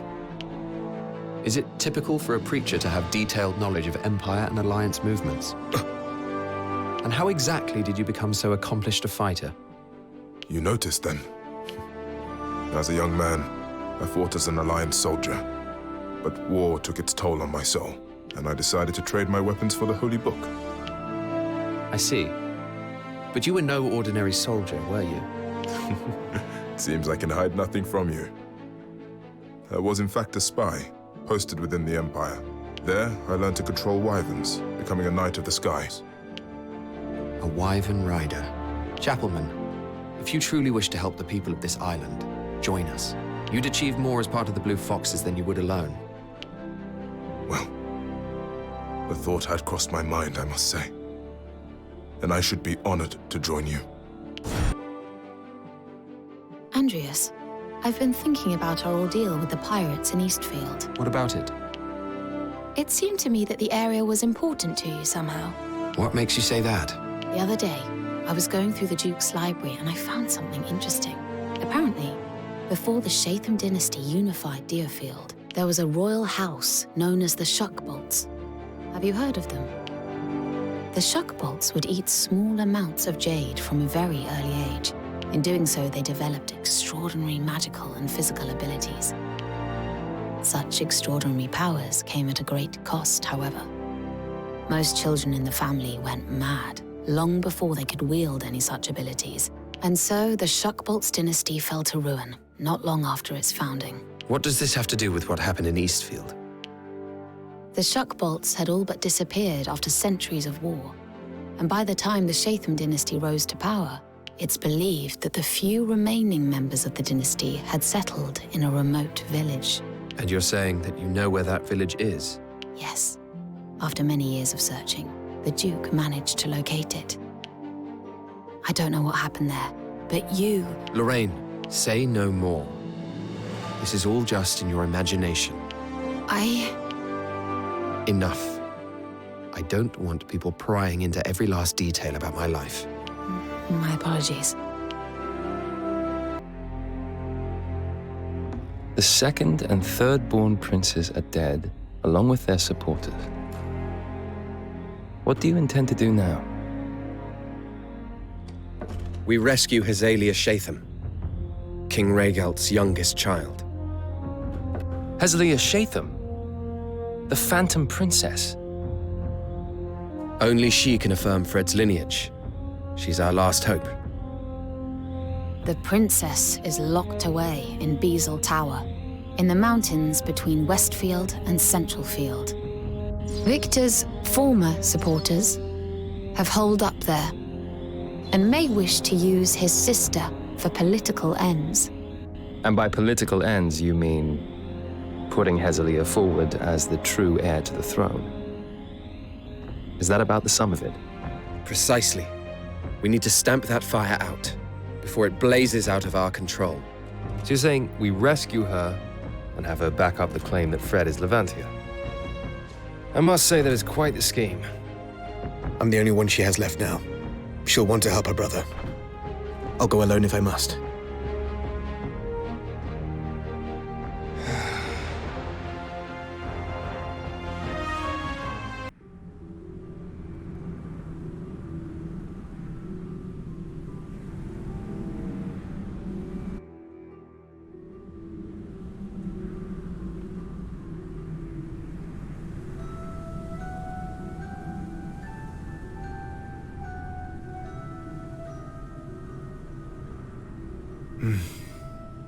Don't worry, Fred.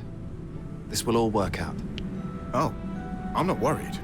Not in the slightest.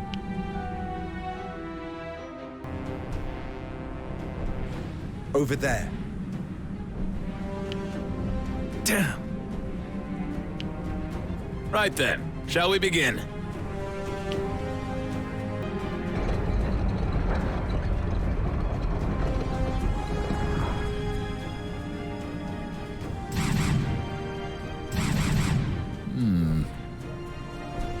That is our objective. Yep.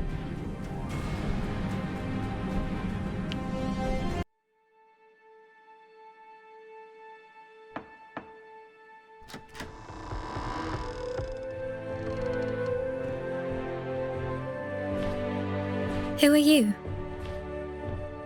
Princess Hezelia. We bear the same mark. Look. The mark of the blessed? Yes. My name is Levantia Shatham. Your brother. Sister, your incredulity is understandable. We were but children when last we met. My brother? Princess Hezelia, we have something to ask of you. Would you accompany us to Centralfield and attest that this is your brother, Levantia Shatham? You mean I can be free of this place? Indeed. We have come to release you. Please.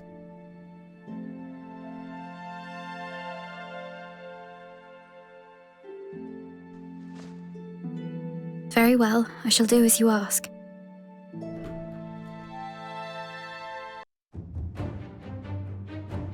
The Blue Foxes rescue Princess Hezelia Shatham from her imprisonment in Beazle Tower and bring her to Centralfield to testify in front of the Lord's Council. There, she confirms that Frederick Lester is in fact her brother, Prince Levantia Shatham.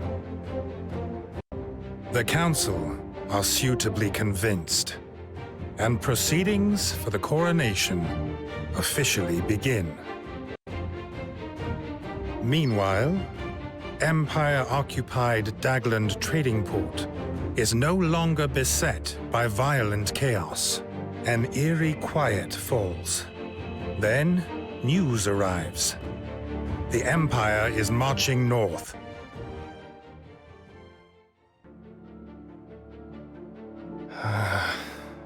Is something the matter, Iscarian?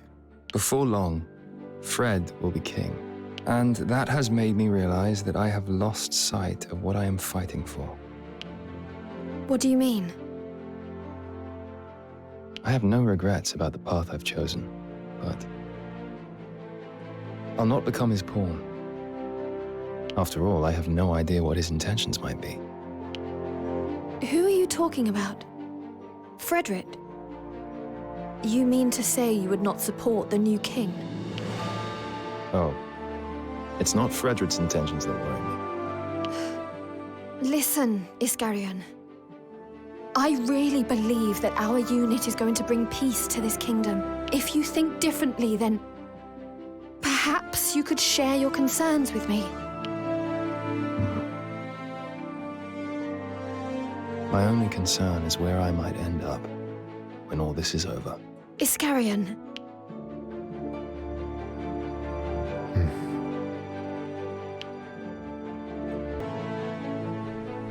May I speak with you a moment, Andreas? What do you need? You are no doubt aware that the religions of the Rivengale Mainland differ from our church. Are you referring to the evangelists of Nathal? Yes, and many more besides. There are idols the world over. These are inspired by various cultures and traditions and revered as guiding symbols. All right, but what's your point? The god I believed in is not the only one. This contradicts everything that I had held to be true. But I cannot simply choose a different god instead. Doing so would have no meaning. So what will you believe in? I shall believe in myself, of course, and in what I see with my own eyes. You know, I have often worried that you were too naive, too easily led astray. But perhaps at last you're starting to grow beyond that. Yes, perhaps so.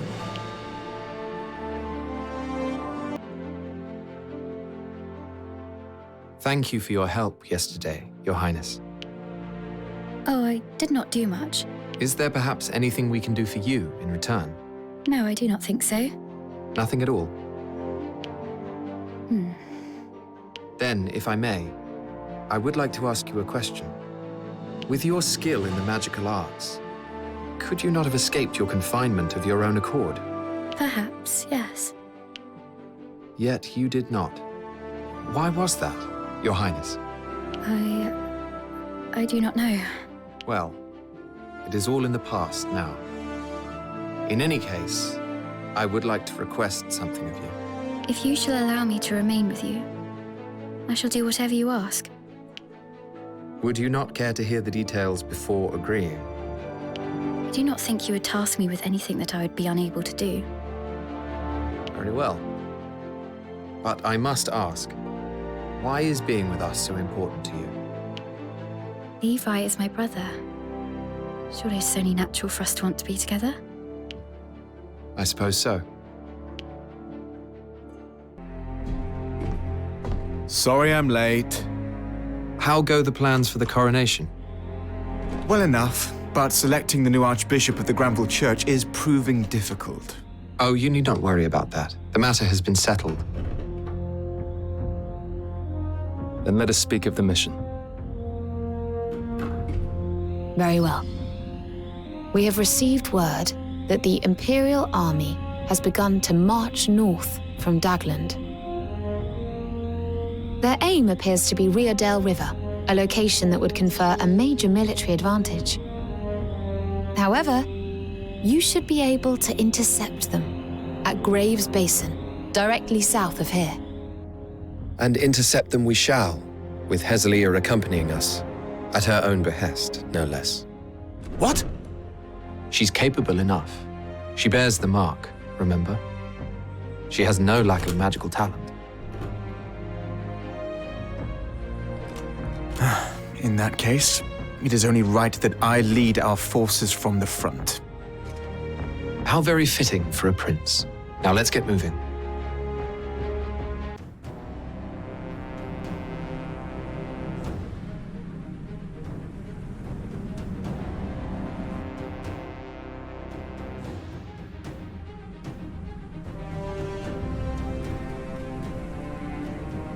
Everything all right, Hez? Yes. You understand that you are to heed our orders, yes? On the battlefield, we are your superiors. Rias, Hez is a princess. Mind yourself. Surely the lives of our troops should be prioritized over manners. I have no complaints. Order me as you will. Princess Hezelia, our objective here is to hold our line and wipe out the Imperials advancing on us. We must subdue the enemy force and ensure no more of our land is surrendered. To achieve this, we will need you to cover us with your magic. Understood. Reinforcements sighted. Yes, indeed. I understand. Surely not.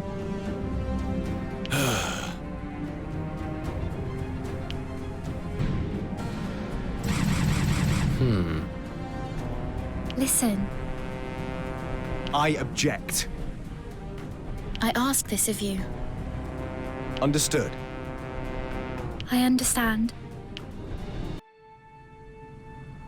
Our enemies have been eliminated. It seems the mark of the blessed is even more powerful than I imagined. We must return at once. We aren't going to take back the port. Attacking now would be a fool's errand. The troops in Central Field cannot be mobilized, and the disparity in numbers is too great. But I cannot stand idly by whilst my kingdom's territory is occupied. Calm down, Fred. You won't become king if you're dead. Come on, Rias! We can't come all this way and then simply turn tail! You would rather come all this way and die in vain. Our time will come. We must be patient.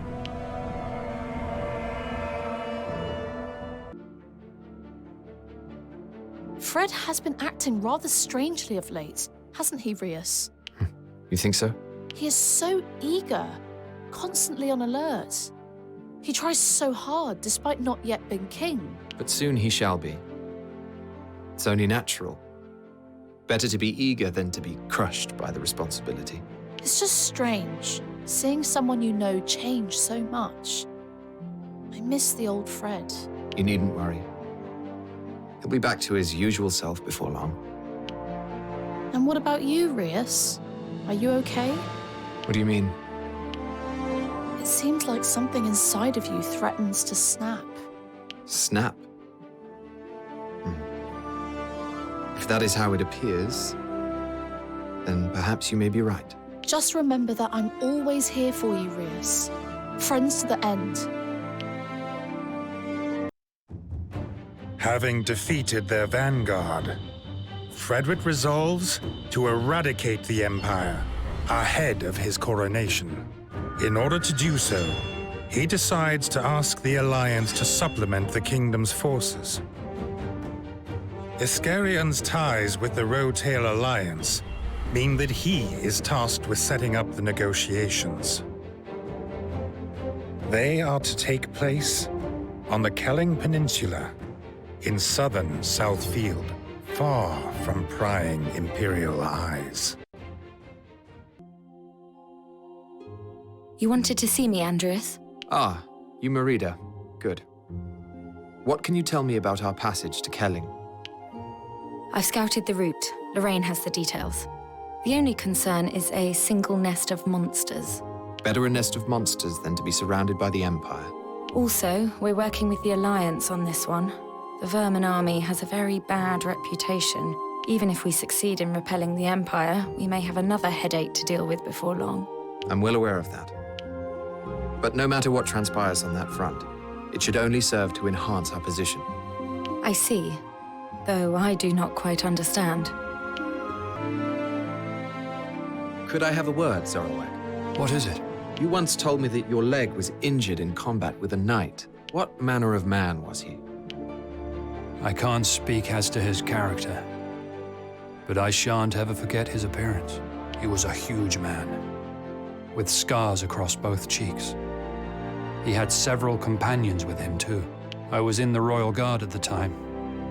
They had come to slay the king, I am sure. A knight after the king's head? What reason would he have? Who knows? Why are you interested, Rias? No particular reason. Anyway, we have a mission coming up. It seems that an Eastfield noble's property was raided by armed robbers. We had best get ready. Understood. Izzy, we've got a job. Very well. Where are we off to? A monster-infested forest in western Centralfield. I didn't think Centralfield had places like that. It's long been used by mercenaries as a proving ground, to test whether they're up to snuff. Even Zoroark went there in his youth, I'm told. Wait a minute. Is this mission about testing whether I'm good enough? Surely that's not necessary. Of course not. We're only responding to reports of increased monster activity. People have been hurt. Well, why didn't you tell me that to begin with? Does the purpose of a mission affect your willingness to fight? Of course. I can't just ignore people who are in distress. Is that so? Then we had better get going.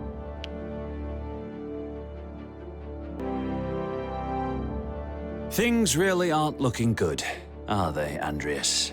In Alatain or on the continent? Well, both. Now, you're well aware of the situation in the kingdom, but I've gleaned some news about the war on the continent which may be of interest. News of some import, one would hope, given the lengthy preamble. Oh, most certainly. It seems the Imperials are planning an all-out attack on Allied forces. The Alliance has caught wind of this and is trying to prepare, but time is running out. The Empire's victory is assured. Most Alliance states are set to lose their sovereignty. The Empire's conquest of the continent is moving along unfettered, then? It is.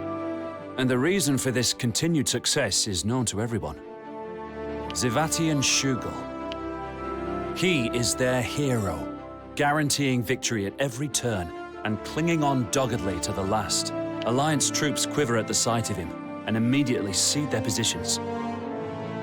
We Alatanians are no stranger to his might. Everyone knows about the defeat at Tagaria. What if he were to visit these shores once more, demanding surrender? What would you do? We fight. When next we meet, he shall not survive. Ha! I'm glad to hear you say it.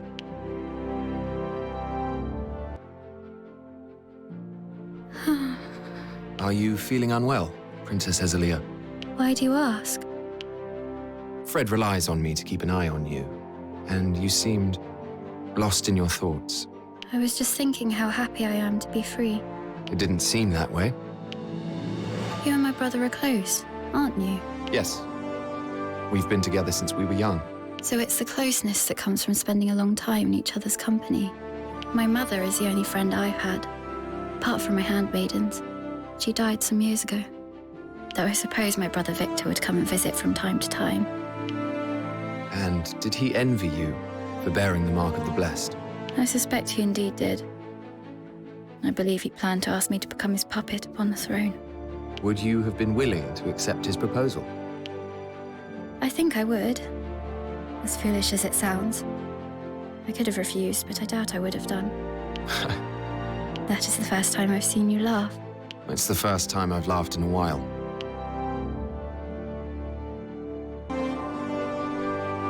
Chapelman, I wanted to ask you about something. Yes? What is it? What prompted you to proselytize here on DioField? My faith, that of Nathal, originated from the Old Communion on the Rotel Mainland.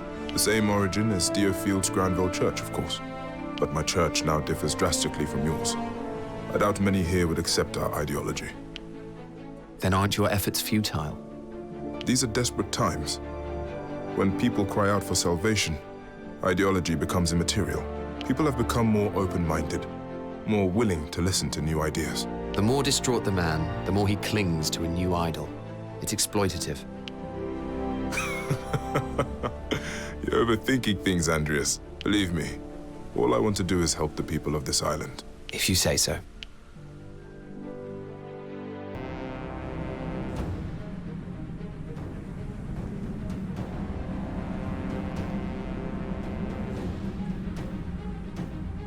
Their numbers are greater than was reported. Many seem to have become rabid as well. How did it get this bad? Perhaps this is what happens if they aren't regularly culled. That's plausible. In which case, I suggest we reduce their numbers to 0. Considering the disparity between our reports and reality, we best not push it too far. Our small unit can only deal with so much. Don't worry, Rias. We have enough might to wipe them out in no time.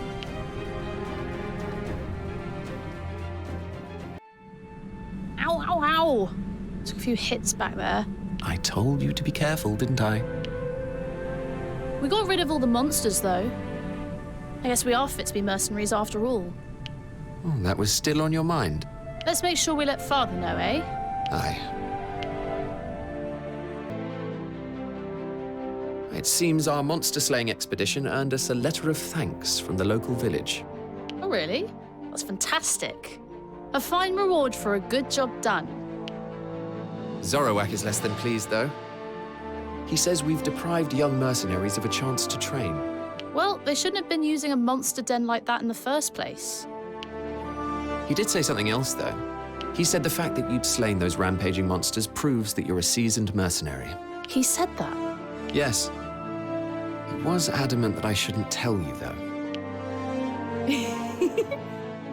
I can't believe he thinks that.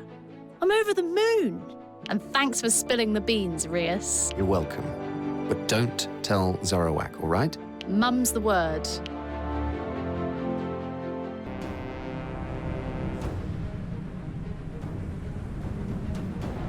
Are those the robbers? One of them looks to be a knight. It's him. You mean... Zorowak, is that the man who injured you all those years ago? Aye. I remember him well. From failed regicide to would-be robber, he was hardly the model of honor last we met.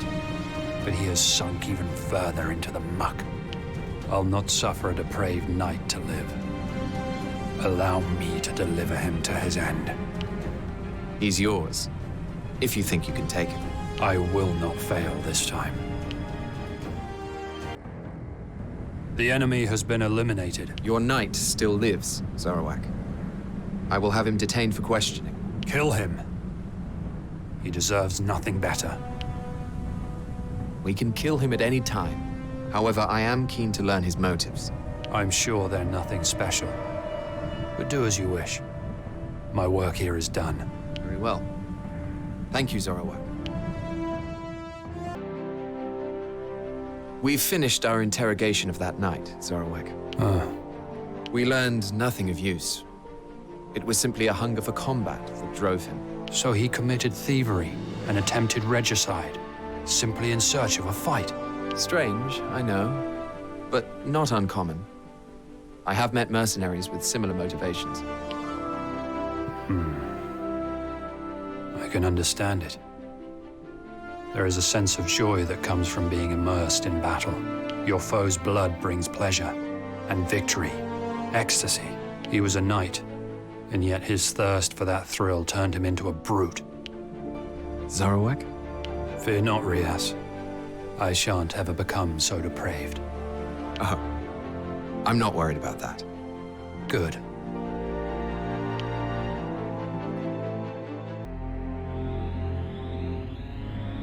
The aim of this mission is to rendezvous with the Alliance on the Kelling Peninsula in Southfield. We will approach from the southwest to avoid the Empire. It is a significant detour. Crazed monsters have been sighted along this route, so please proceed with caution. Iscarian, who is the Alliance's representative? It would appear they'll be sending our friend Commander Dalmatio. Dalmatio. He was the one who turned on us after negotiations with Duke Henday broke down. Is he really to be trusted? Whether we trust him or not, he commands the majority of Alliance ships. We have no choice but to negotiate with him. We are the ones who suggested we work together. We should just have to see what it is they demand in return. And then decide on the spot whether those demands are acceptable. Then that's our course. We must expel the Empire.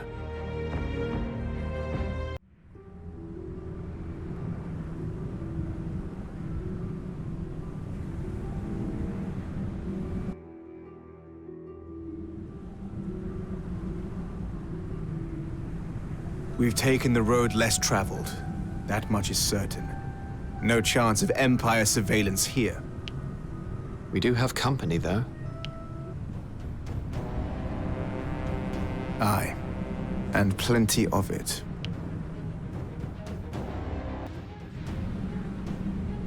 I see it now. That's right. That's true.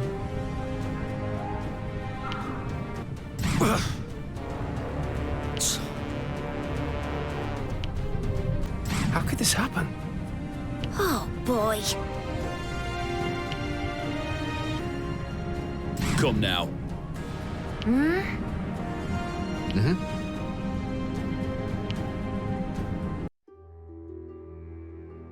General Commander of the Alliance Army. Dalmatio? That I am. And the one claiming the throne of this desolate isle. That would be you, I take it. Aye. Now shall we get to the point? Neither of us have time to waste on pleasantries. I want the Alliance fleet to attack Daglund's trading port from the east. And I want it to be done on the 1st of Witsbreath. Very well. We shall move at dawn. Whether you are ready or not. Understood. We shall be approaching from the north at the same time. A classic pincer movement. Your requirements are crystal clear, good king. Now perhaps I should lay out our conditions. Firstly, free trade with Daglund. Secondly, leasing the Southfield Jade mines. Nothing too onerous, I think. So, how about it? 'Tis a price worth paying to be rid of the Empire. I agree, Fred. Then it's settled. We will proceed with our plan. Excellent. We have a deal. Yes, and I shall expect you to stick to it.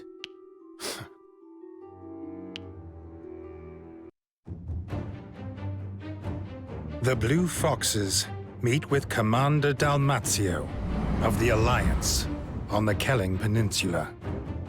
And together, they agree on a plan for attacking Daglund Trading Port. Out of an abundance of caution, Andreas and Iscarian decide to keep the plan a secret. Dawn breaks on the day of the attack, and Alliance ships commence their naval assault on Dagland. Upon hearing of this, the Blue Foxes immediately convene in order to mobilize.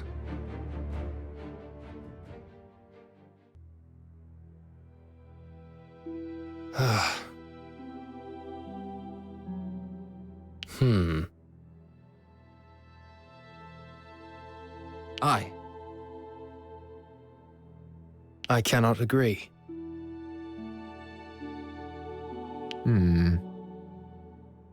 I see it now.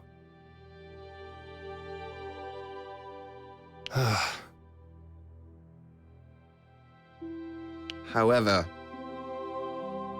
and what's more,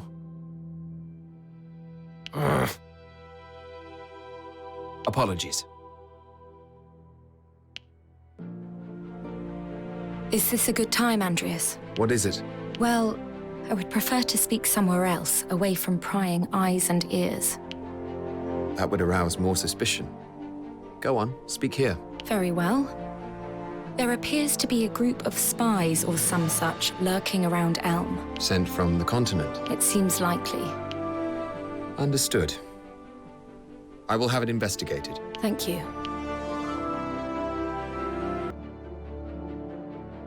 You need to prepare for battle tonight, Estalt. We've got a job. Where are we deploying? We're not going anywhere. We're expecting an attack by assassins. You're their target. What? Why me? The Granville Church is behind it. It would seem that you know too many of their secrets, so they seek to silence you. Don't worry. Our scouts have given us advance warning. We have ample time to prepare. We'll indicate your location to them, and then spring a trap. So, I'm going to be bait, am I?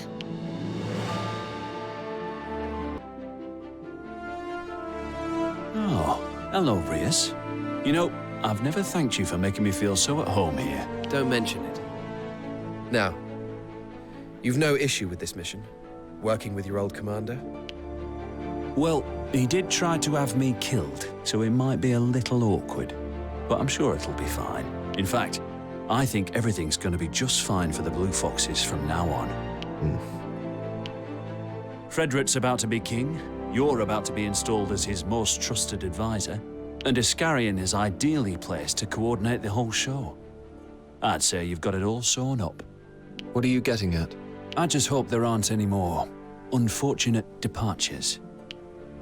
Are you speaking of Walter Quinn? That girl was so beautiful. And it's always a shame when a love affair goes sour. But there are others, you know, Andreas, that may not stick around forever.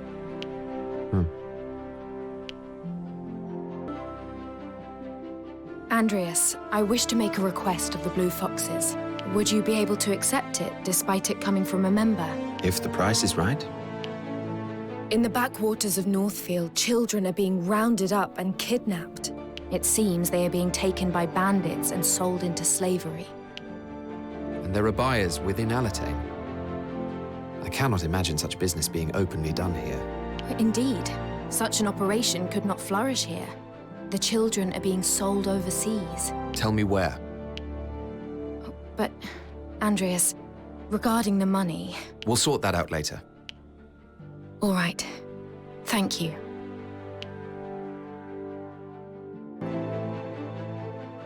Look, Fred, I'm not sure I should be telling you this. Go on.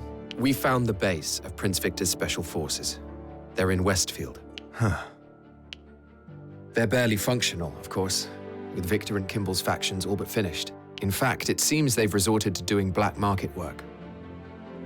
What's your view, Fred? You're asking me if I want to take my revenge. Exactly. You should also be aware that many have abandoned their posts and are living normal lives. Prepare to deploy. Understood.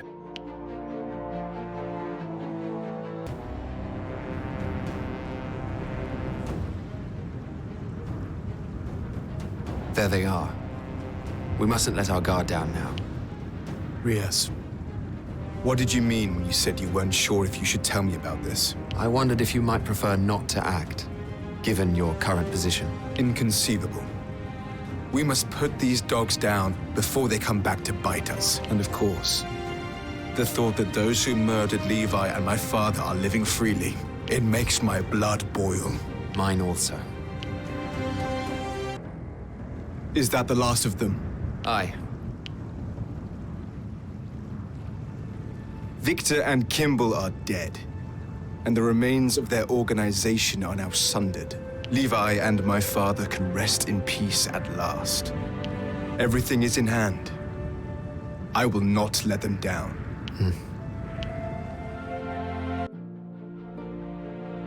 I saw to it that the destruction of the village was attributed to bandits. There were no survivors, not even family members. None will know that it was the Blue Fox's work. There was no need for concealment. Those we killed were the lowest class of scoundrels. Some in the unit had misgivings. I told them that this is part of what we do. Let them talk. It may have been personal, but justice was dealt nonetheless. Not everyone agrees, it seems. Enough of this. We must move on to the next mission. Agreed.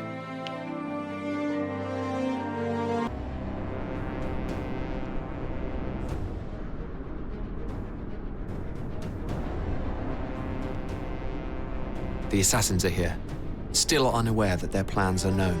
You'll protect me, won't you?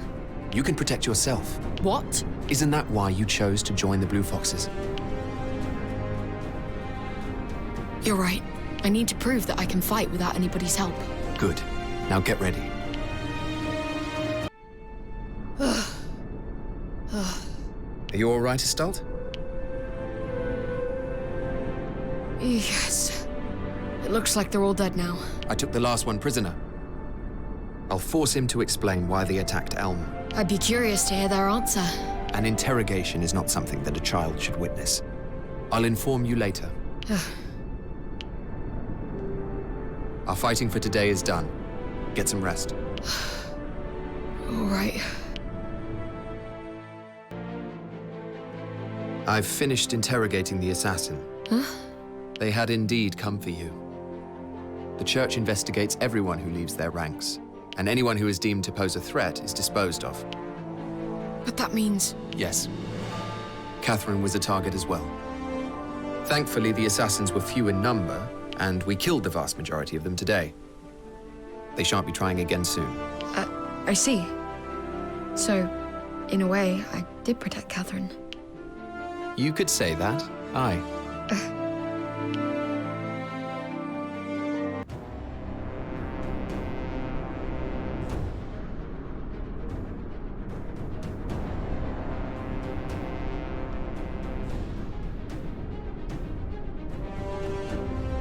Are those the spies in question?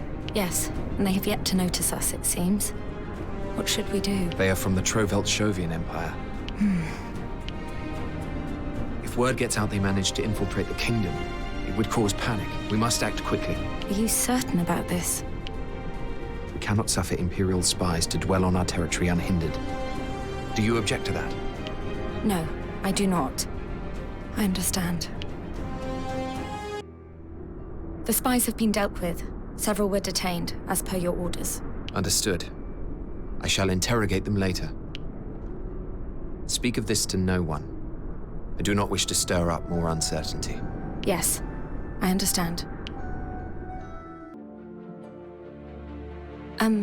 Andreas? What is it? What happened with the Imperial spies we detained the other day? They were but foot soldiers. They had naught of value to offer. I see. So, what will you do with them? They will stay in custody for now. We may be able to leverage them as hostages at some point. Oh, I am relieved. Hostages are a valuable commodity in war, Yumarida. Of course. Now, if there's nothing else? Oh, yes. I'd best be off then. This seems to be where the slave merchants' collaborators are hiding out. I doubt they'd expect a group of fighters like us to venture this far north. Indeed. It is likely the remote location that has allowed them to conduct their immoral business. Listen, Andreas. I am ever so grateful that you agreed to help me, but I wonder, did you have some other reason for agreeing to my request? No. Now come, before we're spotted. Right. The enemy has been dealt with. I interrogated a few of them. This appears to be naught but a branch of the main organization. Then the slave trading will continue despite our efforts today. Unfortunately so.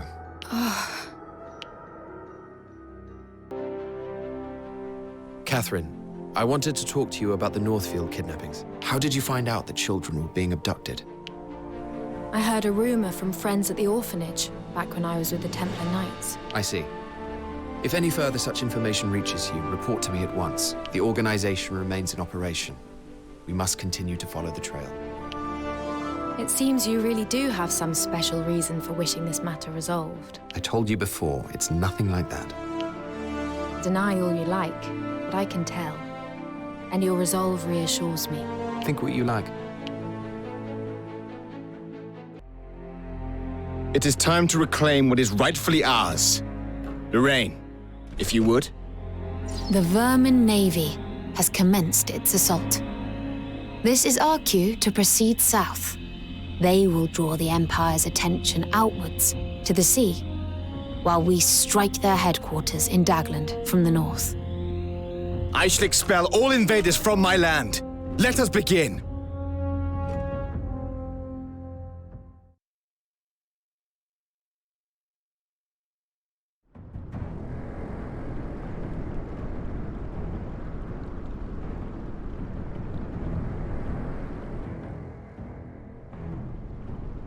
The Vermin Navy is quite something.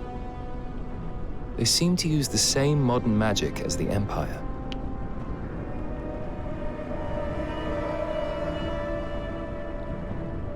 And clearly the Empire sees them as a threat. They've left very few units behind. It's all falling into place. It is time to rid DioField of the Empire, once and for all.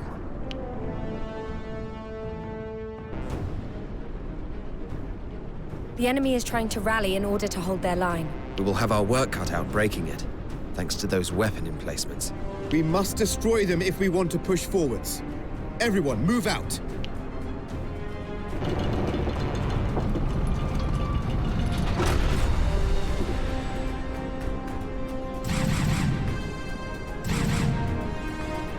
We've cleared a path through, but not out of the woods yet. Momentum is on our side.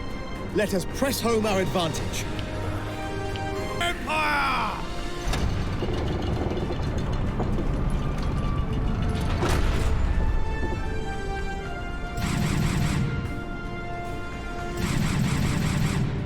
That appears to be the last of the enemy forces. Our victory is imminent. Once it is done, nothing shall prevent me from becoming king. Everyone, follow me! I am Levantia Shatham, and I shall bring glory to Alatain. I hope you have not forgotten our arrangement, good king.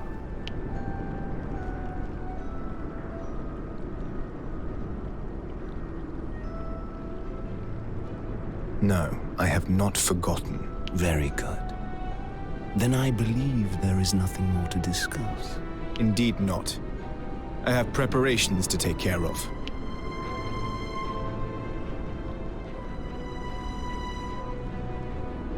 Yes, of course you do.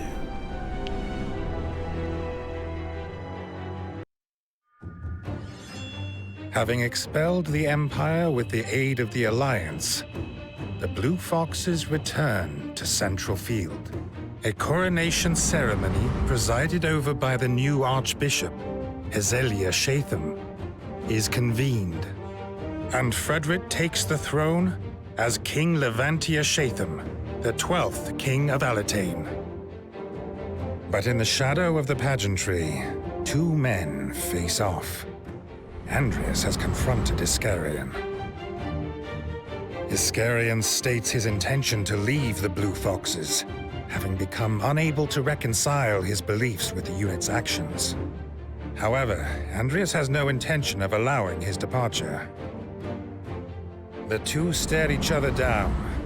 The tension in the air could have been cut with a knife. But in the end, Andreas relents. In the moments before departing, Iscarian thanks his former leader, but cannot stop himself leaving one final warning about the path their actions may lead them down. Unable to respond, Andreas watches as his former comrade walks away, once and for all. Iscarian had long been relied upon as the unit's chief coordinator, and his departure shakes them. But then, a scout brings an urgent message.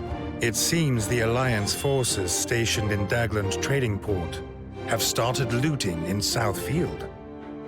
And Frederick's reign as king threatens to have a most inauspicious opening chapter.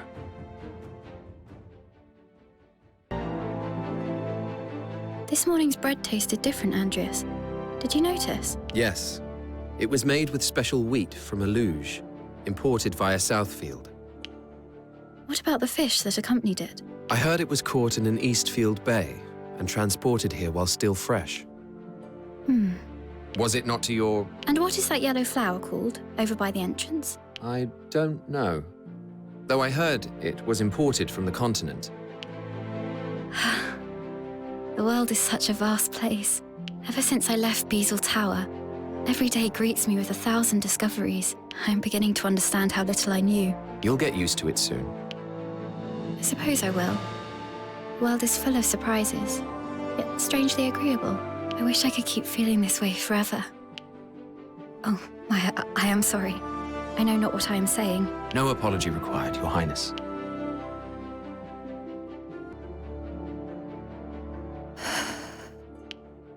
You ought not to go into battle in such a state, Tremina. You understand why I'm upset, don't you? Perhaps. It's your fault. You caused Iscarian to leave. Iska left of his own volition. I simply refrained from stopping him, that's all. Why? Why didn't you do something? Iscarian is a man who prizes his independence above all else. I always knew that we would part ways one day. But you were friends. You'd fought alongside each other for so long. Friends? I'm not sure he saw it that way. Anyway, I made an exception for Iscarian. I don't intend to accept any more resignations. And make no mistake, should he ever stand in my way, he will receive no mercy. What do you mean? You would not understand. Wait! I'm not leaving the unit. I will stay and fight to realize the nation we dreamt of. I will show no mercy to those who cross me either. That includes you. Think of me as some expendable soldier you can use as you see fit, and you will regret it. Very well. Do as you please. Listen, Chapelman. Yes, Andreas? It seems someone wants you dead. Can you tell me why that might be? Me? We've received a written ultimatum. We are to deliver your severed head this evening, else Elm will be destroyed. You've doubtless made enemies over the years. Would any of them wish you dead? My apologies. It was inevitable that this would happen, given all that I've done. I served as a spy in a foreign nation, and now I proselytize a strange religion. The Empire hates me, to be sure, and the Alliance may well consider me dangerous too. I doubt the Granville Church thinks too kindly of you either. If my presence is putting the unit at risk, we had better part ways. No. You are a first-rate fighter and a Blue Fox. We cannot abandon you. My deepest thanks. So, what is it you intend to do? We shall proceed to the location mentioned in the ultimatum, with a small force in tow.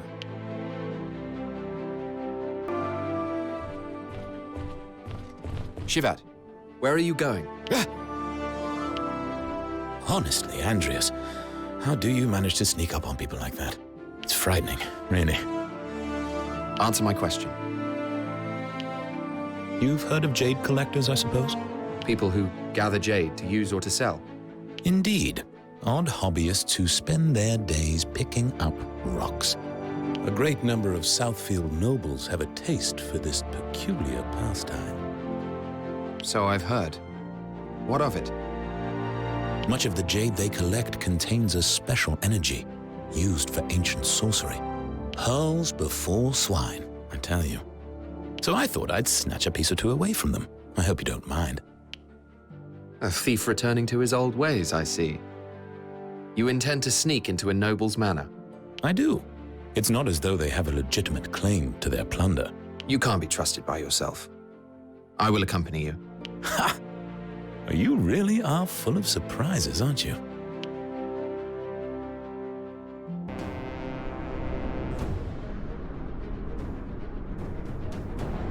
I see the enemy camp over there. It's quite large. They clearly didn't expect us to accede to their demand. They're ready to fight. Good. If it's a fight they want, it's a fight they shall have. We'll eliminate them all.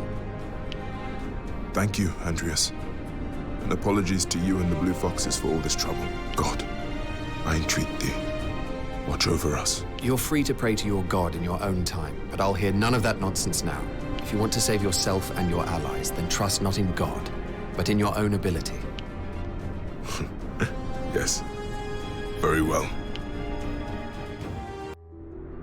The battle is over, though it seems some enemies were able to escape. I'll send someone after them. Else we will never find out who our foe really is.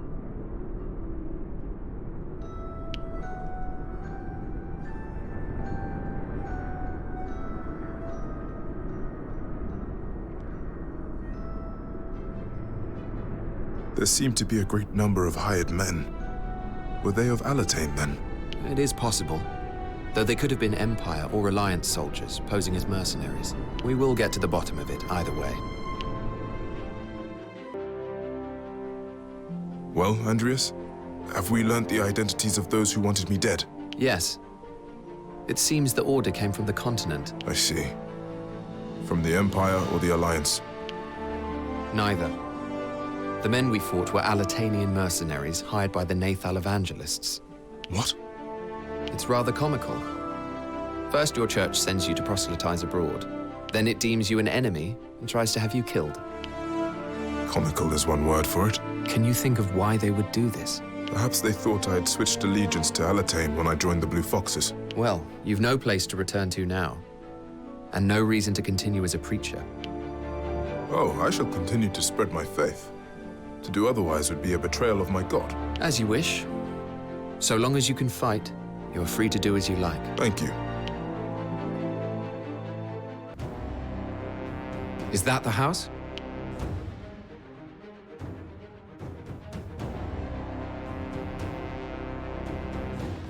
Aye, and it looks like they have guards. We'll just have to take them out as we go.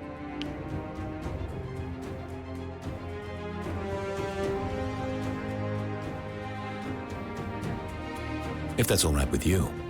Making enemies with a nobleman's knights could bring us trouble. These are no knights. I've already checked. They are, to a man, scoundrel mercenaries who'll accept any unsavory job. You've really done your homework, haven't you? As have you. It was your scouts who told me. Sneaky as ever, I see. So, this is the Collector's Jade, is it?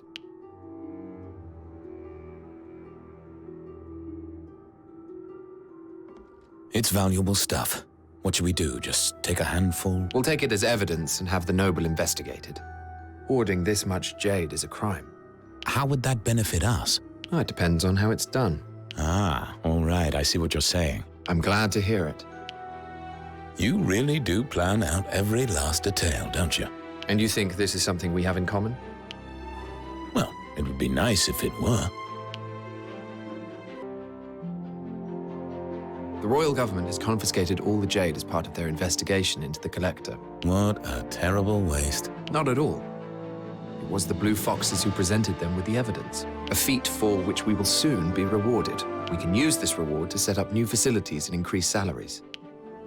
Excellent. I shall look forward to it. It is a shame, though. As a magicka, I had hoped to try a bit of that spectacular jade. Be honest. You snatched some, didn't you? I'm afraid my lips are sealed. Well, make sure they stay that way.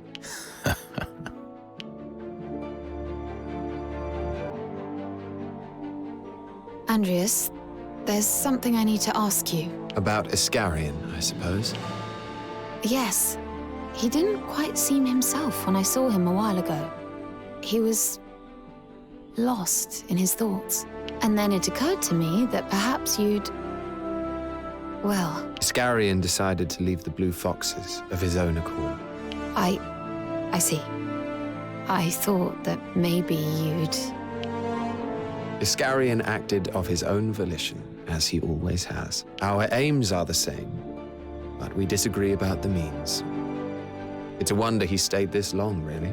What do you mean? Oh, nothing. Okay. Well, Have you anything else to note?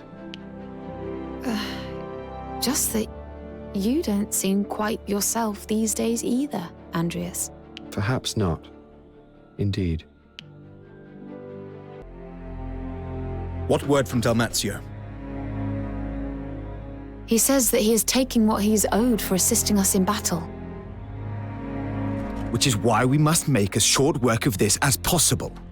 This was always bound to happen, one way or another. This is just how the Alliance operates. Then what the devil are we to do about it? There is one option. There is a large vein of Jade, situated west of Dagland. We have spies in place around Dalmatio who could divulge this information, and I doubt he would be able to resist acting upon it. Then we set an ambush in Rowell Marsh and eliminate him as he passes through. I see. And so, in the meantime, we turn a blind eye to the looting going on in Southfield. We would have to, yes. If this is the path that leads to fewer casualties, then so be it. Good. A course of action is decided.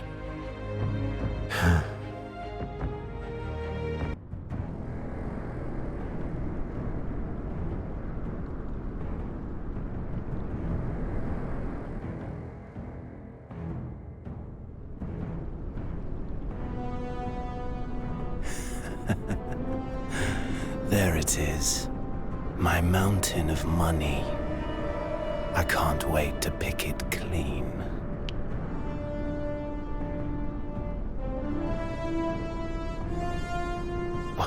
What's this? The Blue Foxes. This was all a setup. Those plundering Alliance scum are no different to pirates. We will deal with them accordingly. Treaty be damned. Dalmatio and his men will be put to the sword. Wow. There we go. You fools. Surely you're not so deluded as to believe yourselves a match for the Empire. That I cannot say. However, it is clear that nothing good can come of partnering with your treacherous alliance. If we must fight a war on two fronts, then so be it. So be it. Alatane will be obliterated, but not before I have put your loathsome head on a spike. Dalmatio's forces have been routed. Now there is no one to stand in my way. Let this be the beginning of a new era. The era of the 12th King, Levantia Shatham.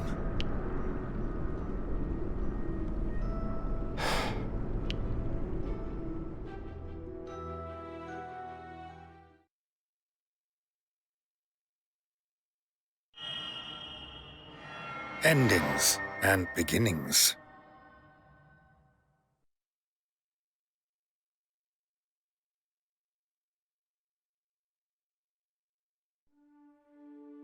Having repelled the Empire from the realm and reclaimed the occupied region of Southfield, the fourth-born Prince Levantia Shatham becomes the 12th King of Alatain in Whitsbreath 1503.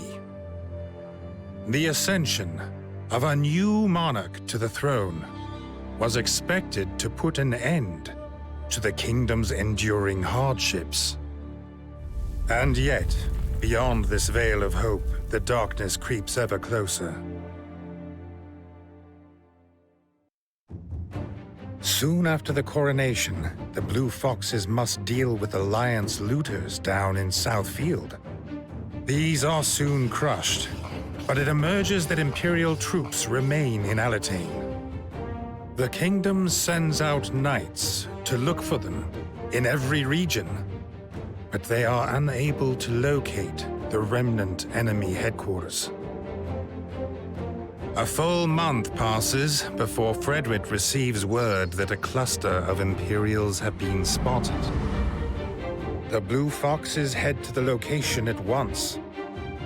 The Gaian Mines in Northfield.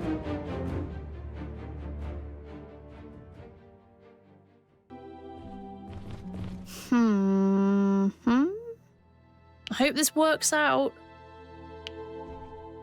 However... That's it. But... I'm so sorry. So, I'm... Apologies. all better.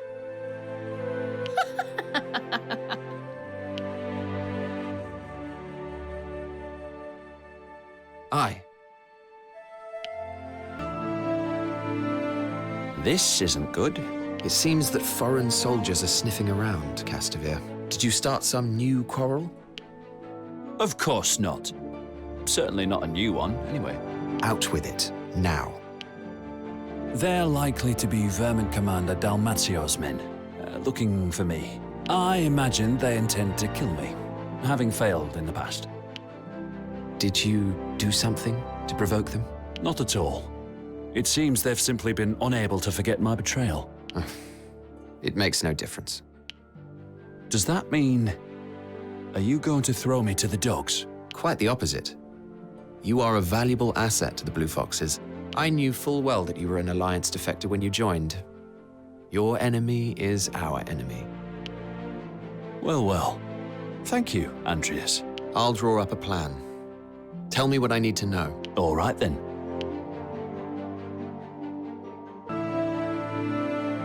Would you be willing to accompany us on our next mission, Princess Hezelia? Yes, but... Hmm? In the short time since I left Beazle Tower, it has been battle after battle, day after day. When will people stop killing each other? We carry on killing so that one day we can put an end to it. How does that make any sense? I do not expect you to understand right away. And besides, our enemy this time is but Demi-human. A swarm was sighted in the Eastfield swampland. Preferable to fighting real humans, I'd say. Demi-humans? Those creatures whose bodies are infused with Jade? They were once human too, were they not? Why not see for yourself? You'll soon see that they have not a scrap of humanity.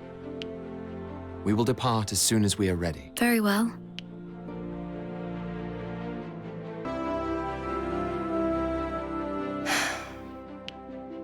Is something the matter, Tremina? Not particularly. Oh. Actually, I might have a job for us. For the Blue Foxes, I mean. What are the details? A Southfield trader called Umbert seems to be having a lot of trouble with bandits. They're clearly being targeted for some reason, and would like us to act as bodyguards. Umbert? You mean this is a relative of yours? That's not relevant. Are we going to take the job? Yes. If the price is right. Good. Then it's settled. I'll provide more details in due course.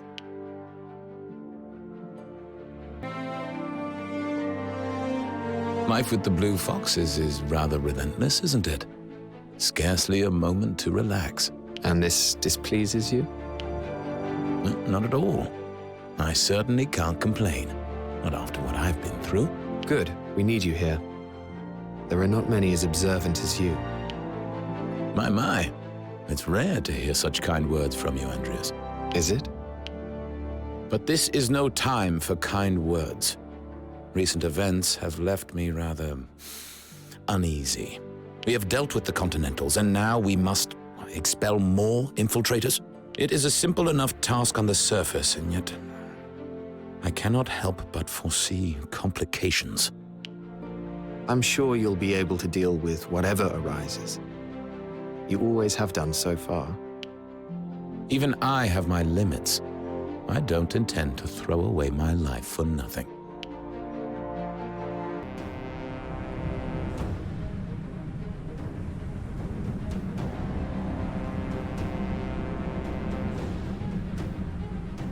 The enemy has responded to our invitation.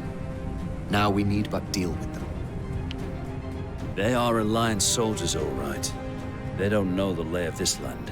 That is very much to our advantage. Our victory should be assured. A sure victory is always welcome. But don't forget why we have to fight in the first place. Your words wound me. But you're quite right. I am a blue fox, and I've caused trouble for my comrades. But fear not. I will repay my debt in full on the battlefield. Good. Now let's go. Those poor vermins.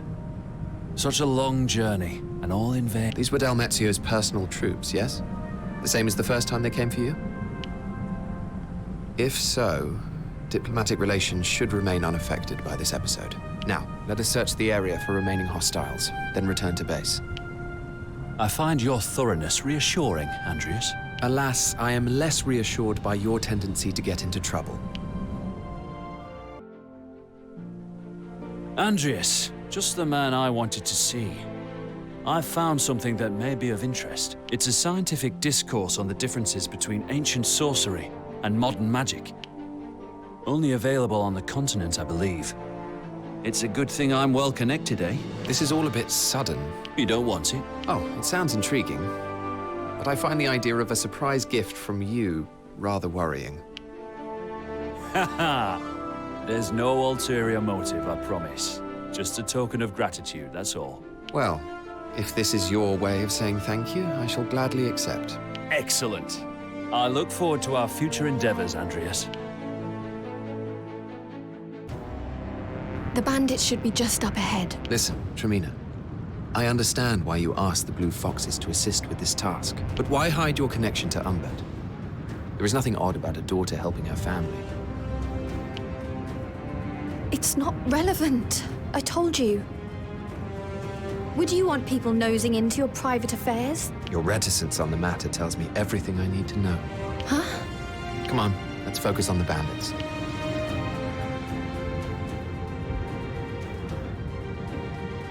Wait. What do you mean exactly? The bandits have been routed. Now tell me what you meant before. It's nothing important. I was just thinking about your family. You became estranged from them during your activist days, didn't you? And you've kept your distance ever since. But as soon as you heard they were in trouble, you immediately wanted to help. Except, of course, you wanted to keep your involvement a secret. Is that right? You dug up my past. It was merely a supposition, though it appears to be spot on. Damn you, Andreas.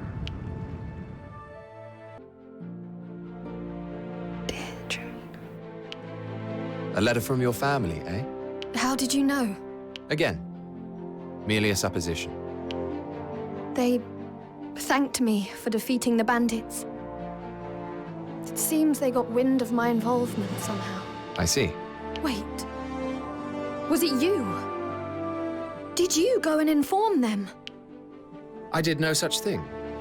There are any number of ways they could have found out. I suppose so. Still, this might be a good moment for me to visit home. Yes, go. But if you aren't back for the next mission, there is no place for you here. I understand. We will engage them shortly, Your Highness. So, those are the Demi-humans?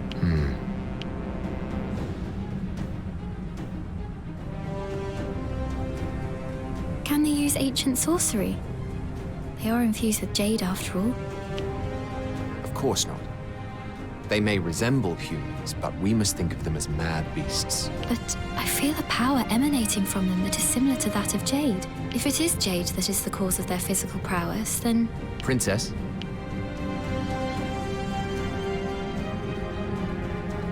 Forgive me. I shall focus on the battle at hand. Thank you, Your Highness. The Demi-humans have been eliminated. The mission is a success. It has also provided me with a valuable insight. An insight? I hope to show you the fruits of my investigations in due time. I look forward to it. Princess Azalea, your powers of ancient sorcery have grown markedly. Yes. The battle against the Demi-humans gave me an opportunity to refine them. I've adjusted my awareness. My sensation of focusing during ancient sorcery incantations. The way they fought was instructive for improving your magic. Exactly. It is hard to explain. I'm sorry if what I say is impenetrable. You bear the mark of the blessed, Your Highness. Your grasp of magic far exceeds the average man's. It is only natural that you would find insights that others would not. You know, I am coming to understand what you said. About killing in order to stop the killing. The demi-human souls have empowered me, so I must ensure their deaths were not in vain. You seek to do something similar, do you not? I couldn't say. Then I shall continue to fight until I understand.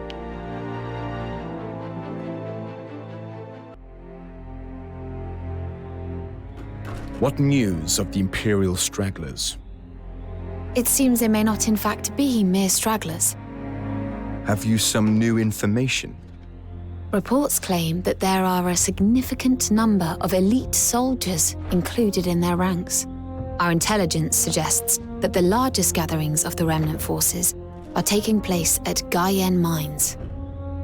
The mines are remote and contain deposits of highly concentrated jade. What's more, the surrounding terrain is barely penetrable. It's the ideal base for the Imperials. Damn it! Is there no end to them? I shall drive them all out! Calm down. How will the kingdom find peace with a king who jumps at shadows? But this is our chance while they are all assembled. We should send our best and crush them. Fine. Do what you will.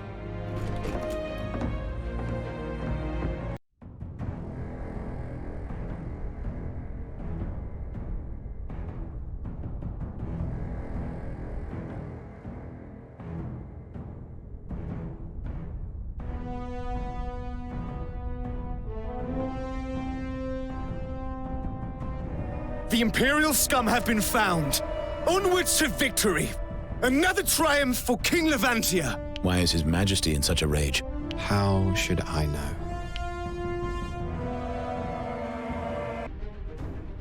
Damn!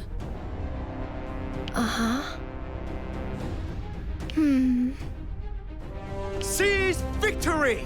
That is our objective. Here I go! Reinforcements sighted. I'll clear a path.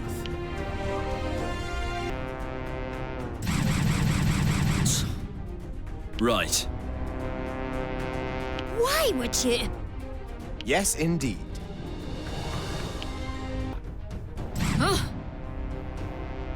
No. Damn! No more of that. Here I go! Everyone, with me! The Imperial threat is vanquished at last. Now we shall make our grand return to Central Field. You don't wonder why the Imperial forces chose to gather in this godforsaken place?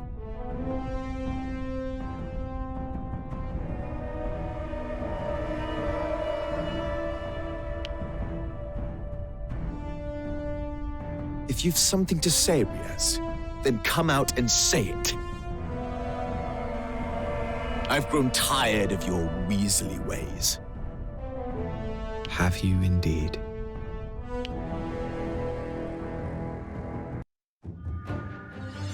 The Blue Foxes slay the Imperials in Gaian mines and are making preparations to return home when they receive word that an even larger force has been sighted in Westfield. Frederick immediately decides to confront them, determined to drive the Empire out of the kingdom. And so, the Blue Foxes march for Rivengale Strand, where the Imperials are said to be hiding. The Strand is land that once belonged to a noble named Alrim Lester. It was the place where Frederick and Andreas first met.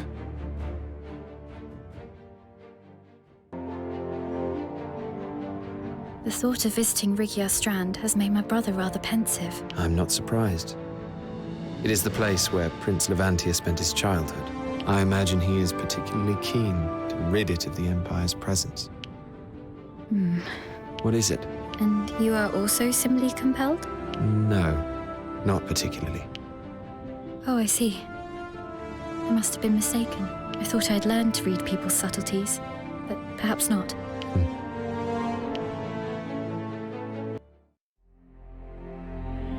We have received reports of Imperial troops occupying Westfield's Rivengale Strand. Ah, Rivengale. I know it well. They are far greater in number than those that had gathered in Gaian mines. What's more, they are operating without secrecy. It seems to be almost a provocation. Fear not. I have knowledge of the terrain. I shall summon enough knights to overpower the Imperials. We shall trap them in a pincer and end this once and for all. It is surprising, though. How could so many of the enemy have entered the kingdom? It is likely that they trickled in through the port in Dagland before we were able to take it back from the Empire. And now they've begun to move. Kill them all. Rivengale is Lesterland. I shan't have Imperial boots despoiling it. Yes, it means much to me too. Then you ought not object. We shall eradicate the Empire from our lands.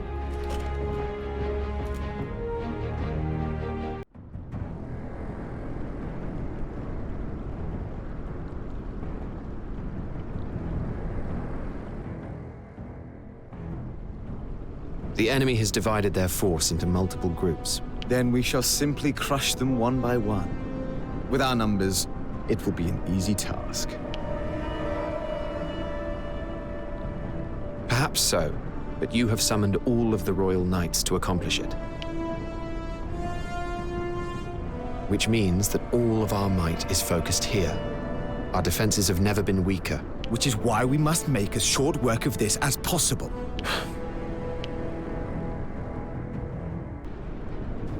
Well, this is fewer than expected. It would appear that the Imperial commander is woefully incompetent. We shall wipe them out in one fell swoop and reclaim our land.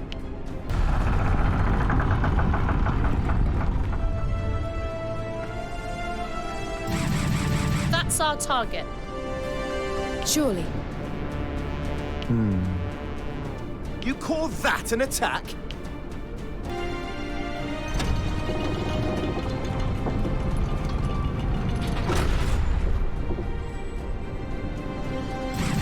What is this?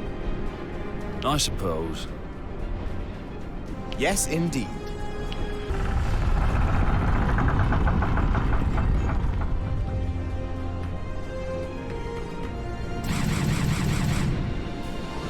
Come now.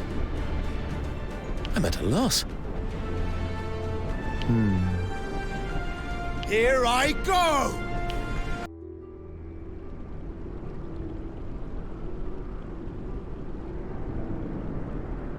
A job well done.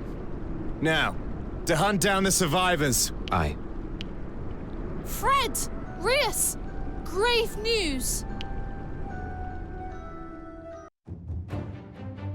In an attempt to defeat the Empire's elite forces, Frederick focuses all his might on Rivengale Strand. But just as their foes are defeated and victory is at hand, the Blue Foxes receive ill tidings. Imperial vessels bearing soldiers have appeared to the south and east of DioField. And strategic points in Southfield and Eastfield have already been captured. Shortly afterwards, thousands of Imperial soldiers begin to march on the capital. Consolidating their presence in Central Field, they set up camp in the rocks and Guardian grasslands.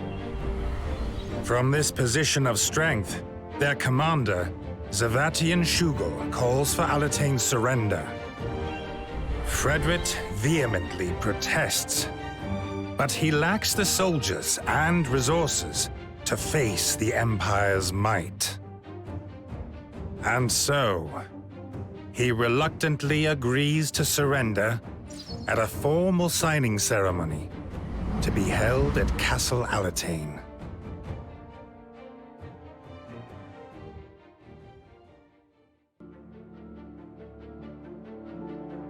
What's the meaning of this? Damn.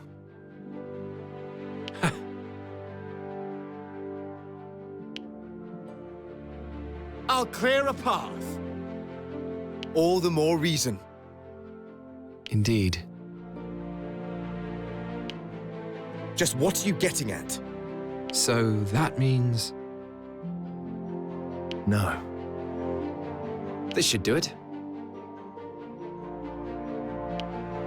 How about this?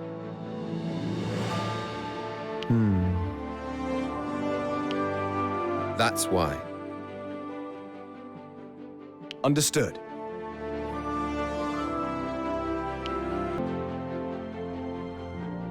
Andreas, I've been wondering.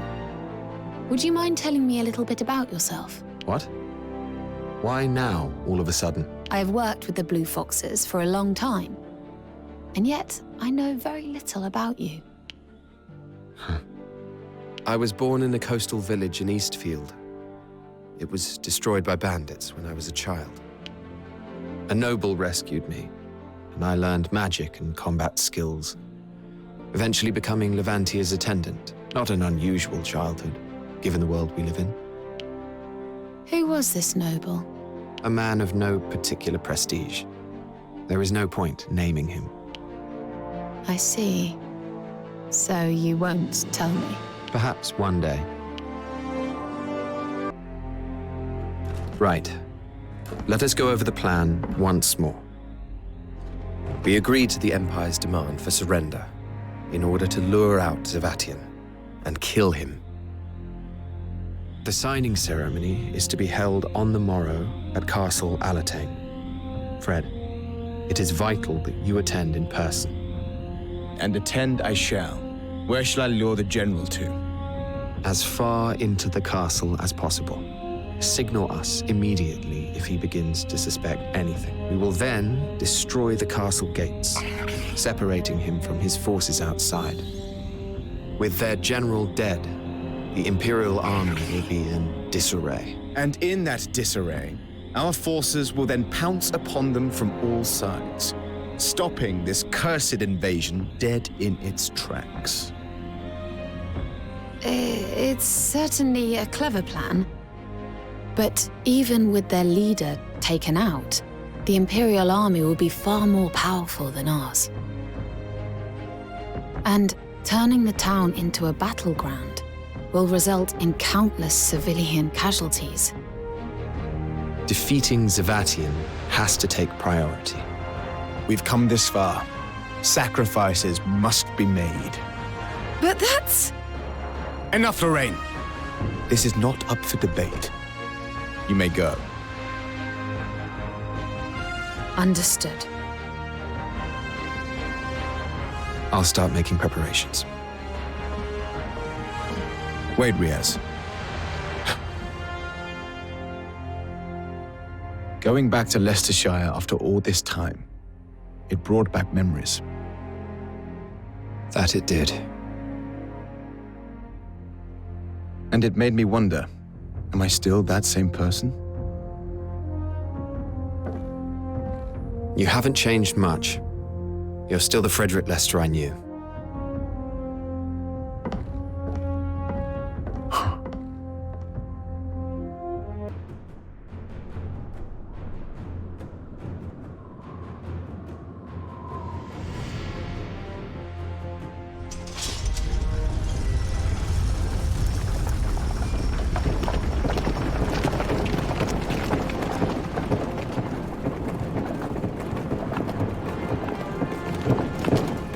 So you are the King of Alatane, Levantia Shatham?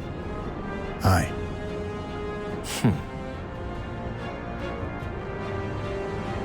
You don't intend to surrender? Now! Blow the gates!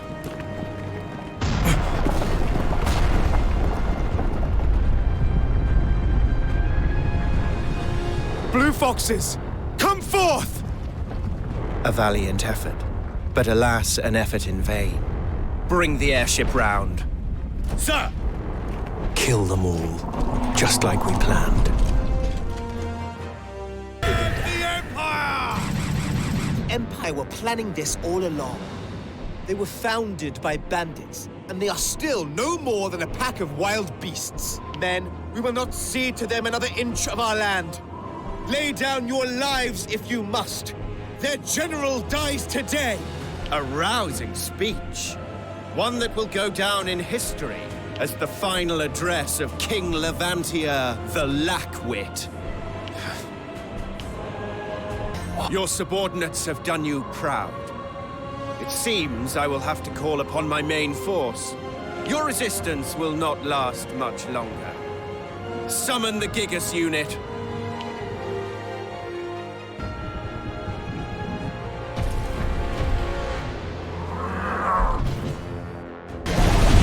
Another foe defeated. It seems your subordinates have let you down, Savatian. You wretched vermin! Here they come. All who oppose me meet death, as you shall soon find out. Target eliminated.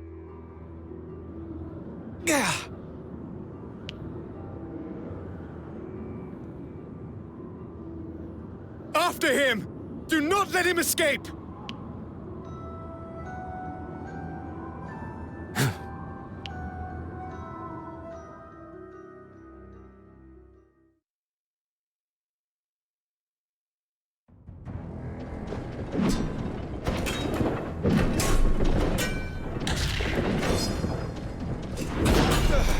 Curse you! You will not escape me! Rias! You!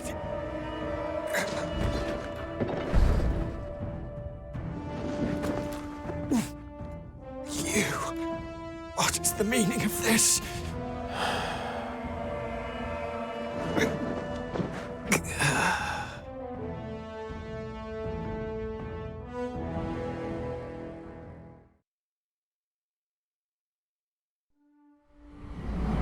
A flood of memories came rushing forth of the day that started everything.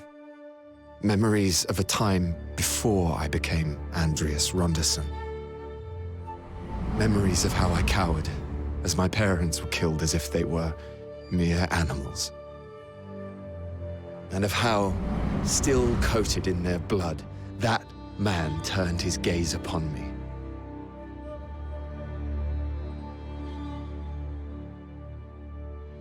That man, that despicable man, Zavatian Shugel. The first ambition I ever had in my life was to crush him into insignificance, to destroy him absolutely. I was taken to the Empire and became Andreas Ronderson. All I recall from back then is relentless training and study. And one day, I was summoned by a man whose bearing was dignified but devoid of human warmth. He stuck out his hand and said to me,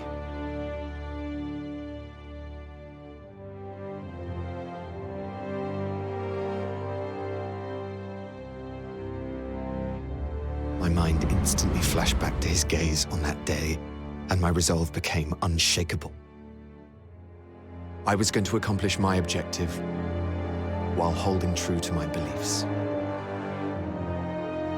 Shortly after that, I was appointed as the Chamberlain of the fourth-born Prince of Alatain, Levantia Shatham. Upon meeting Levantia, I discovered a new objective: to give power to those who would do right with it. But in the end, I failed to protect him. With Levantia gone, my focus returned to my first objective: eliminating Zavatian, regardless of the cost. And now, I will fulfill my second with what I'm about to do.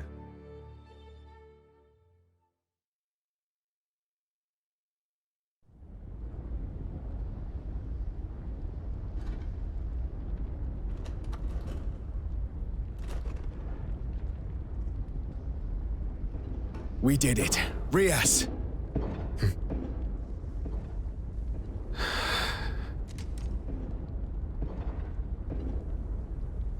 Rias, what's wrong?